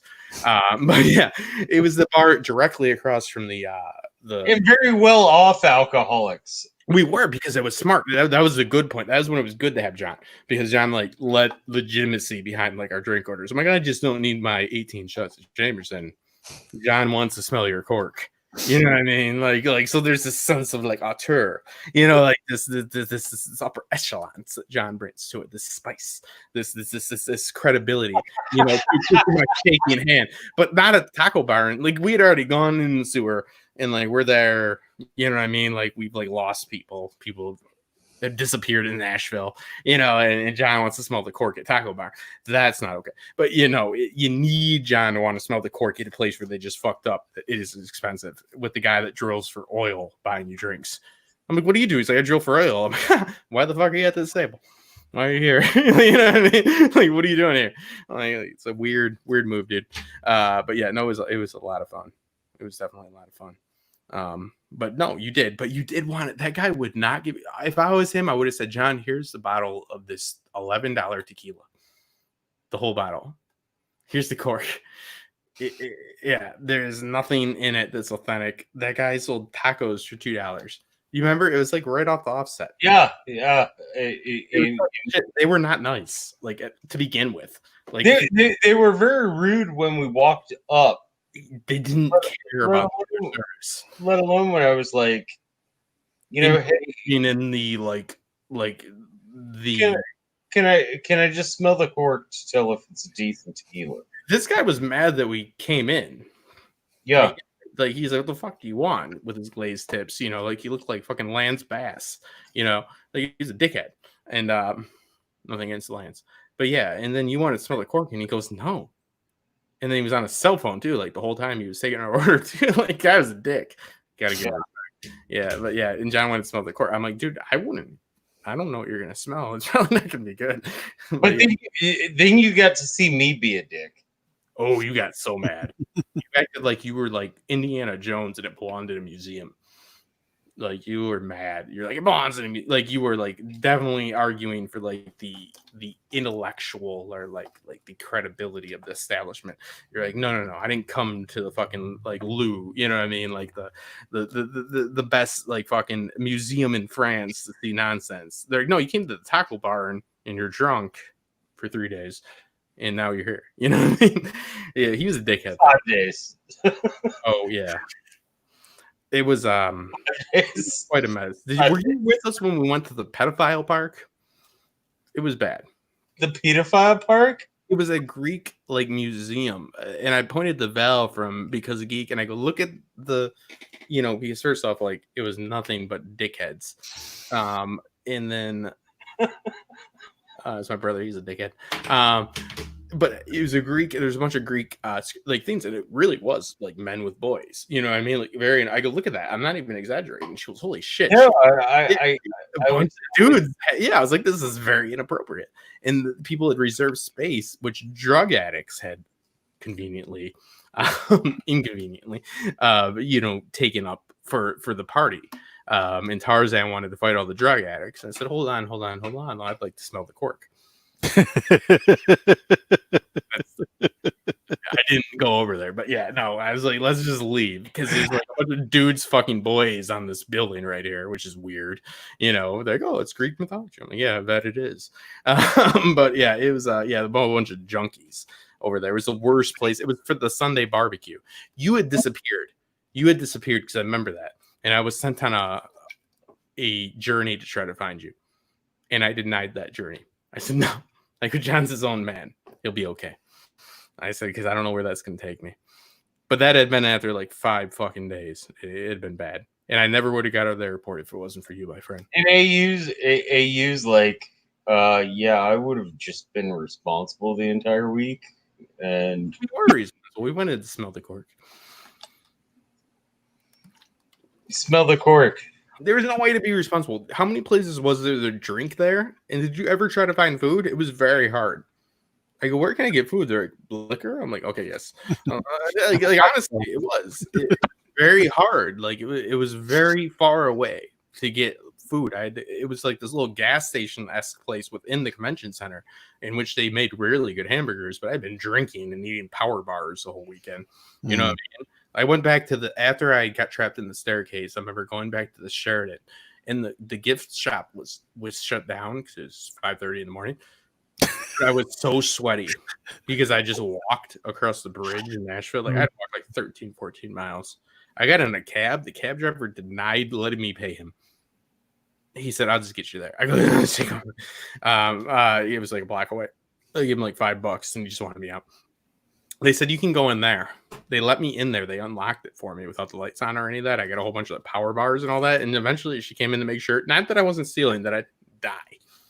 And then I had to go speak about the age. You can steal all the stuff you want. We just don't want you to die here. No, I'm serious.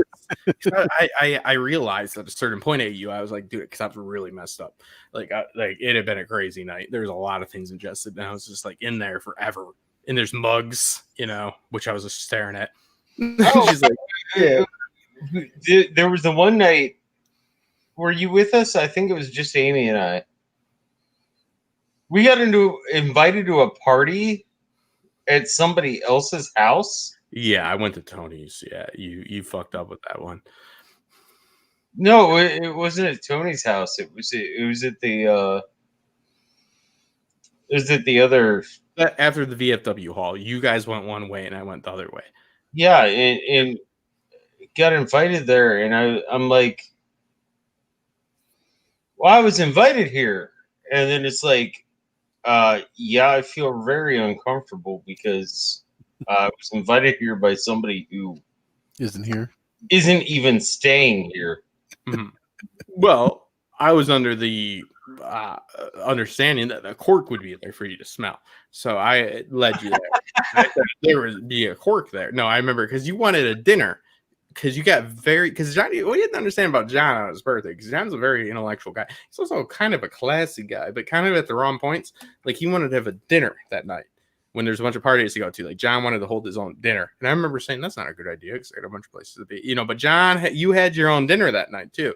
Like you're like a mafia boss. You're like Tony Soprano. You're like everybody come to my dinner, and that's what led down that bad road. It's good intention, but it went down a bad road because I remember saying, I'm like, dude, just come. There's food there, and there's a cork. You're like, ooh, and that cork did spike it. No, yeah. I went there and Tony pushed me against the wall and he goes, don't you go near that balcony. Tony was so afraid people were going to fall off the balcony, rightfully so. But yeah, there's quite a few videos. No, we got invited to a party at another place. I know. It was bad. And it was, I don't even think bad begins to describe it. But it was because of your hubris with that dinner of yours that you invited me. Because you asked me straight up and I love you. And I said, no, like bad time to have a dinner, because you said, Justin, we're gonna have a dinner. I'm like, no, we're not. We're gonna do that. There's so many places we're gonna go to eat for free and all this, but you had it, you ran it, and then it went astray from there. That was bullshit. What happened though? I know. Do you have shrimp? Bring the shrimp. Yeah, yeah. Remember the old lady there? She was yelling at that one. Like the VFW hall was so shady too. That old, she was like a very tropey old woman bartender, like the sailor. She was like, I ain't taking no nonsense here, Cliff. Like this guy in front of me, she told him to go fuck himself and jerk himself off. I'm not being hyperbolic here. She said those words, and I was like, I'll take 2 beers in a Jameson. After she told the guy to go jerk himself off for some reason. And I was like, Jesus Christ. And I'm not a veteran, so I don't know if that gives you clout. I mean, I assume it does, but I'm being on my best behavior. I'm like, I guess that guy's going to have to go jerk himself off. I'll take a Jameson and 2 beers. So, you know what I mean? It was very like Popeye the Sailor Man up in that bitch.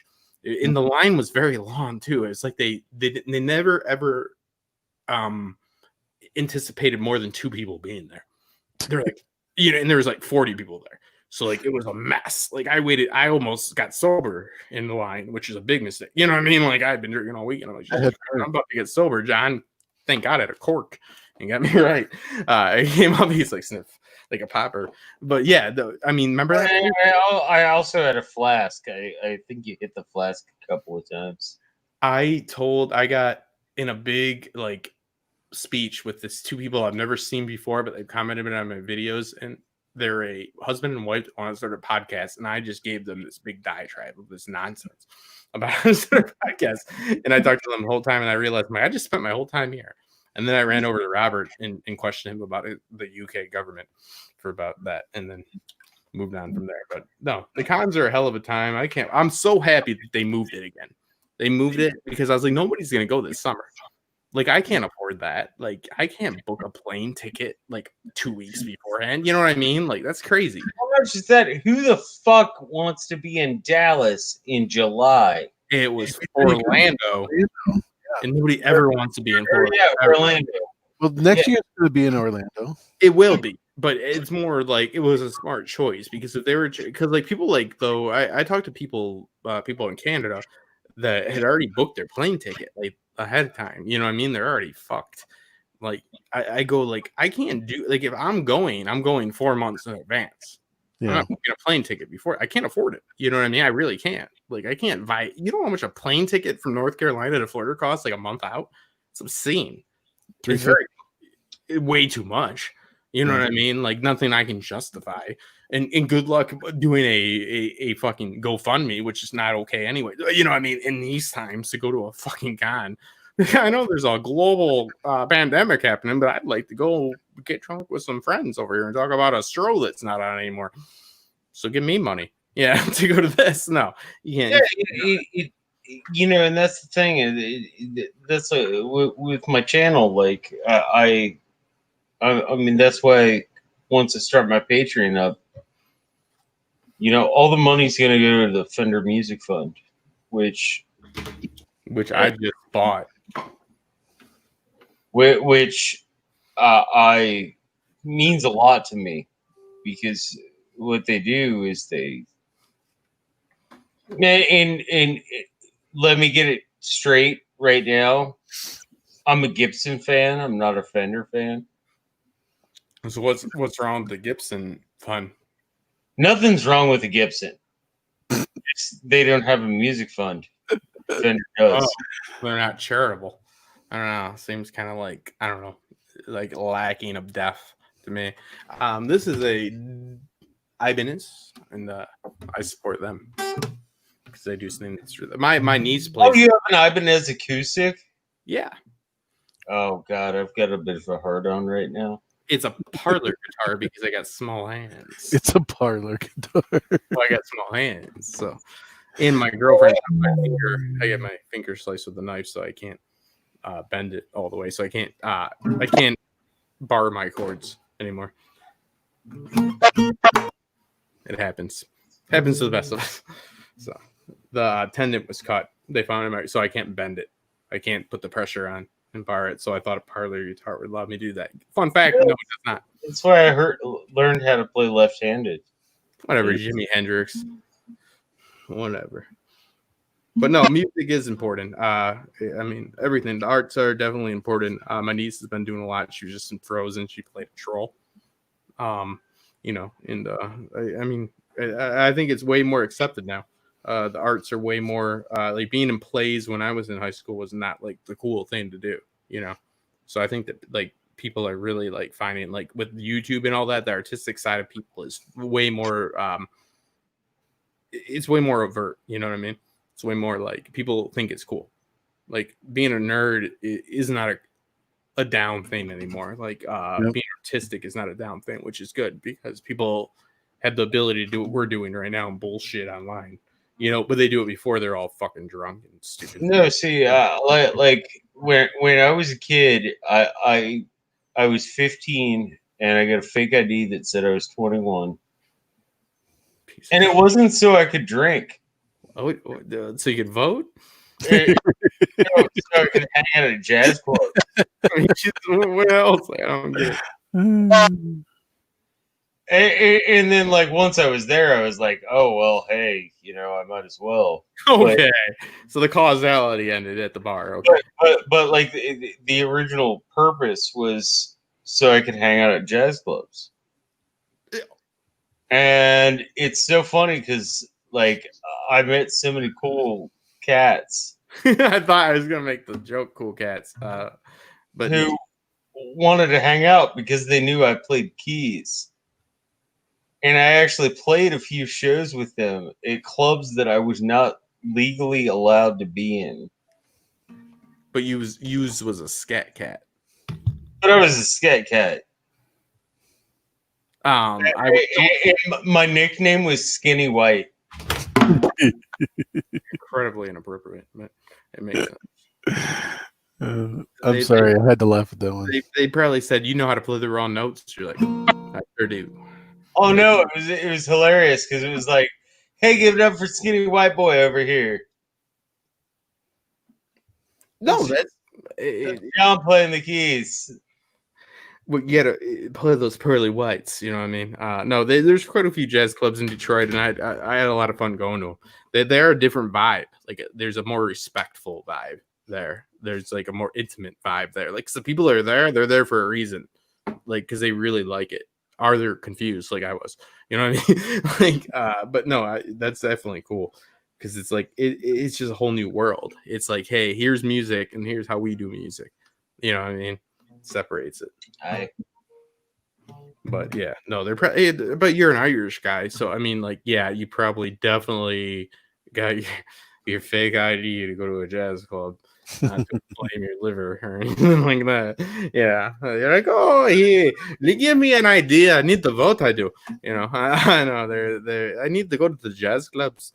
They're like, all right, buddy, all right, here you go. Here you go, Mickey. That's the worst Irish accent I've ever I take honor and I take a lot of pride in you saying that. Because thank God I don't sound like an Irishman.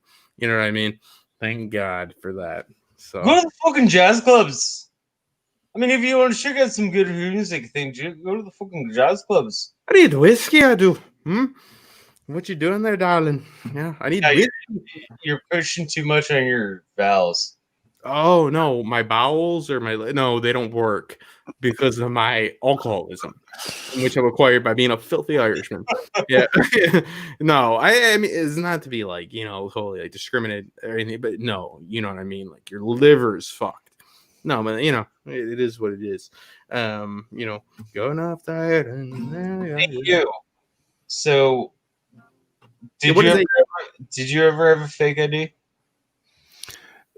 Funny story. My godfather, who is my uncle, got me a fake ID when I went to visit him in New Orleans, and he got me and I can't remember his last name. Moriarty, that was the name. I couldn't pronounce the name Moriarty. Moriality? Moriarty, like the guy from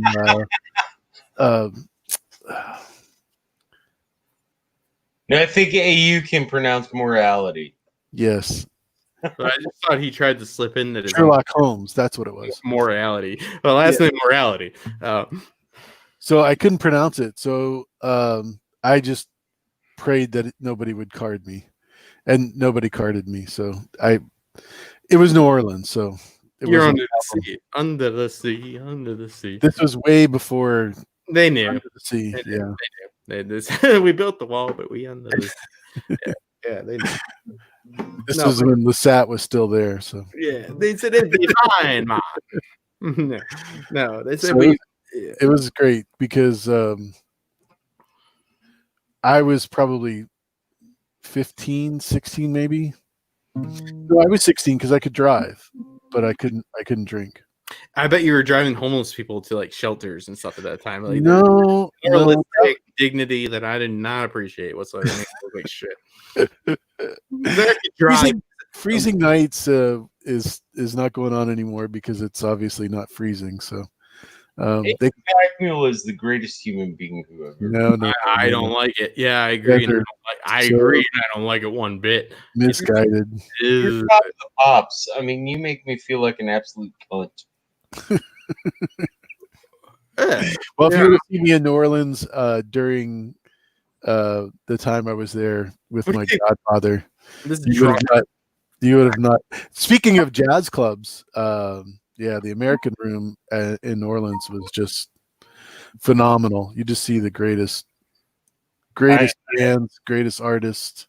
I got to see Tommy Lawrence and Buddy Walker at the American Room. Nice. Say what you want, Fenian. Say what you want. Yeah. No. What's the American Room? Oh, that's not for you, there, Irish, Johnny Irish. Not in my book. Ever seen Gaines in New York where he's like protesting at like the ports, which is it actually is a serious thing. They did not want we just pick and choose. Like these Dutch can come in. But are you German, Dutch? What are you? I'm mostly Italian. My mother's side of the family is all Italian.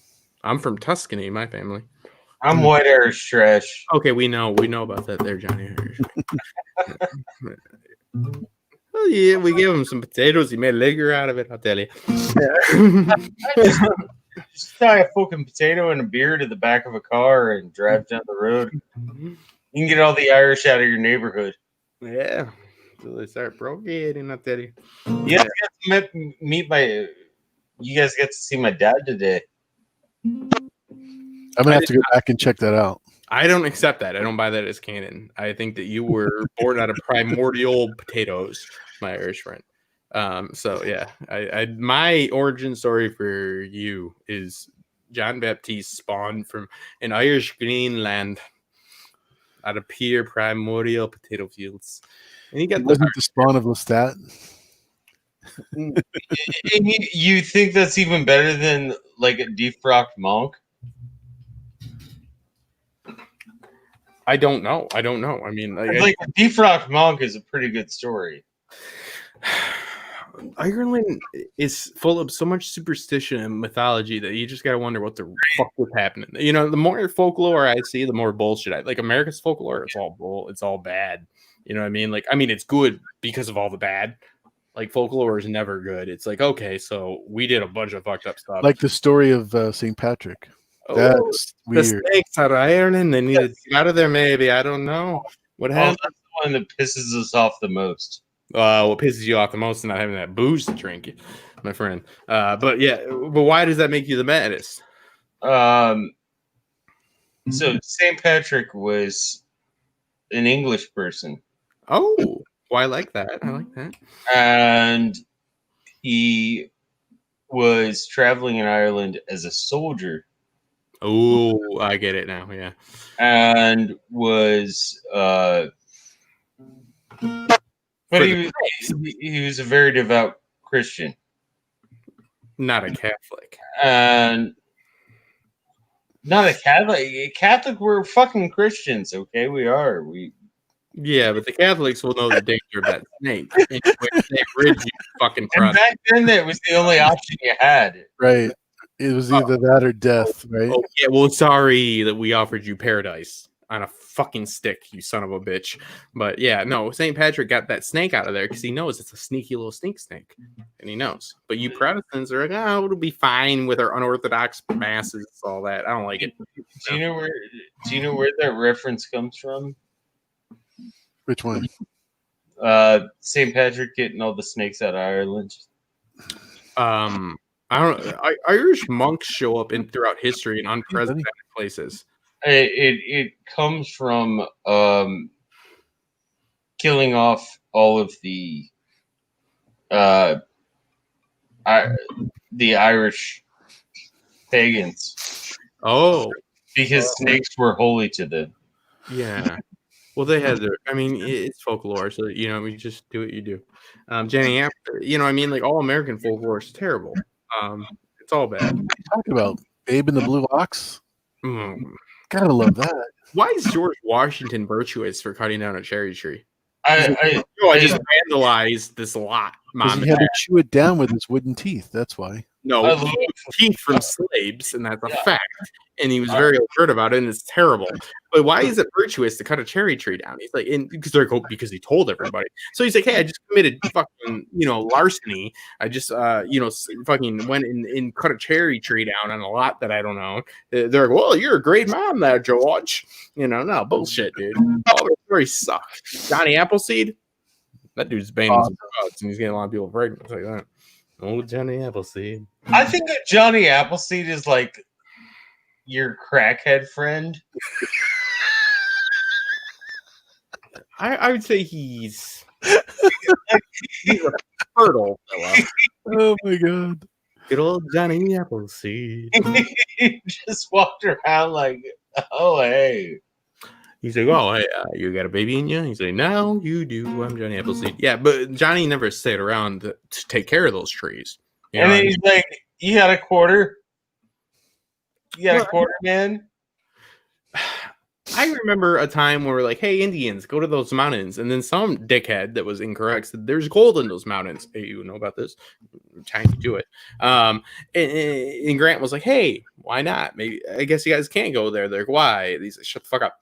Like, our whole past is terrible. It's terrible. It's just better blended with folklore. Everybody's past is terrible. No. I mean, you Irish people were so drunk the whole time that you could argue that you never had agency for any of your decisions. I wouldn't hold anything against you. And Irish monks, surprisingly, in their drunken stupor, show up all throughout Norway, all throughout even the Middle East, because you're all just like, I guess I'll go over here because I'm a big old drunk guy. You know what I mean? Like, it's true. Like, you assholes show up everywhere. Like Irish monks, and they leech things because they're drunks. There's always things they can tie. Archaeologists always like, oh, we found this fucking cross, and it derives from Ireland, from the tree that it was from, because some drunkard was over in fucking Israel in like 700 AD for some fucking reason. Nobody knows why, because he's drunk. He doesn't know why either. Like, if you go back in time, you'd find a whole bunch of people trying to go back in time to figure out what the fuck happened. That's what happened. You Irish motherfuckers. I got a little bit of Irish in me, But no rhyme or reason. But you guys are everywhere, man. It's like there's an Irish monk everywhere. Irish monks found America. Do you think they converted the fucking Indians? No, because they forgot. They forgot everything they did. They're like, oh, I guess I'm here now. Yeah, they barely became fucking Indians. You know what I mean? So it is what it is. There's no agency within your people. You know what I mean? Keep going. Just keep going. I'm only incriminating myself. I know I'm from Tuscany, so I'm like the passive part of Italy. Like I'm kind of Rome's bitch. So yeah. Oh. And I have a good amount of Irish in me. As I'm not a purebred by any means. Hey. Guinea Dago, Figaro. So Joel tells me he's late for work because his tire's flat. It goes whop whop whop. You know what I mean? Yeah, I heard those all day. But that's the thing is we live in ambiguity because I'm not one thing or another. I'm an American, so like I'll make a joke about Irish. Don't bring up my Irish heritage because there's definitely a good amount of it. No, it actually on a serious note, a content creator who I have quite a bit of respect for took an issue recently with what? John Oliver. So who won that one? Well, no, it wasn't a win or lose. It was just like a statement, but took an issue with John Oliver talking about American politics, and I'm like, was this Joe Rogan? He's an American citizen. Yeah, I mean, well, no, I mean Joe. Was this Rogan talking about? I'm sorry. Oliver? Was this Joe Rogan talking about Oliver? Gotcha. Well, you just cited him like somebody you knew. You know Joe Rogan? Yeah, they're friends. They talk all the time. What the fuck are we doing? He's been on the channel like 10 times. What are you doing, Justin? Pay attention. DMT. Anyway, but the point for me is he's an American citizen, and as an American citizen, you have a right to say anything you want. I discovered what was happening on that podcast at that particular time because his guest thought that John Oliver was not white. So I knew that he didn't know what he was talking about. That's the whitest you can get. Like, yeah, you know what I mean? Like, get more like what is the lack of color. That is that pigment depicts that. He's the nerdiest, not fucking ethnic guy you know. These are plus Oliver's just doing things to have fun. That's a fun show. It's not a serious show. Yeah, but he does use his medium to make points. He does. Well, there's that. I like John Oliver. The points are to have fun, right, John? Like I said, he's an American citizen. I mean, he literally is an American citizen. He has a. Why does that matter, though? What are you talking about? Because the content creator who said he doesn't have a right to talk about this. Well, I'm like, I think I had the right to talk about the ideologies of other people. Like, I don't think citizenship dictates that. No, but I'm saying even more. It because his entire point was like, well, he's not an American. Joe Rogan's interesting because he has conversations that's strange from like apes doing DMT. And I watch Joe. I like Joe. But he's kind of like the smartest fool I know. You know what I mean? And it's like everything's very interesting to Joe. People as many times as somebody says that's interesting is as many times as I don't like them. I see a lot of people say, "Oh, that's interesting. That's interesting. That's interesting." I'm like, say something, motherfucker. You know what I mean? Like, I don't know. Joe Rogan's all right. John Oliver does use his medium for purposes. I like John Oliver a lot. But yeah, I mean, they claim he's not. That's a bad guy to pan as not white because he is so clearly white. You know what I mean? Like, it's hard to dispute. Like, I don't even give a fuck about the American citizenship. Like, he's like Anglo. Like, the dude is the embodiment of a white nerd. You know what I mean? Like, if you wanted if Central Casting wanted to fucking cast a white nerd in John Oliver gets casted. You know what I mean? Like, don't fight again. That's like saying Beyonce ain't got no soul. You know what I mean? Like, it doesn't work, man. Like, you're characterizing that like in a disadvantageous way. I mean, and Joe also has Joey Diaz on, who's a huge cocaine addict and a fucking crazy person. So Joe's an interesting. What about my issue is and probably make some money. as someone who comes from a family who You see Joe on the mountain, and then you see everybody that like it's like layering in, like all these fools that like are connected with him that make it, like Brendan Schwab and all those people. John, you just got to talk. It's okay.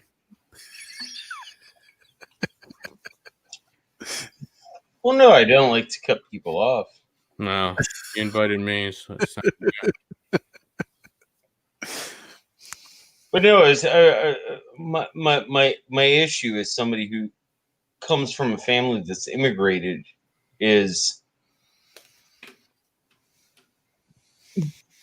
being disparaged and saying that your thoughts and feelings are of no validity because of a lack of connection with the native land. Right. And it's like, all right, well, unless you're a member of one of the 42 recognized tribes, Which we don't disparage. You aren't a Native American. And we don't like Native Americans historically as Anglo-Saxons. The people that are really from here were like, hey, you got no power. We'll go ahead and take it. And then other people that try to come in were like, okay, you're not good either. It's just about timing. And it's globalized. Opinions are no longer, isolated to location. It's a globalized communication right here. The internet is like a fucking water service, right? It's a utility. Well, you're in what, North Carolina? Sadly, yeah, it's terrible here. They just dug up a Confederacy fucking time capsule under a Confederacy monument they tore down. 1890. Give me the chances of that not being racist. Those are ex-Confederate soldiers likely that buried a time capsule under a Confederacy monument, and they're opening it up right now. And they're like, "Oh, I don't know what's in there." I'm like, "I bet it's not. It's probably pretty racist." Like, there's probably a lot of ex-Confederate soldiers under there. Yeah, North Carolina is kind of a shit show. You're up there in the Pacific Northwest. Like, we had Lauren here earlier from Scotland. We had Kristen Crodle. Scottsdale, Arizona. She's from Scotland. Holy shit. We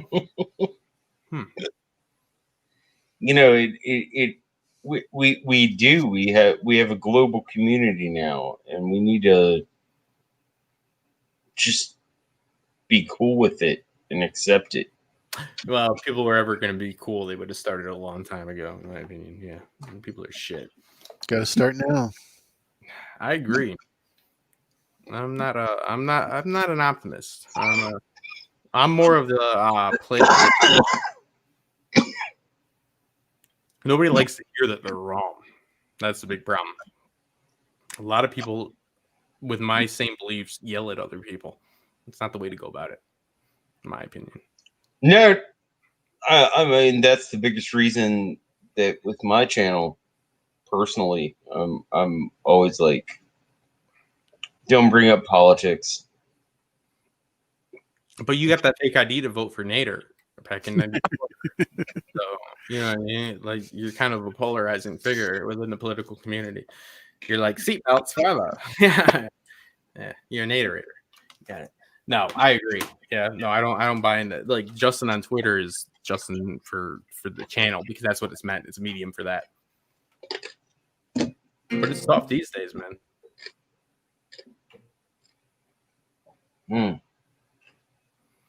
But I agree, you Irish can stay. You're all right. All right. Well, I'm gonna go offline, but if you guys want to stay in chat, that would be awesome. No, we're here for you, man. I just want to say happy birthday to you, John. AU, I don't know if you have a birthday. I believe you were some omniscient being of some sort, some stronger force. When is your birthday, AU? Labor Day. I bet you don't celebrate it like a righteous motherfucker. I have a birthday month. I just celebrate it all month long. He's a Mayar. He's fucking Mayar. It's He's so virtuous. I hate it. I can't stand it one bit. Yeah, no, I love it. Insane. AU was sent to the world to save the rest of us, and it's just. How's that working out? Pig's breakfast is how it's working out. But Which I have learned is not good because I've always used One at that. a time. Yeah. That's all you got to do. One at a time. it's not as bad as what Gandalf had to deal with. Exactly. Yeah, those guys, those hobbits were all short. He didn't appreciate them. No, Gandalf dealt with it. He smoked a lot of weed. He smoked a lot of weed. Tell you It'll that. get you through the day. There you go. The center of his virtue spawns from that organic herb. No, happy birthday, John. I've never had a guy that I'd like to smell a cork with more than you, my friend. You know, like we can go anywhere, any bar, and we will smell the shit out of it. I don't care if that frosted tip motherfucker wants to make us. We will smell that cork, and we will get the essence of it.